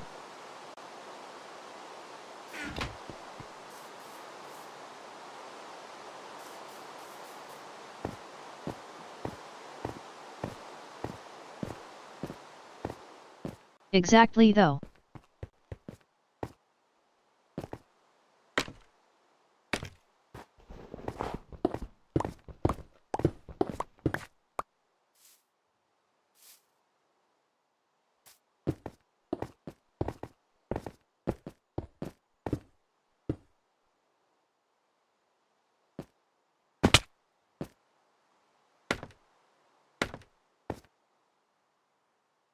Val.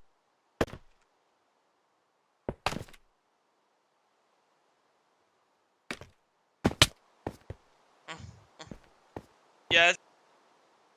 Stretch. There we go. Yes, G9.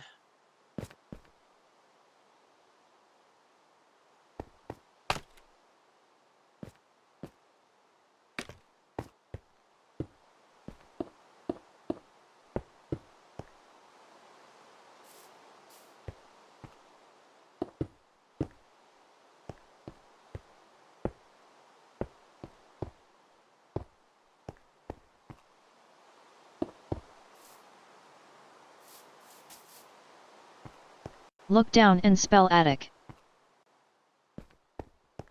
Fallen N3 LZ 666 says attic.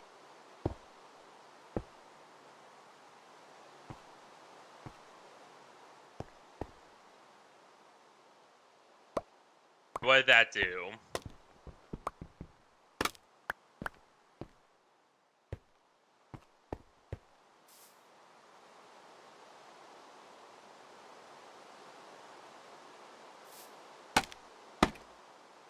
Probably doesn't work in Bedrock. But alright, I got the stacks.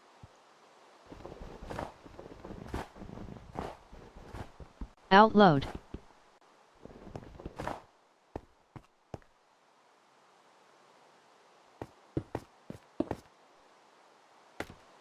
Look down and speak the letters in attic. ATTIC.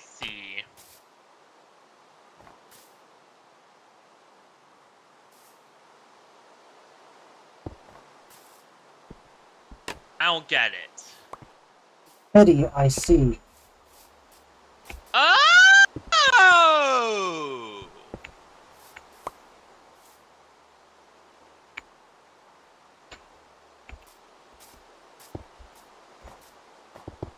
Now it's clicking. Now I get it. LMAO.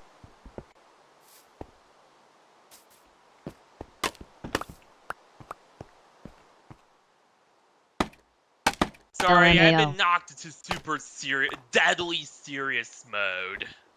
And oftentimes I don't get jokes when I'm in that mode. Sorry.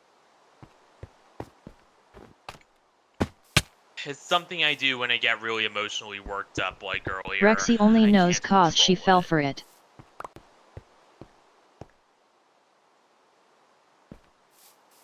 Huffle didn't fall for it.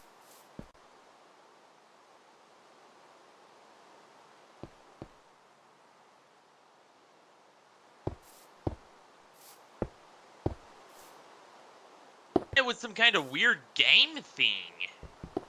But fell for the Alt F4 gets quest list though.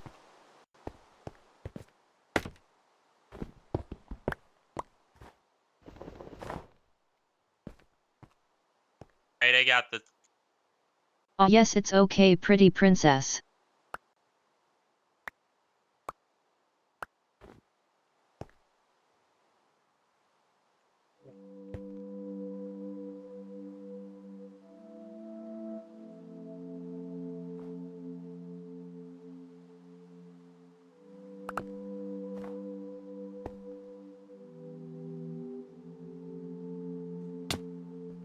Call me pretty princess again.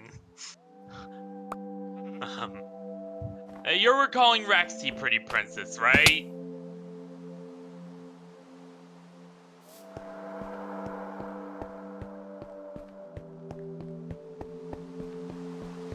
Yes, I'm a pretty prince. Yes, I'm a pretty princess. Yes. Okay, that sounded weird.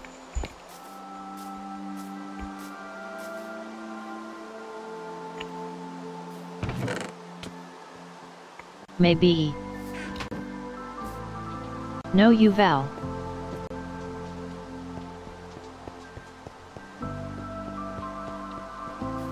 Prettiest princess in the land. My God! Oh my God! You're such a diva!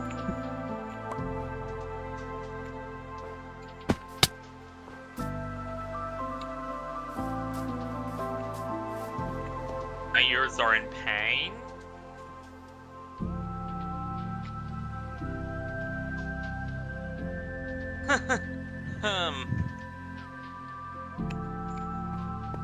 And so the grumpy queen and pretty princess thing still never dies. No, it only mutates into a new form.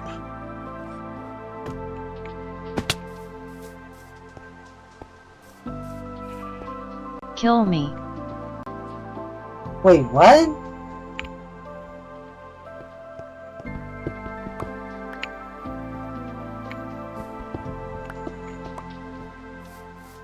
Someone kill me now. What the fuck?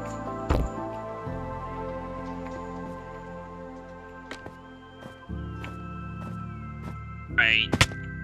But, anywho.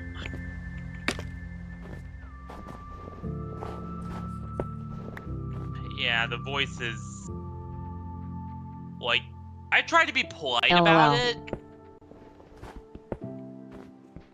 I try to be very polite about the voice thing.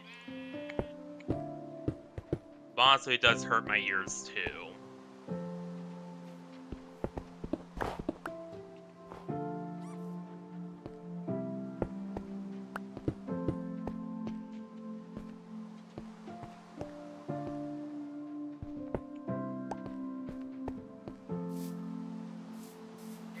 Hello everyone.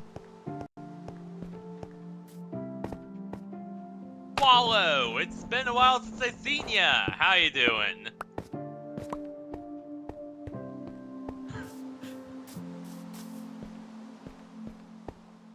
It's okay, big boy, let your feelings out, smiley face. Ace.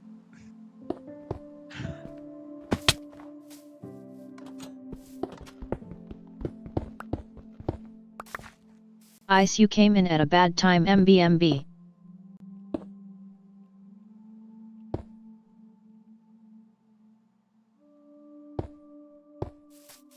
Fallen Ang 3LZ 666 fell from a high place.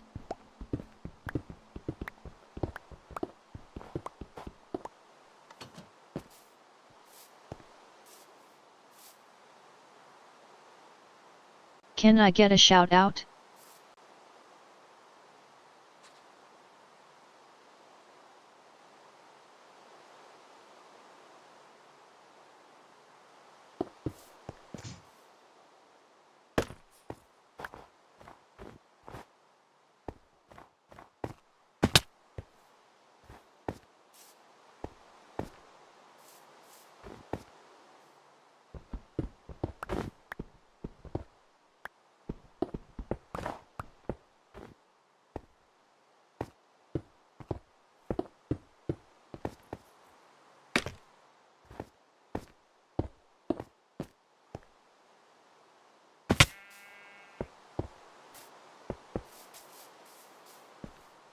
Ice ice baby.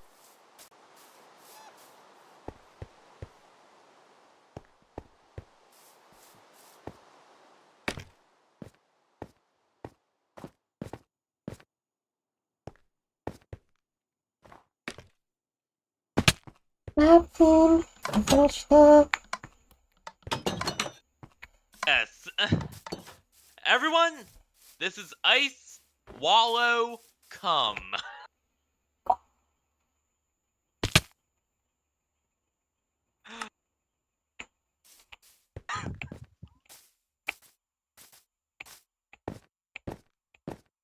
He's a long-time sub of ours. And he usually lurks and doesn't usually say a whole lot. Dying horse. Beautiful. It's nice to see you again, Ice. MBMB.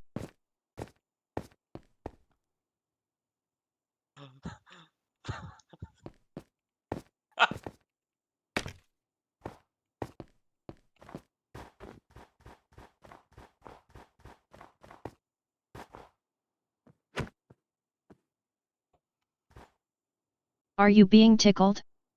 I love how Val remembers that. Did someone beat me to your toes?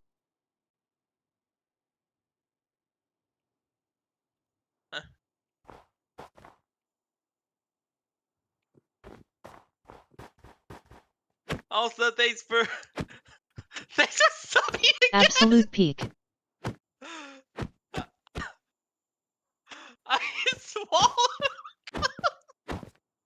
The fur joins, does that leaves.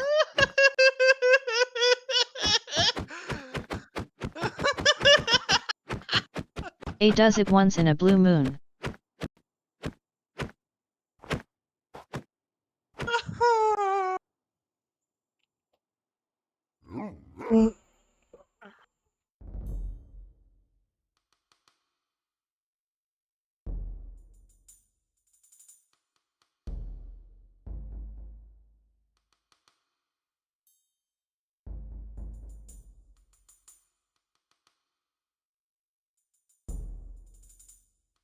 I've is.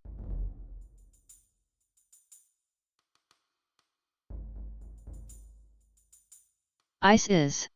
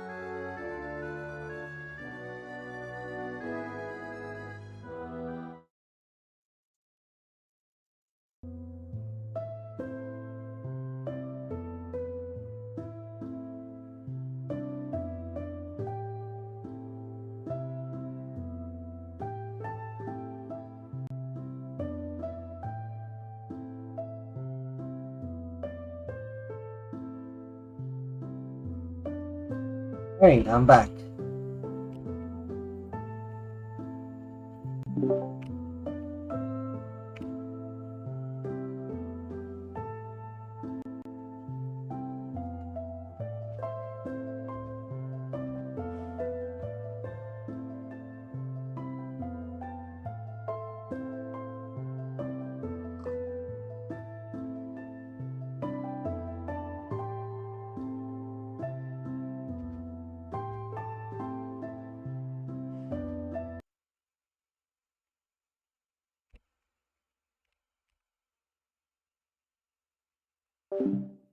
Alright, be right back.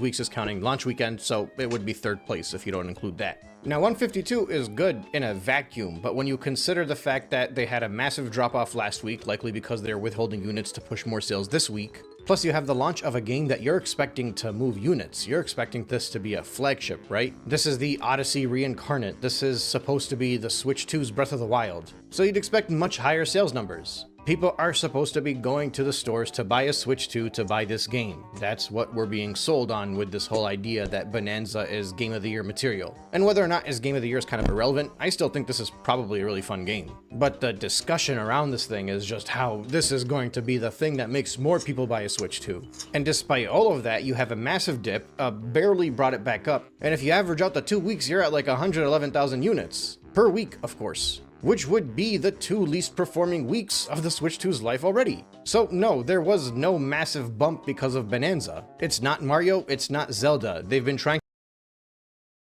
Now what's going to happen is they're going to start being like, well, nobody tried to push that narrative. Donkey Kong is retro and rare, and you know Japan doesn't really push those numbers as high, so obviously it wasn't going to perform. They're going to completely shift the narrative as why Bonanza didn't have record-breaking numbers. Now, it technically underperformed compared to Mario Kart World, but Mario Kart World's sales numbers are included as part of the bundle, so it's kind of hard to actually gauge it. A lot of people are very confused by this because they assume that since Mario Kart World is bundled in as a digital game, then it wouldn't count as a physical sale, but this counts as sales that are happening at retail. So even a game keycard counts, even a digital download code counts. So anything bundled in with a console counts even if it's a digital title, which is why Mario Kart World's numbers are so high. This doesn't mean that people are going out of the way to buy this game because it's $80. It means they're buying it bundled in, mostly because the bundle is more available than the non-bundle, but also because this way you get the game for $50. I just wanted to touch up on that point real quick because I see a lot of confusion about the numbers for Mario Kart World. I'm of the opinion that if you remove Mario Kart World from the bundle, DK Bonanza would have had the best-selling week. Because as it stands, DK Bonanza isn't even first place for software sales for Nintendo. It got outsold by Mario Kart. But that's a stands, DK Bonanza isn't even first place for software sales for Nintendo. It got outsold by Mario Kart. But that's a whole different discussion. Now, part of the narrative I've been seeing is that Donkey Kong Bonanza is not going to do as well as Mario Odyssey because Mario Odyssey released later on into the Switch's life. So obviously, at 5 million, well, that would imply that Odyssey would do slightly better than Donkey Kong Bonanza would, considering the user base. But Odyssey hit 510,000 sales in Japan in its first week. Bonanza got 127,000. It was 4 times ASIC's Iwata, and we used to love Reggie, who, by the way, Iwata's been dead for 10 years now, and none of the Switch 2 fans are talking about that. But even if we used to love that time of Nintendo's life, no, now they're all talking about how it was always garbage, and you should be mad that you even think that they were better when it were around. Everything is being rewritten by bots, marketers, whatever they are, people online that just have this weird mental gymnastic thing going to convince you that Nintendo Switch 2 is perfect and it's going to be perfect. One of the funniest things that I have been seeing over the past month or two is this blatant ignorance and this idea that there is actually no backlash for the Switch 2. You might have noticed it as well. You'll be scrolling through various posts, watching videos, and somebody will mention something in a comment or be like, oh yeah, I'm surprised there was such a big backlash. And then who says that? Who the fuck says that? Really? Who says that sort of thing? Everybody hates the Switch 2. I've never seen someone like that. I've never seen it. Immediately what they do is they go, oh, what Backlash? This is my first time hearing of this. And then you look at their Oh, post history, fuck and off. they've been arguing with people in a Backlash the entire time. So this is their way of trying to belittle the idea that there are people that are upset with this, making it seem like it's only a minority of people that are actually disappointed by Nintendo and by the Switch 2 by extension. It's very common. You see it in politics.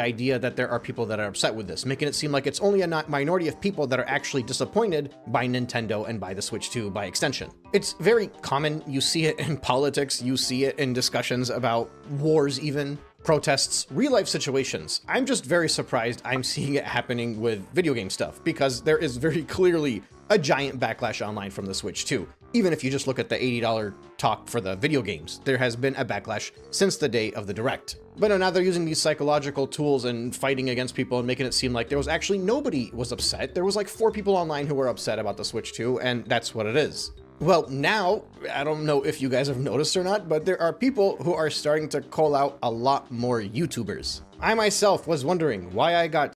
Yeah, honestly, I think people just made games way too political. I think that's ultimately what happened.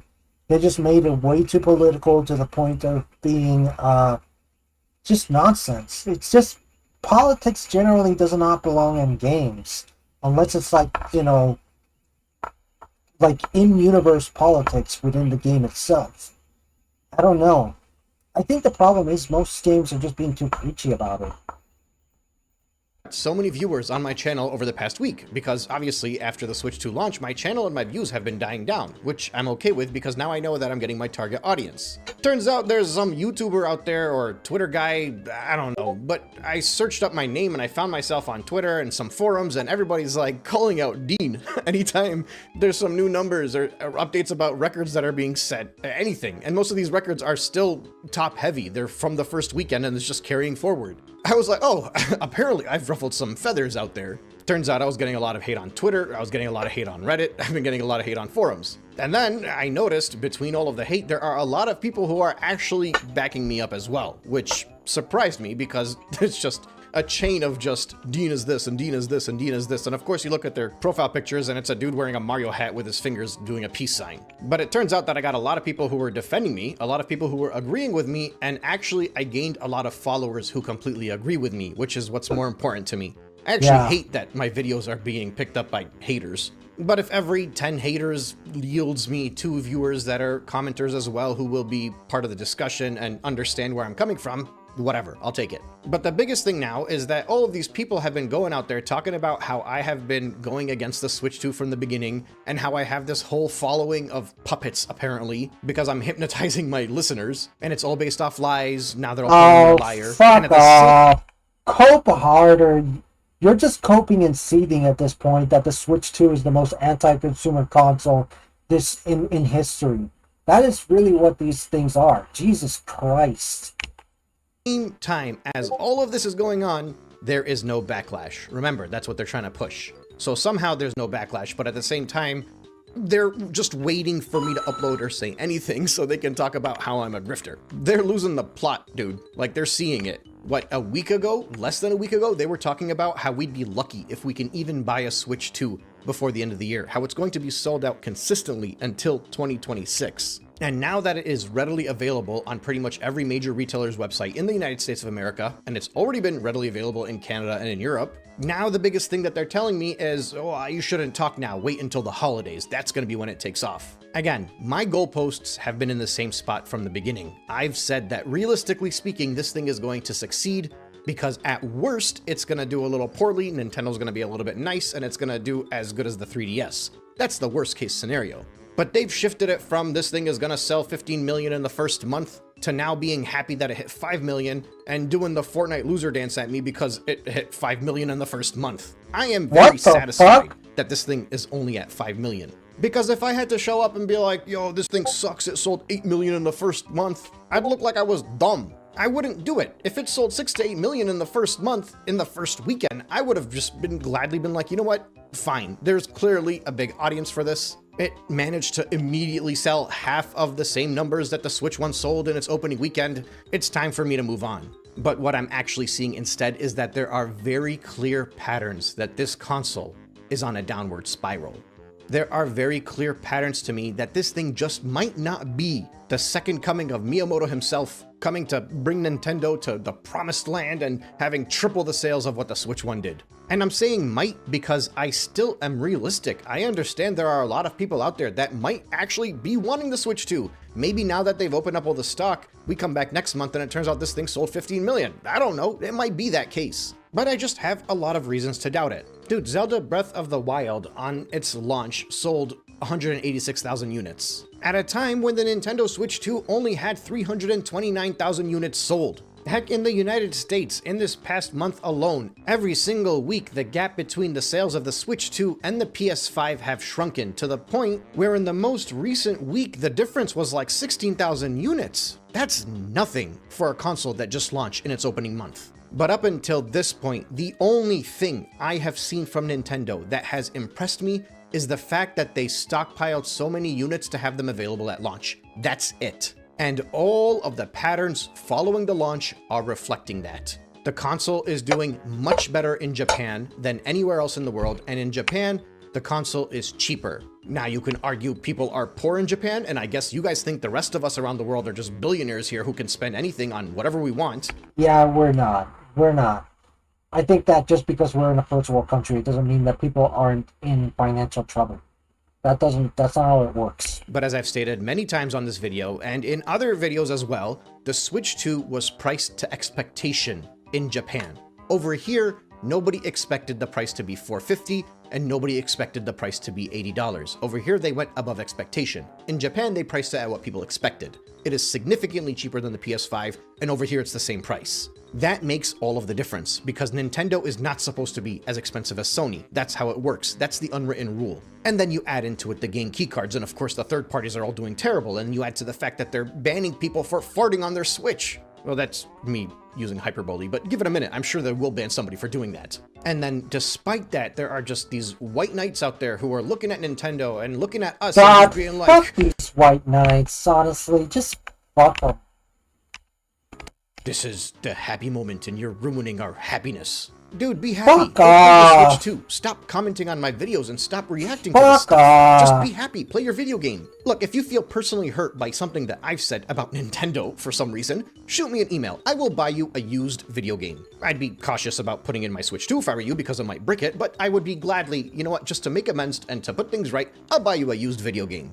I'd offer new, but I'm not giving money to Nintendo, so you're out of luck on that. I'm not here to rain on anybody's parade. I'm here to throw an umbrella over my head over the rain that Nintendo has put on my head. Over my parade and my happiness for the new console that they ruined. And not just me, millions of people out there that would have bought the Switch 2 if Nintendo wasn't being the worst gaming company out there at this moment. Yeah. And yes, I am saying they're the worst because the difference between Nintendo and the other companies is Nintendo has always put on a veil that they were your friend. It's the reason so many people think that Nintendo loves them. It's weird. I can't explain it. But like when Sony does a state of play, all of the reactions from people is, we expect better and what prices and they better not overcharge for this. But when Nintendo does one, nobody can criticize it. You gotta shut your mouth. All they do is sit there and talk about their nostalgia and how much they wish that Nintendo would re-release a game that came out 35 years ago so they can pay $80 for it. There's a friendly, lovey-dovey relationship between Nintendo.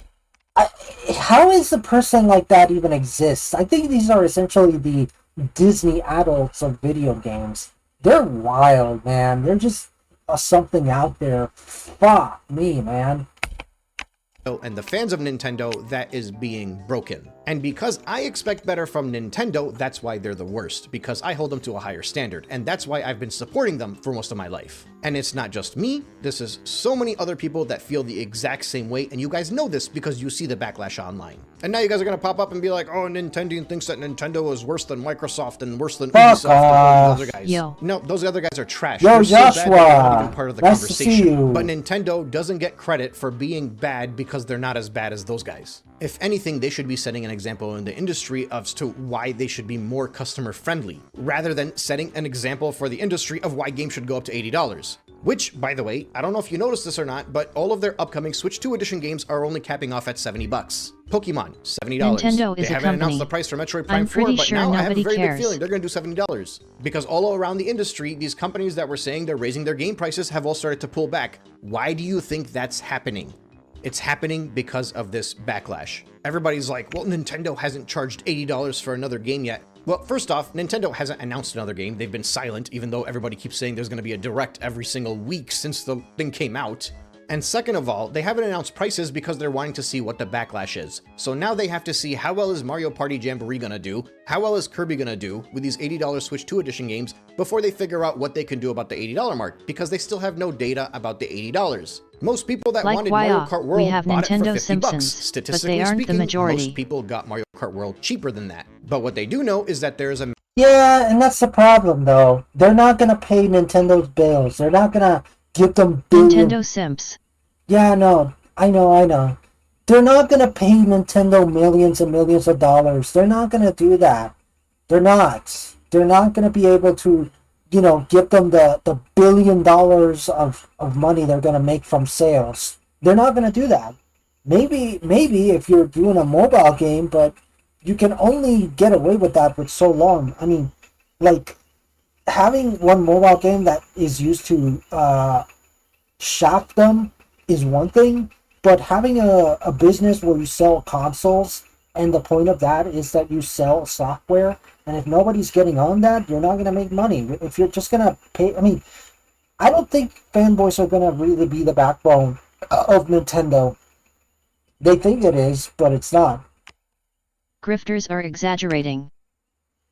What do you mean grifters are exaggerating?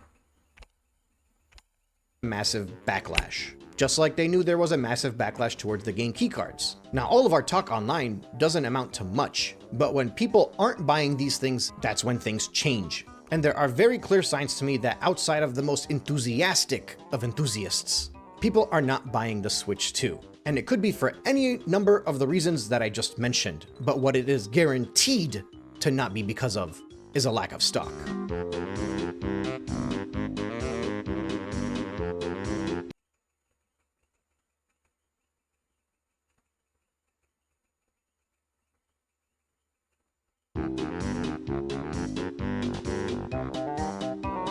They act like Nintendo Simpsons are some huge market that are keeping the company alive, and like what Nintendo is doing is entirely new.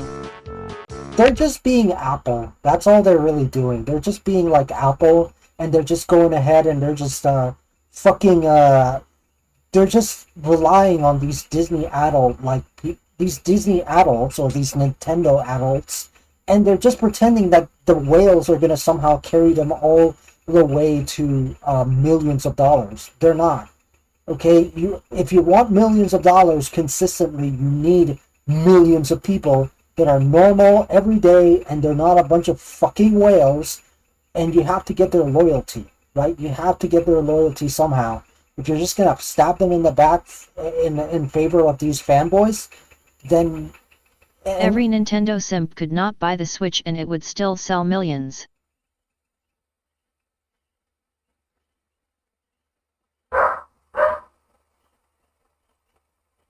I mean, honestly, is it though? Is it still gonna sell millions? I think there's gonna be a lot of diminishing returns on the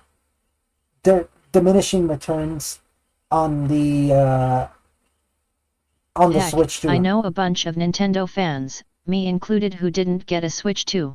Yeah, because it's not affordable and it's too anti-consumer. It literally bricks your console for whatever reason.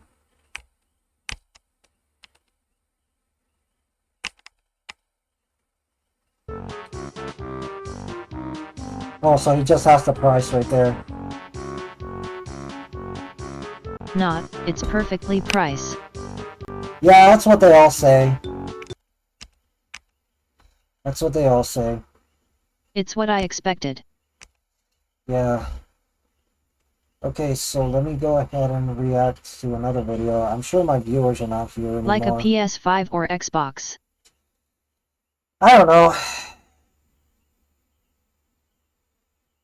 Wait, what? You gotta be kidding me. Well, folks, it's about that time. You guys want my thoughts on Nintendo saying Mario and Peach are just good friends, so let's get into it. Boy, it is a sickness for them to have this man in multiple games saving this girl from multiple castles from Bowser, just to have him be Same friends of. graphics, But if that's same the case, price. why gaslight the Makes fandom when it sense to comes down me. to moments like this that make it seem like they have a potential for a relationship? Like, this has got to be a final decision. Yeah, of it's Odyssey, very because this man Sony. has been simping for her for years. No, this was not a mutual decision. She said enough and she curved his ass. I blame Nintendo for sure for this shit because she been kissing this man for years. Bro was out here fiending saving her just because he want that kiss. Boy, they got this man jumping and dancing for joy just for the chance to save her. Just Bro was out here friends? losing his mind for a 2D version of her. Boy, is this the ultimate simp cautionary tale? Boy, this man has been given false hope across every medium. Just to have this fade into, yeah, we friends though. Bro, please, not like this. And I know we like to crack jokes about Bowser Jr., but some dots are adding up. I don't care if Bowser denies she's the mom. Somebody lying, but what do you guys think?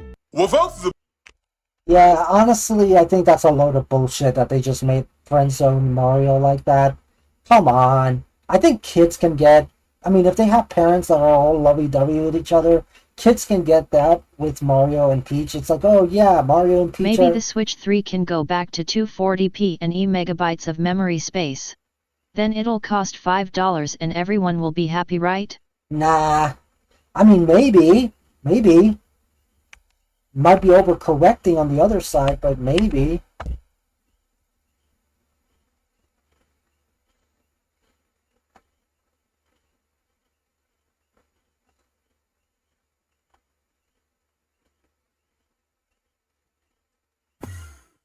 Alright, time for some Shoujo stuff.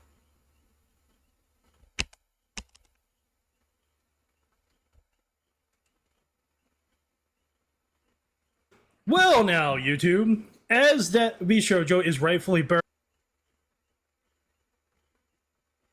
Well now, YouTube, as that Bishoujo is rightfully burning in the ground, the NDAs of the talents have ceased to exist. So we're going to talk about this one, made by Bebe. As she says, her NDA is now void. So let's read it together, and then I will comment along the way or at the end, whatever I desire.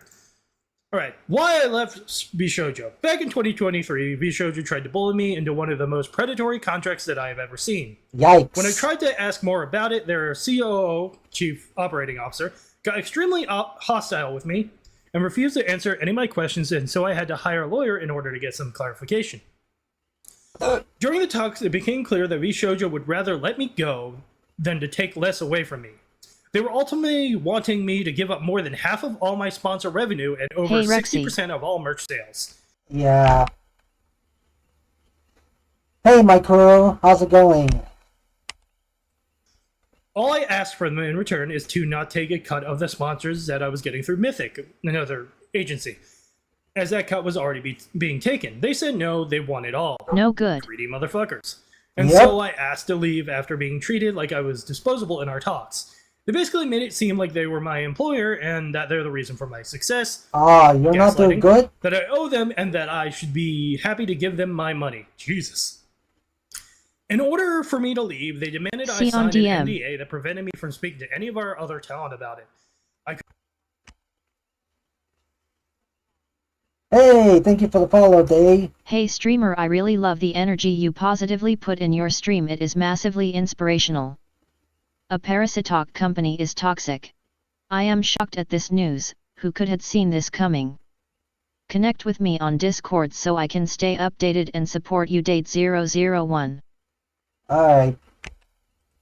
I could not say why I was leaving. I could not say what the terms that I was saying no to were. I even got in trouble for advising them to hire their own attorneys. They would watch my streams, read my Discord, and then threaten to sue me. If I said anything that hinted towards how I really felt about the company, I would threaten with a lawsuit. Now, step back. If you have any basic knowledge of the law, you can see the problem with this right here. They threaten. Well, basically, if they're committing a crime, then you can basically break your NDA, and it would be void at that point. So I think that is something that she could have done if she had known that. But hindsight is 2020, so whatever. Retaliation, which is illegal. You can't threaten retaliation, especially since they were clearly doing something under the table. They were doing stuff that violates labor laws and wage laws. Basically, you know how she couldn't speak to any other talent? That potentially violates labor laws. Again, I'm not a lawyer. I do not know this as gospel, but I know basic law. And this NDA would be voided in court immediately. Another one of their leave terms was that they will announce both me and Silver on the same day in order to minimize the damage to their company. Their chief operating officer has begun to push a narrative on 4chan, and other social media that I'm leaving because I plan to join one, I don't know what that is, and that both me and Silver Vale are troublemakers, so they were letting us go. Later I found out that Neanders wanted to leave around the same time due to also being happy with the contract, but was told that she couldn't because it did not fit their narrative that they were pushing internally and externally. This is not good. The amount of hate we've gotten over leaving, from fans calling us greedy bitches to people saying we're abandoning our friends and tossing aside the company because we're They were successful planning enough, on filing for shit was bankruptcy fucking to not painful, pay the not being able to say contractor anything VTubers. sucked. Contractors problem, aid not Bebe. employees, so they You aren't a should have priority talked to when your it lawyer, comes to payments. And any lawyer worth their salt would have been like, yo, take them to court. This NDA is absolute donkey butts. I only found out that I didn't get paid for any of my sponsors after I had already signed the NDA. After 2 years, I have still not been paid back fully. This is a violation of wage laws. They're required to pay her. They also demanded I had to pay them back $10K for some of the anniversary assets, which, when they sent me back a month later, were half finished. This company is getting worse the more I read this. Despite all of that, I've had immense faith that the company has gotten better over the past 2 years. No, they're just bullying everyone into silence, as you now found out. I assume they rewrote their contracts after losing 3 people to them and seeing all the new talent join. Clearly, this was not the case. Yes. Ooh, fun facts. Their company lawyer has an expired law license. He literally does not practice law anymore, yet he was our point of contact for any legal help we needed. That's falsehood. You don't do that. You need an actual lawyer with an actual law degree and a license. They actively pitted us against one another during my time here. And compared to our success to others, they tried enforcing streaming schedules so that our view count would look better due to less overlap. It's all about money at the end of the day for those at VShojo, it seems, and that's becoming more obvious by the moment. They would always talk shit talk other VTuber agencies. They literally would spend company money to get a tiny dig at them, especially Hololive. It literally lived rent-free in Gunrun's head. They were convinced Hololive was over when they signed Kaison and Nazuna. Oh, how funny that is. No, it was not over, because Kura came up. But anyways. Our previous talent manager got ghosted for 6 months by Gunrun, told not to do any work for us, and then Watch got the fired legal for not doing mindset anything. video. During this fiasco, we I weren't think able it's to get better any to assistance. understand. He is Talent also first, like everybody! a lawyer. Say it with me. Talent Actually, now that I think about it, I did actually watch the legal mindset video. I could watch it again for all I know, so let's go ahead and do that.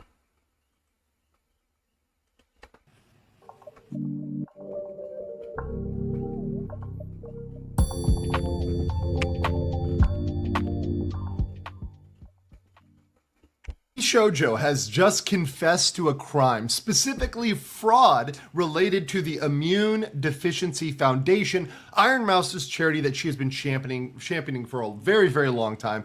And we have a statement from the CEO, which just blatantly confesses to it and shows not just that fraud, but also wild mismanagement of company funds for a significant period of time. Of course, I'm Andrew Esquire. This is a Legal Mindset where we teach you to be your own judge. And this is a Fast Facts premiere, giving you the short, quick summary version of what's going on today. Now, VShojo is in massive hot water. And I told you guys days ago that this was going to lead to insolvency. This was going to lead down the road to bankruptcy. And we have today a confirmation, and I was entirely right. They are going to go absolutely bank, right? It's done. They're in the red. They've got mass amounts of debt. They're not profitable. They weren't profitable even with everybody there. There's no way to get back to profitability. They are done. And this has more severe consequences than just losing your Twitch emojis, which happened today on Twitch. The Gun Run global emote is gone, but they have a lot bigger problems than losing cute emotes. So we're going to look at the statement by the Gun Run and why this statement is absolutely insane, why it's a confession, and also why it doesn't get anybody out of personal liability, why they're still going to be held liable regardless of this statement. This statement doesn't move the yard line, doesn't shift anything really that far because this Oh yeah, we're gonna get to a lot of people that are gonna get blamed. He's gonna get into that, but yeah, basically what he's saying is that even if you quit it months ago, you basically are still liable for all the crap that they have done because you were complicit in it. That's essentially what he's doing, or he's saying. And holy crap, that is quite the revelation, I'd say. Statement is only a confession and does not remove any liability of him as CEO or even personal liability, which is very, very clear in this when you look at the factual situation. So let's read through the statement very, very carefully, Not and then I'm going contractors. to analyze it after we go through it. So here's a statement from VShojo. This is on their X account, so you can go over and read that yourself. And you know, this is obviously unedited, etc. So I'm going to read this. VShojo has failed, and I've mismanaged the company into the situation you're all witnessing. So today I am sharing the difficult news that VShojo is shutting down. And I take full responsibility for the decisions that led us to this point. I've been doing everything I can to fundraise. Now, I'm going to pause there with fundraise. When he says fundraise, a lot of people may think that's a bake sale or this is some sort of selling cookies or whatever else. No, this is begging for money. He's talking about loans. So fundraising, he is talking about loans. He's talking about trying to borrow to keep the company going. Let's be very clear about that. So, and right the ship these past few months. I'm going to stop there as well. Months? No. This thing has been having a problem for over a year. This is a thing that is, they've been in financial hot waters for a very long time. This is not something that happened yesterday. It's not something that happened last month. This has been going on for a significant period of time. Wow. But despite my efforts, we're in a worse position. And those I care about now are paying the price. Over the past few years, Those I care about, bullshit. raised around 11 million. Yeah, those I care about. The ones that you've been blackmailing with NDAs. Yeah, right. Dollars to pursue a bold talent-first approach in VTubing, prioritizing creators and community over short-term profits to achieve long-term sustainability. I can't even imagine how he wrote that with a straight face, given what's happening right now. I cannot believe he sat out and wrote that. Oh, this is what we wanted to do. This is what we're doing. No, you completely and utterly failed on that consistently over the long term. Over the long term, you abused and gaslit your talent. Over the long term into non-sustainability. You spent your money on wild advertising in Shibuya and everywhere else, you know, just going out and trying to promote and advertise, spending money you didn't have to try to push these talents in places that wouldn't help them. You weren't giving them what they needed. What they needed was a paycheck. Yeah, exactly. I knew that he spent it on something that was completely different, right? Like, I knew that I thought it was going to be something wild, like drugs or hookers, but no. He basically seemed to have spent it all on just these weird advertisements in Shibuya, of all places, which is in Japan.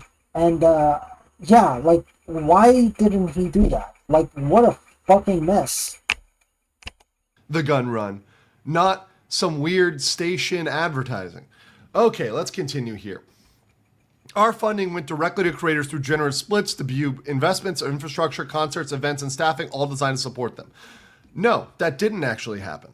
We also wanted our talent to own the IP, which we knew was a unique creator-first approach for an agency. Now, that did happen. To credit where credit is due, the talents do own the IP. I've read the contract. That's true. However, despite all of our efforts, the business failed to generate the revenue we needed to sustain that model, and we ran out of money. Additionally, I acknowledge that some of the money... I don't know. The Gun Run is a fucking weirdo. That's probably why. Now, here we go. Here's the confession. Some I acknowledge, so I am saying this happened.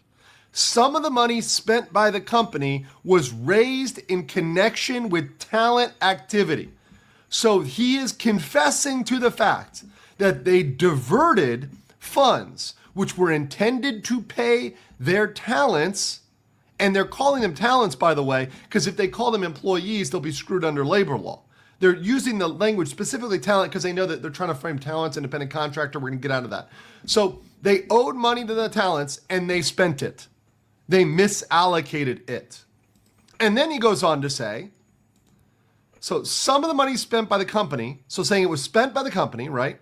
Misallocated, was raised in connection with talent activity, which I later learned, keyword he put in later learned. The words later learned are him trying to get off the hook personally. He says, I later learned was intended for a charitable initiative. He is trying, what he's trying to do here is say, oh, I didn't have personal knowledge of where the money was going in my company. You know, dollars come in, dollars go out. I don't know anything that's going on. I had no idea, no knowledge. Bullshit. That this money should have gone to a charitable initiative. Fuck off. We just got a massive amount of money. We just got $500,000. And it just slipped through the cracks. That's like a couple pennies just falling in the couch. In no world does this hold up under any sort of investigation. Even the most cursory investigation. You need to know where $500,000 goes. This is not $250. It's not $350. This is $500,000 that just poof went somewhere. And as the CEO, you certainly have the responsibility to understand the major financial operations of your company. And yes, there's other officers that are on the line here. I know I can hear Tectone in the background skipping up. It's not just a gun run. Yes, okay, chill, Tectone, chill, bro. We all respect you, but you know, you got to calm down. Of course, there's other people that manage the finances. There's other officers. There's the CFO that quit. There's a management officer that quit. There's other officers that have left. We talked about the officer that left 2 months ago, and he just posted, he tagged Gun Run. He's like, bro, what's going on? No, bro. Sorry, bro. Leaving 2 months ago doesn't get you off the hook. You know, it's weird to hear a lawyer actually using the word bro like that. It's honestly very weird. Because we're kind of used to them using legalese in order to actually be able to, get their points across. But yeah, it's kind of funny. This thing has been going on for a while, at least in terms of the people not being paid, and also in terms of the charity misallocation. This is something that was done in the past. So if you were there as an officer 2 months ago and you quit, you're not necessarily off the hook. When the investigation looks at this and they get into the emails, they get into the documents, they get into, okay, what happened here? There at some point is going to be revealed a number of people, not just the gun run, but definitely including the gun run, that were involved in taking those funds and putting them other places. There were discussions that were had. And even if they were had in person, someone's going to crack, someone's going to break. No one wants to go to federal prison. This is wire fraud. This is misallocation of funds. This is violation of various other state and federal laws. This is no good, right? And assuming, once again, on the face that all the facts we have are true, which I have no reason to believe because they've confessed this now. They've said, no, we actually misallocated the funds. There's no further proof needed other than getting into who's liable. And if we can pierce the corporate veil, that means holding individual officers, individual employees responsible personally for these misdeeds. Yes, we need more investigation as to piercing the veil as to certain people and certain individuals, etc. And I do think there's a strong possibility that that may happen. And I indeed hope that happens for some of these people trying to sink their head in the sand and say, oh, I later learned. No, bro. And let's show the proof here too. The gun run knew. He knew at the time. Here is literally the gun run saying, you did it, Mouse, October 1st, 2024. October 1st, 2024, saying you did it, Mouse. And really, the only thing that he needs to know is the feds will be looking at this post, right? So that's all he needs to know. live tweeting during a Fast Facts. But yes, no, that's all we need to know is that statement is there. We've got pictures of him with Mouse fundraising. So we see this guy out there fundraising. We know he knew at the time, afterwards, before. He knew at all points of this. He knew what was going on. He was not an ostrich with his head in the sand. He knew what was going on. Let's finish the statement here. Let's finish the statement. At the time... Wow, this guy's really burning him to the ground. Like, absolutely. Holy shit. They're burning him to the ground. Like, this guy has no escape. We were working hard to raise additional capital to cover our costs, and I firmly believed, based on information available, we would be able to do so and cover all expenses. What that means is they were trying to get a loan. They used the money they didn't have, right? They misallocated the charity money, right, to try to pay current expenses because they thought they could get another loan. They were already in debt. They were already $2 million in debt, and they couldn't do it. And it says right here, we were unsuccessful in our fundraising efforts. I made the decision to pursue funding, and I own its consequences. I am deeply sorry. So right there, that last one too, guys, that last one is very true. I made the decision to pursue funding. What that means is he made the decision to not pay the talent and to keep the ship going a little longer.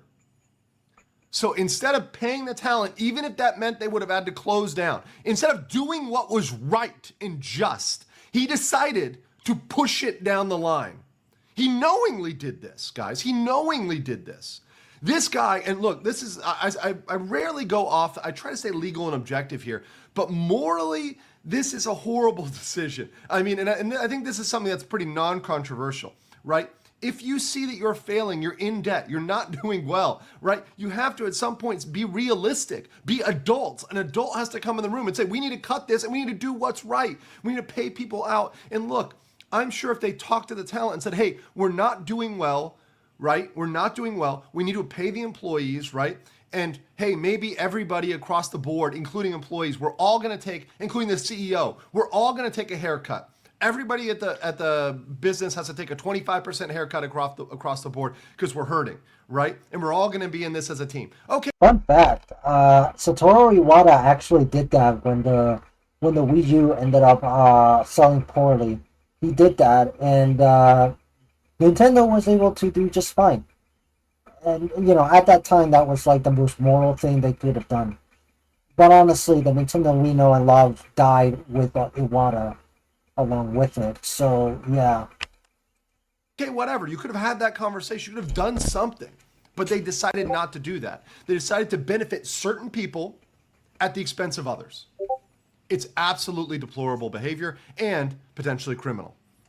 Finishing up here, I am deeply sorry to all the talent, staff, friends, and community members who believe in our brand. You did not deserve this. No, and the Immune Deficiency Foundation didn't deserve this either, right? And certainly what this deserves and what this will get is criminal investigation into exactly how this went down, who made those decisions, and how that funding exactly got misallocated. So that is going to be happening absolutely for sure. I'm going to be covering this as it gets more serious, as it gets investigated, and I will catch you on the next one.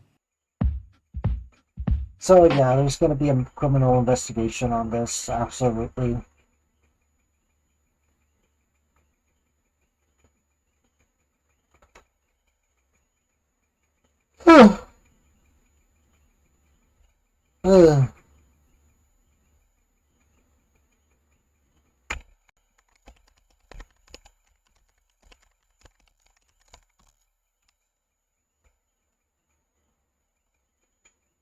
Alright.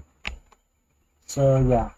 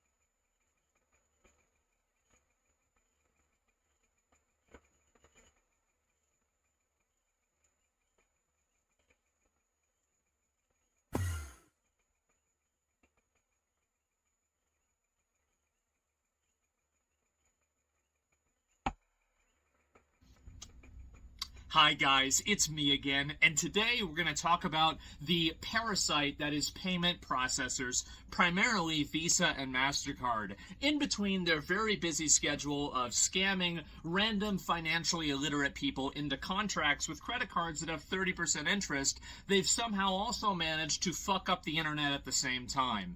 So recently there's been a group called Collective Shout, which is, I know this might surprise you, a militant group of obnoxious Karens from, I believe, Australia, but let's be honest, it's going to be all over the world, that have gotten together to bully and attack Visa and MasterCard into refusing service with Steam and pressuring Steam to remove certain games off of Steam because these games hurt their feelings. Oh no, it's an incest game. Oh no, it's a fucking not safe for work game. It's a porn game. Who gives a fuck? Who cares? The thing is that, and this is the big issue that I have, I'm very agitated about this because I see where this is going. It begins with the incest games and it ends with whatever the fuck they want. And so if anybody remembers back in the 2000s, if anybody 3,000 years ago, Yeah, the whenever Satanic we were talking Panic. about how Grand Theft Auto is causing school shootings and these video games are causing this stuff, what's to stop these disgusting fucking annoying Karens from being able to bully these processors into effectively not allowing us to play the video games that we want, not allowing us to consume the content that we want, and fundamentally, at a very, very basic level, limiting our freedom of expression through effectively looking at the chain, finding the weakest link in the chain, and taking as much advantage of it as possible. And I want to say another thing. Collective Shout and every other Karen Incorporated group, every other bullshit advocacy group that's trying to bully these payment processors, they are the symptom and they are not the disease. Because if you get rid of them, there's just going to be another one that replaces them that does the exact same fucking thing. The disease is the payment processors and the fact that they can act effectively as a cartel. They have total autonomy to deny service to anybody for any reason if they think that it will affect their brand. Well, why don't we go ahead and think about this in any other utility or any other service? Imagine if you can't get electricity because, oh, well, you use that electricity to go on websites that people disagree with or they don't like. And I have no problem with them denying service to something that is illegal, by the way. I think that's totally okay. But whenever these people want to create their own moral legality and then use these payment processors as a pseudo-government to enforce it as a pretty much monopoly across the entire internet, that's not a free market, that's a fucking cartel. And I think they need to be regulated. I definitely do, and I think that's the only... Yeah, I agree. I think that, you know, there's so many ANCAPs out there that are going to go ahead and say that, you know, oh, we don't need the government, we don't need to be regulated, we need taxation is theft, or some bullshit like that. No, that's not how it works. It's bullshit like this that keeps anarcho-capitalism from ever happening to begin with. And those people are crazy to begin with. I really don't get them. They're just a bunch of... corporate rights are not human rights, period. I don't really get it. So, yeah, no, it's fucked up. Only way that this actually solves itself. Now, obviously, it's great if we had new payment processors come into the space, and I know that a lot of people talk about crypto as a solution to this. I understand that. I personally think that you need to have more regulations for financial stuff, but that's a different conversation. The one thing that I think we can all agree on is that the current situation is bad. And anyway, so the issue that we have right now is that these payment processors are able to effectively limit our freedom of speech, limit our freedom of expression, tell us what we're allowed to see and what we're not allowed to see on the internet by denying service and refusing to do business with these different companies. Now, you might think that this is freedom of association, and to a certain degree you'd be right, but the problem is that it's not a free market. If it was a free market, you would have some companies that would be willing to do it and some companies that would not. But the issue is because Visa and MasterCard control such a large market share of payment processing market, what that causes is it causes people to be forced effectively into using them as a service. And in the same way that you guys know this, if you live in an area that only has maybe one power service, or you live in an area that only has one internet service, oftentimes that service is either, there are two outcomes, guys. It's either regulated or it's garbage. And sometimes it's both. But I can guarantee you one thing, it's certainly not good. And the fact is that I understand some people might be against regulation, but I've got to tell you, okay, if you're sitting on Yeah, he's talking to the anarcho-capitalists. He's talking to the ANCAPs, just like I said. Yep. internet using your smartphone complaining about regulation, you might as well just be a fish complaining about water. Everything is regulated. Your car is regulated, your phone is regulated, the battery in your phone is regulated, the data your phone receives is You know, those types of people always say that they don't want regulation in the name of freedom, but no one fights for the freedom to do. No one fights for the freedom to do crime. I don't think I will be safe saying this, but no one fights for the freedom to grape someone, for example, right? No one fights for that freedom. You can't call yourself a freedom fighter if you fight for those kinds of freedoms, right? Or you can't fight for the freedom to incest or something like that, right? Who fights for those kinds of freedoms? I'll tell you what. A bunch of freaks and idiots who don't have any IQ. regulated. Everything in the world is regulated, but we're somehow supposed to think that, oh wow, these billion-dollar companies that, by the way, how the fuck does a credit card company make money? Oh, that's right, by scamming stupid people who don't understand math out of money, writing it off as a loss whenever they don't get the money back, and then being able to say that, oh, well, it's okay, we're not going to pay this off as a tax, because guess what, we didn't make any fucking money, because we're signing contracts with massive interest rates to people that are financially illiterate. And so anyway, these companies exist as a parasite, okay? They are a parasite. They steal money from people. They are awful. And anyway, now we have a situation that they are affecting our freedom of speech on the internet. They are affecting our freedom of expression on the internet wholesale. And it's only going to get worse, because once these disgusting, fat, annoying, fucking, just Karens go and they realize, oh, it works one time, what do you think they're going to do? They're going to just say, oh, well, that's it. Well, I heard The View got canceled today, so after this, they're going to be fucking bored. So they're going to keep canceling and trying to bully these companies into doing even more things. And there's another not safe for work website. Oh, well, now there's another one. Oh, well, they shouldn't have to support porn. Yeah, they fucking should. The same as your internet provider should. The same as your electricity provider should. The same as your water provider should. Can you imagine if they decide to turn off your fucking water or your electricity because you're going to a porn website that they don't like? It's ridiculous. And so I think that we need to have a degree of accountability here. These companies enjoy a massive privilege in this market. They are effectively totally free to do whatever the fuck they want. And that is going to, unfortunately, negatively affect everybody else. And to be honest with you guys, how many of you know somebody who has credit card debt? It probably already has negatively affected people.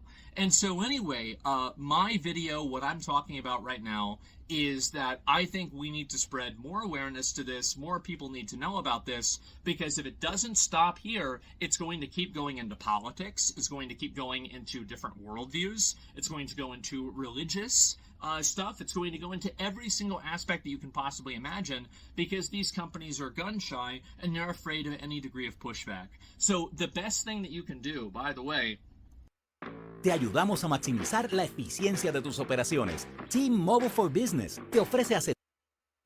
Is if there's ever an instance where people are trying to push for a payment processor to not do something, these companies are afraid of pushback and they're afraid of backlash. That's what they're fundamentally afraid of.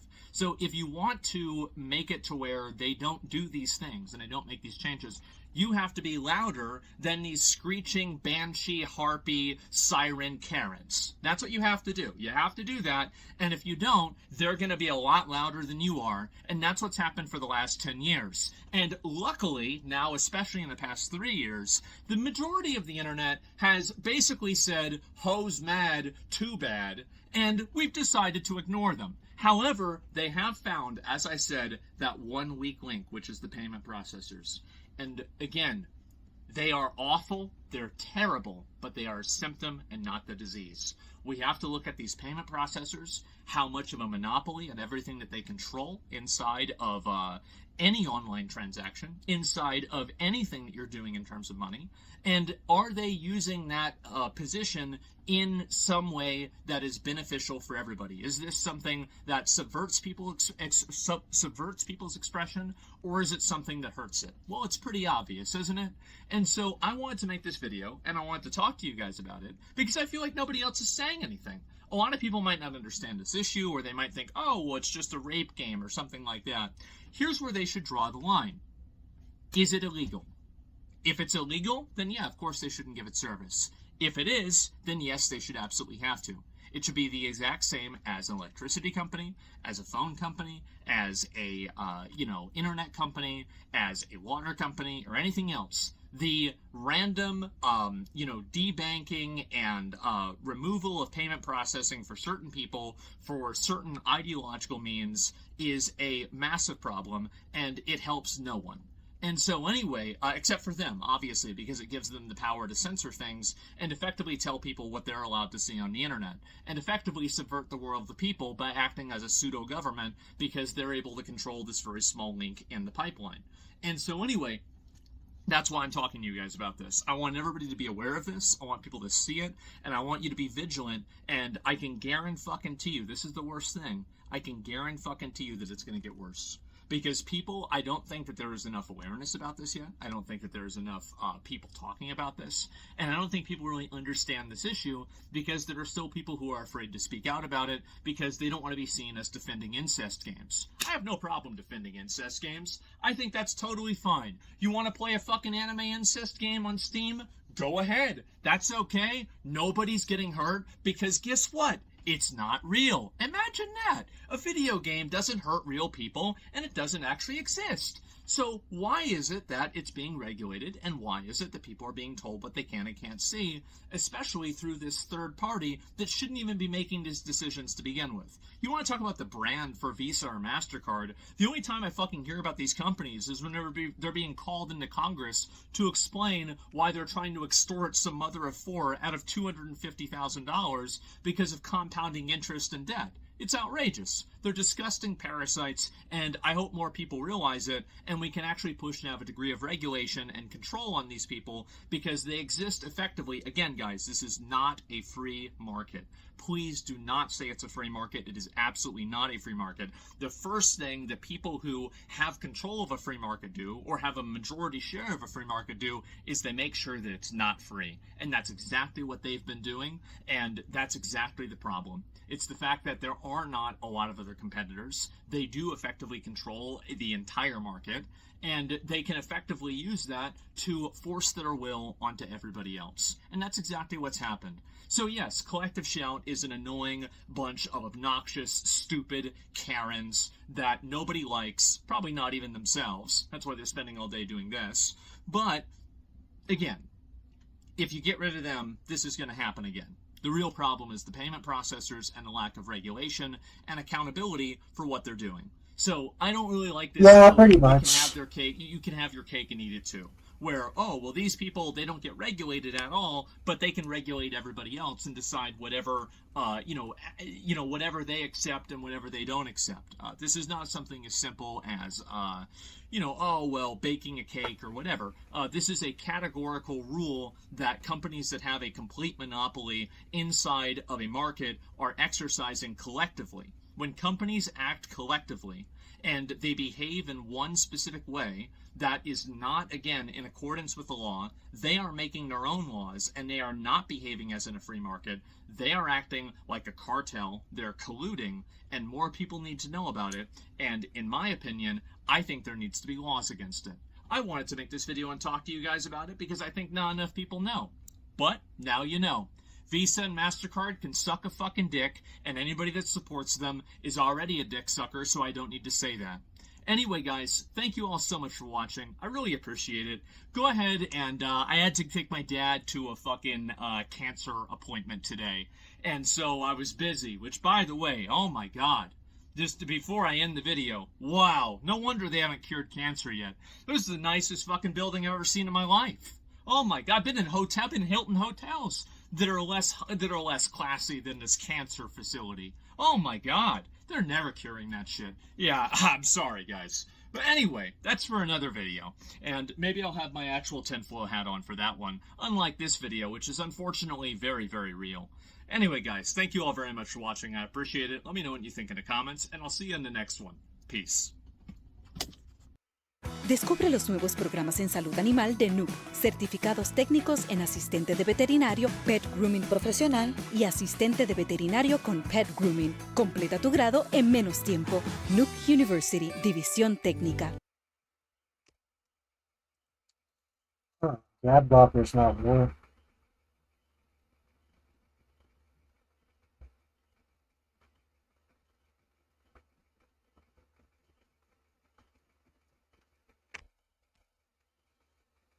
Yeah, pretty much.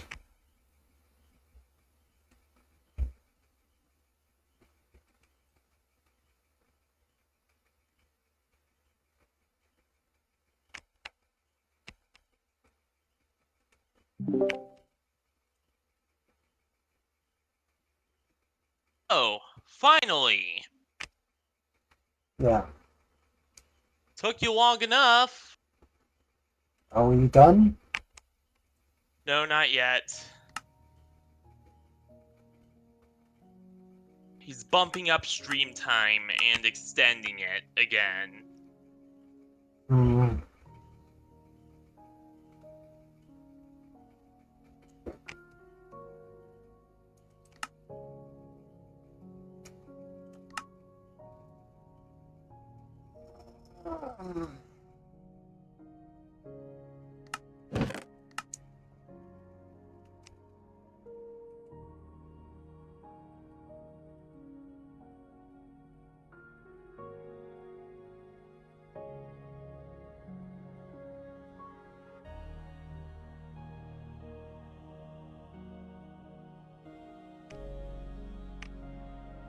The whole reaction thing anyway, Rex. What's going on? I was just reacting to some videos. I was just eating and watching videos, so I used that as an excuse to react.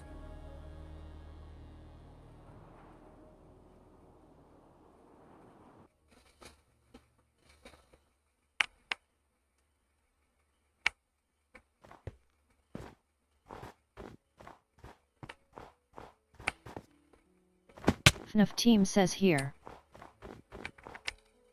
Hmm. I have returned.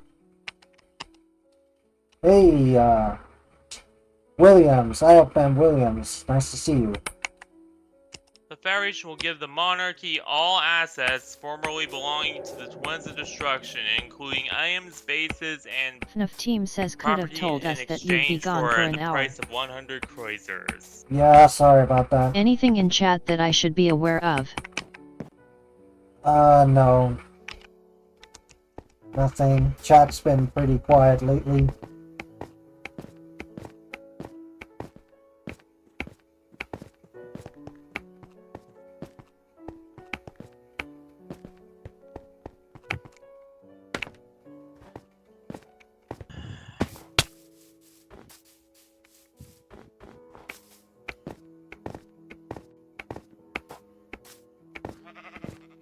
FNAF team says honestly Val.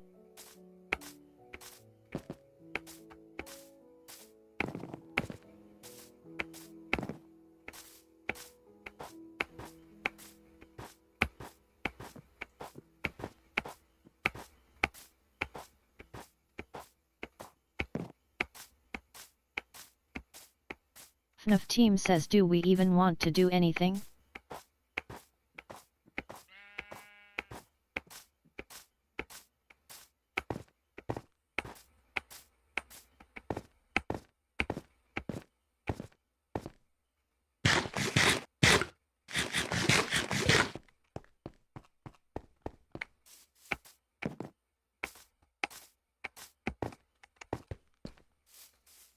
Okay, so what do we do?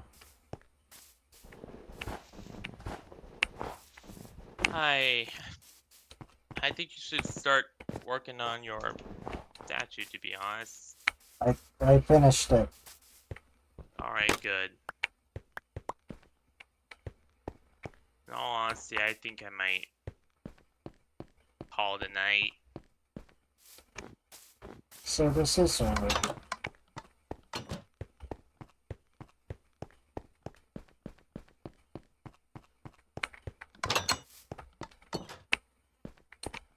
FNAF team says apology letter. I'll write it down.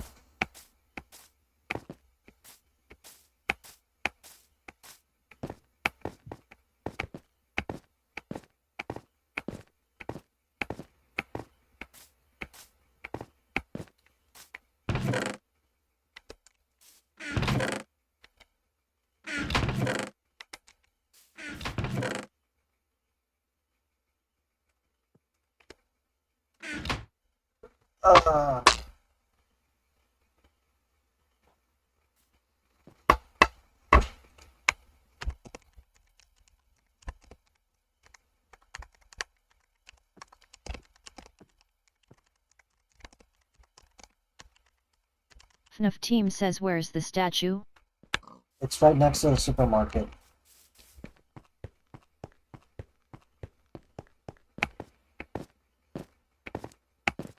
Just like you said.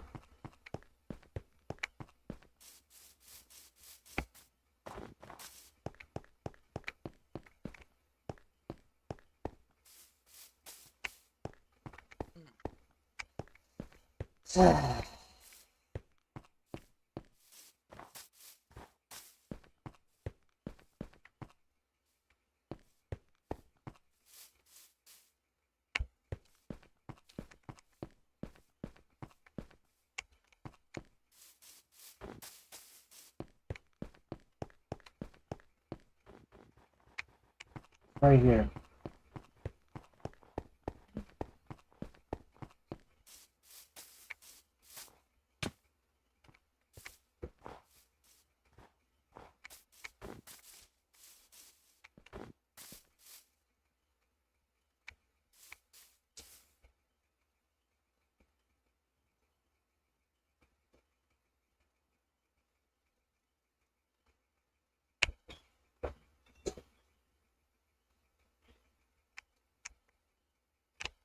Okay. Anyway, what do you think? FNAF team says over here.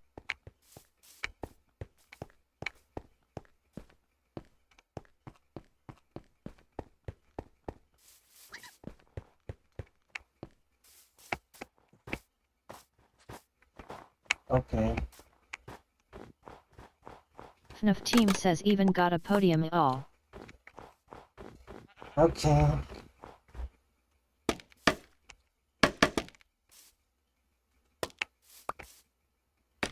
FNAF team says it looks great, it'll just need to be moved. Alright.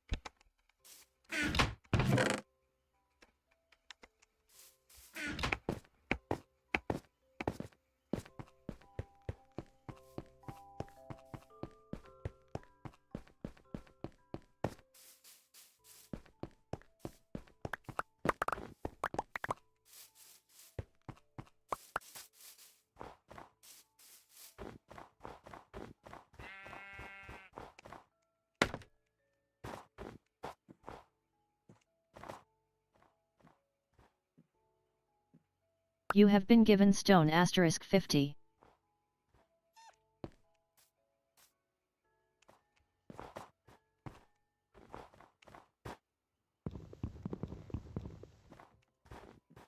Yeah.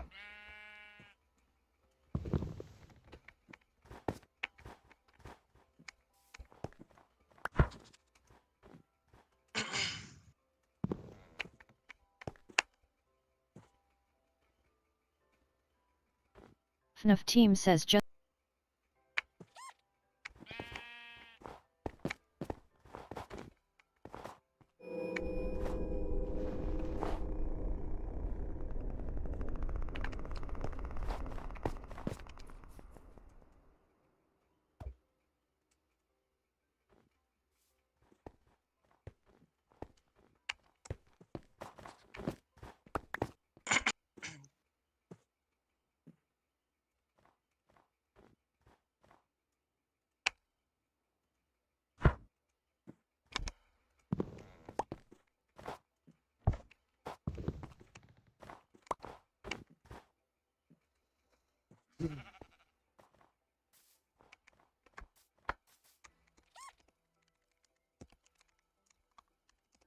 My God.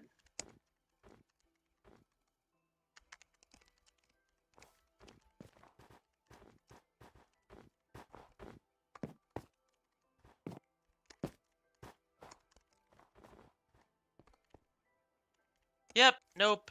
Now it just won't open. Great. This hot ass phone. Oh yeah, before I left, I came back briefly and there was something going on with G9. What's up with that, if I may ask? I don't know. G9 just left the server, and I guess she just lost interest. And she just came over to Schrodinger's stream instead. I don't know. I tried asking. That up. I tried asking her about it, but I kind of just gave up, and just respected the fact that she just lost interest in me. That's about it. I'm not gonna bring it back anymore.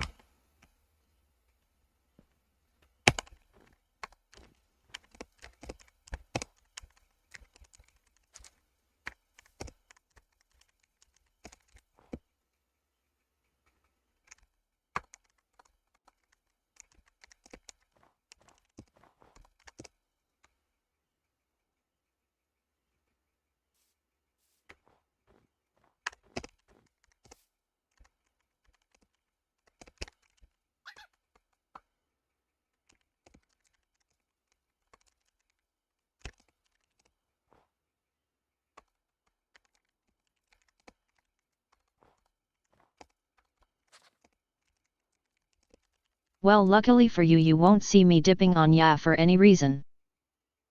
Alright, that's cool to hear.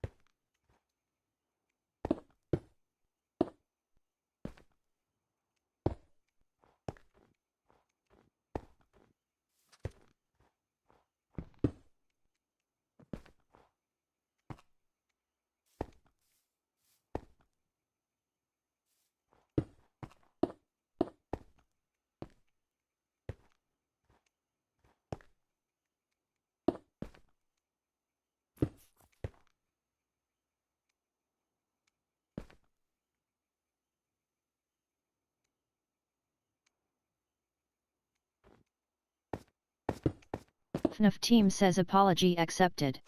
After the pause, I'll also need you to give me ideas for commemorative currency. Okay. FNAF team says as it'll be a new month. FNAF team says so 2 new designs.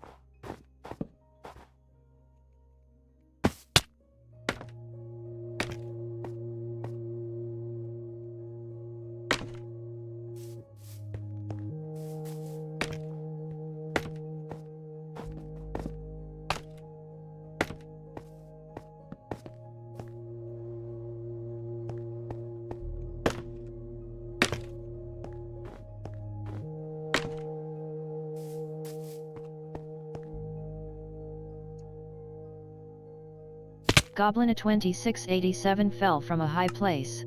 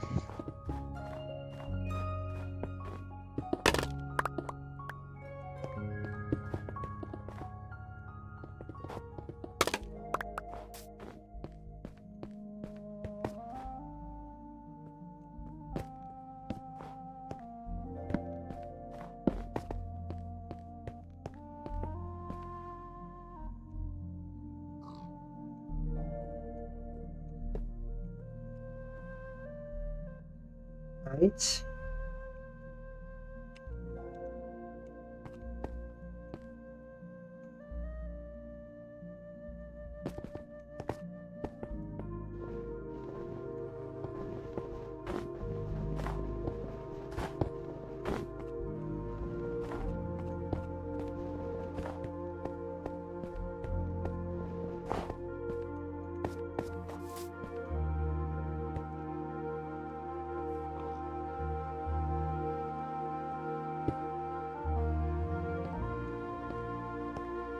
FNAF team says this is pretty much how lore is made.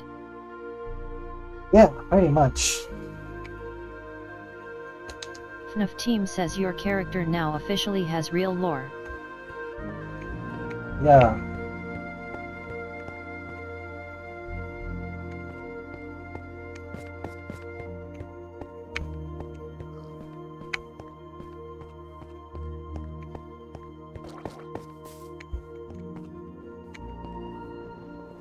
Congratulations on the new follower on Twitch. Oh, right. I don't know if that guy is real or if that guy is actually just a scammer. I decided not to entertain the DM thing because it sounds like another scam. The fact that he called me streamer is already kind of strange.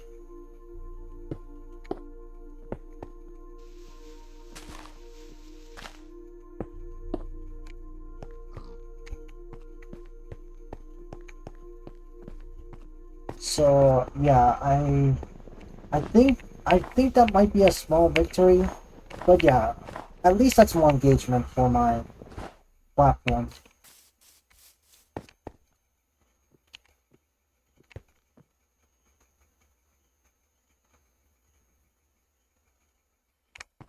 Want me to mute him just in case? No. Unless he does something else.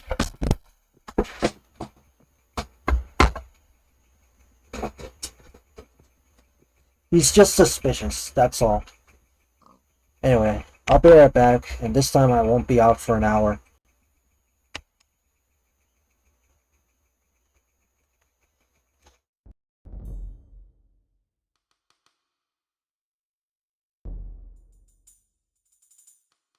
But I'll keep my eye on him just in case.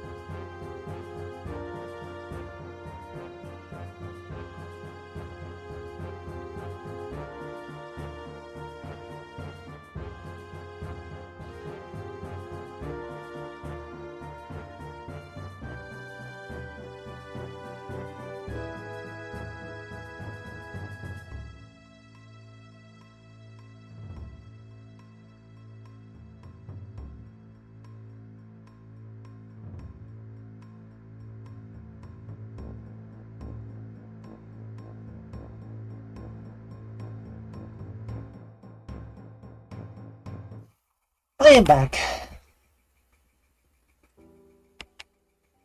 FNAF. What's that book for? FNAF team left the game. Oh, come on!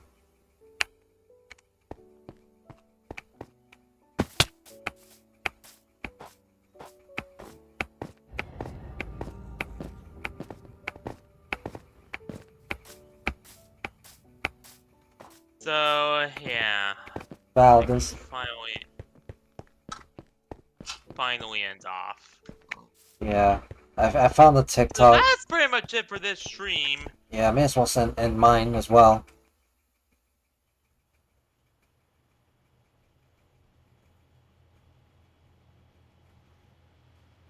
Alright, bye-bye. SMP is over. Bye-bye.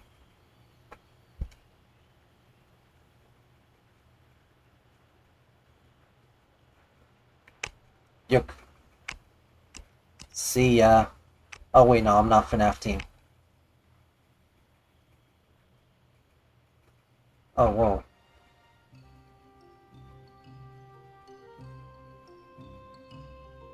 Whoops.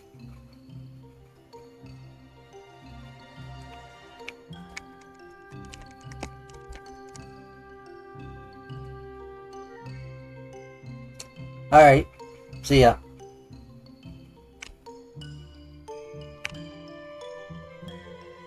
Good night.